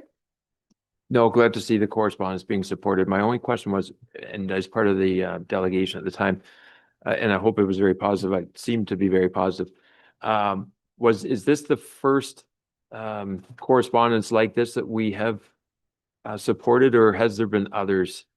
This is a really well worded piece of correspondence from Peterborough. I just couldn't remember if this is the first action item that we've supported, or if there's been others. Thanks.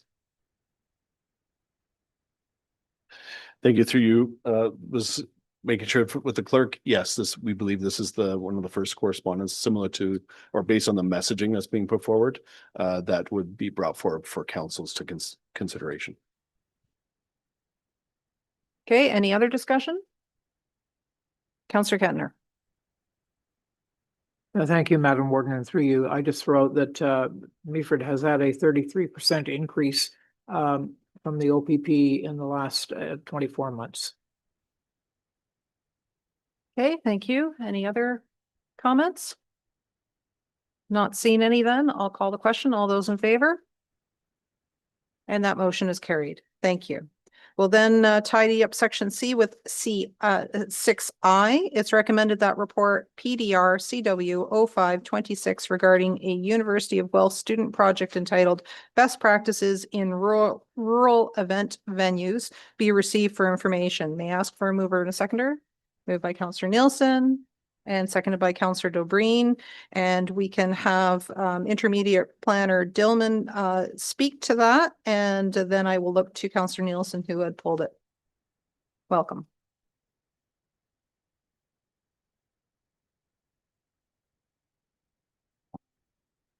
Is that at a better height now? I always have to move this up. Thank you very much. So I'm pleased to share that we are partnering with students at the University of Guelph who are completing their master's in rural planning. They'll be undertaking a best practice review for us of rural event venues. So this will include a scan, like a jurisdictional scan, and then providing some best practice recommendations. So really a key intention of this work is to take on some of that in-depth research that goes into crafting and building policy that's then used to inform local decision making. So the report will be shared with council and member municipalities.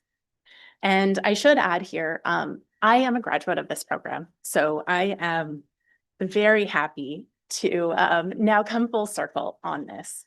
I completed, as part of my coursework, some work with Huron County. So it's really nice to lead this now as part of the county team. Thank you. Excellent. Thank you very much. And so we'll go to Councillor Nielsen. Thank you very much, Warden Matrosov. For me, I pulled it because just to receive information didn't seem to give enough excitement or interest into what is actually happening here. Grey Highlands has had a few controversial and non-controversial files regarding this exact space. Our rural landscape being challenged with event spaces coming in. How does that affect neighbors who are used to the quiet rural lifestyle? How does that affect farm operations with animals? And so the opportunity here was too exciting for me not to actually say this is a good thing to have happen, to have students come and to do some background work to help provide insight on future policies that exist throughout Grey County and our lower tier municipality, I think is worth making sure that is brought to our fulsome attention and not just received for information. Thank you very much to Planner Dillman for coming and sharing that little bit of extra sauce to the motion, but very excited to see this happen. Can't wait and look forward to the discussions that happen in the report that comes back afterwards. Okay, thank you. Any other comments? All right, great. Thank you very much. I'll therefore call the question. All those in favor? That is 2 hands from Councillor Nielsen. You can't vote twice. You know that. Okay, that motion is carried. All right. Thank you very much. So as I mentioned, what we'll do now is we'll enter into closed session and we'll save item 7G for afterwards. What I will do now is put out the recommendation that the committee of the whole does now go into closed session pursuant to section 239(2) of the Municipal Act 2001 as amended to discuss information explicitly supplied in confidence to the municipality or local board by Canada, a province, a territory, or a crown agency on any of them. And this is of any of them. And this is regarding Board of Health governance. May I ask for a mover? Moved by Councillor Patterson, seconder to go into closed session. Moved by Councillor Dickert. All those in favor? Okay.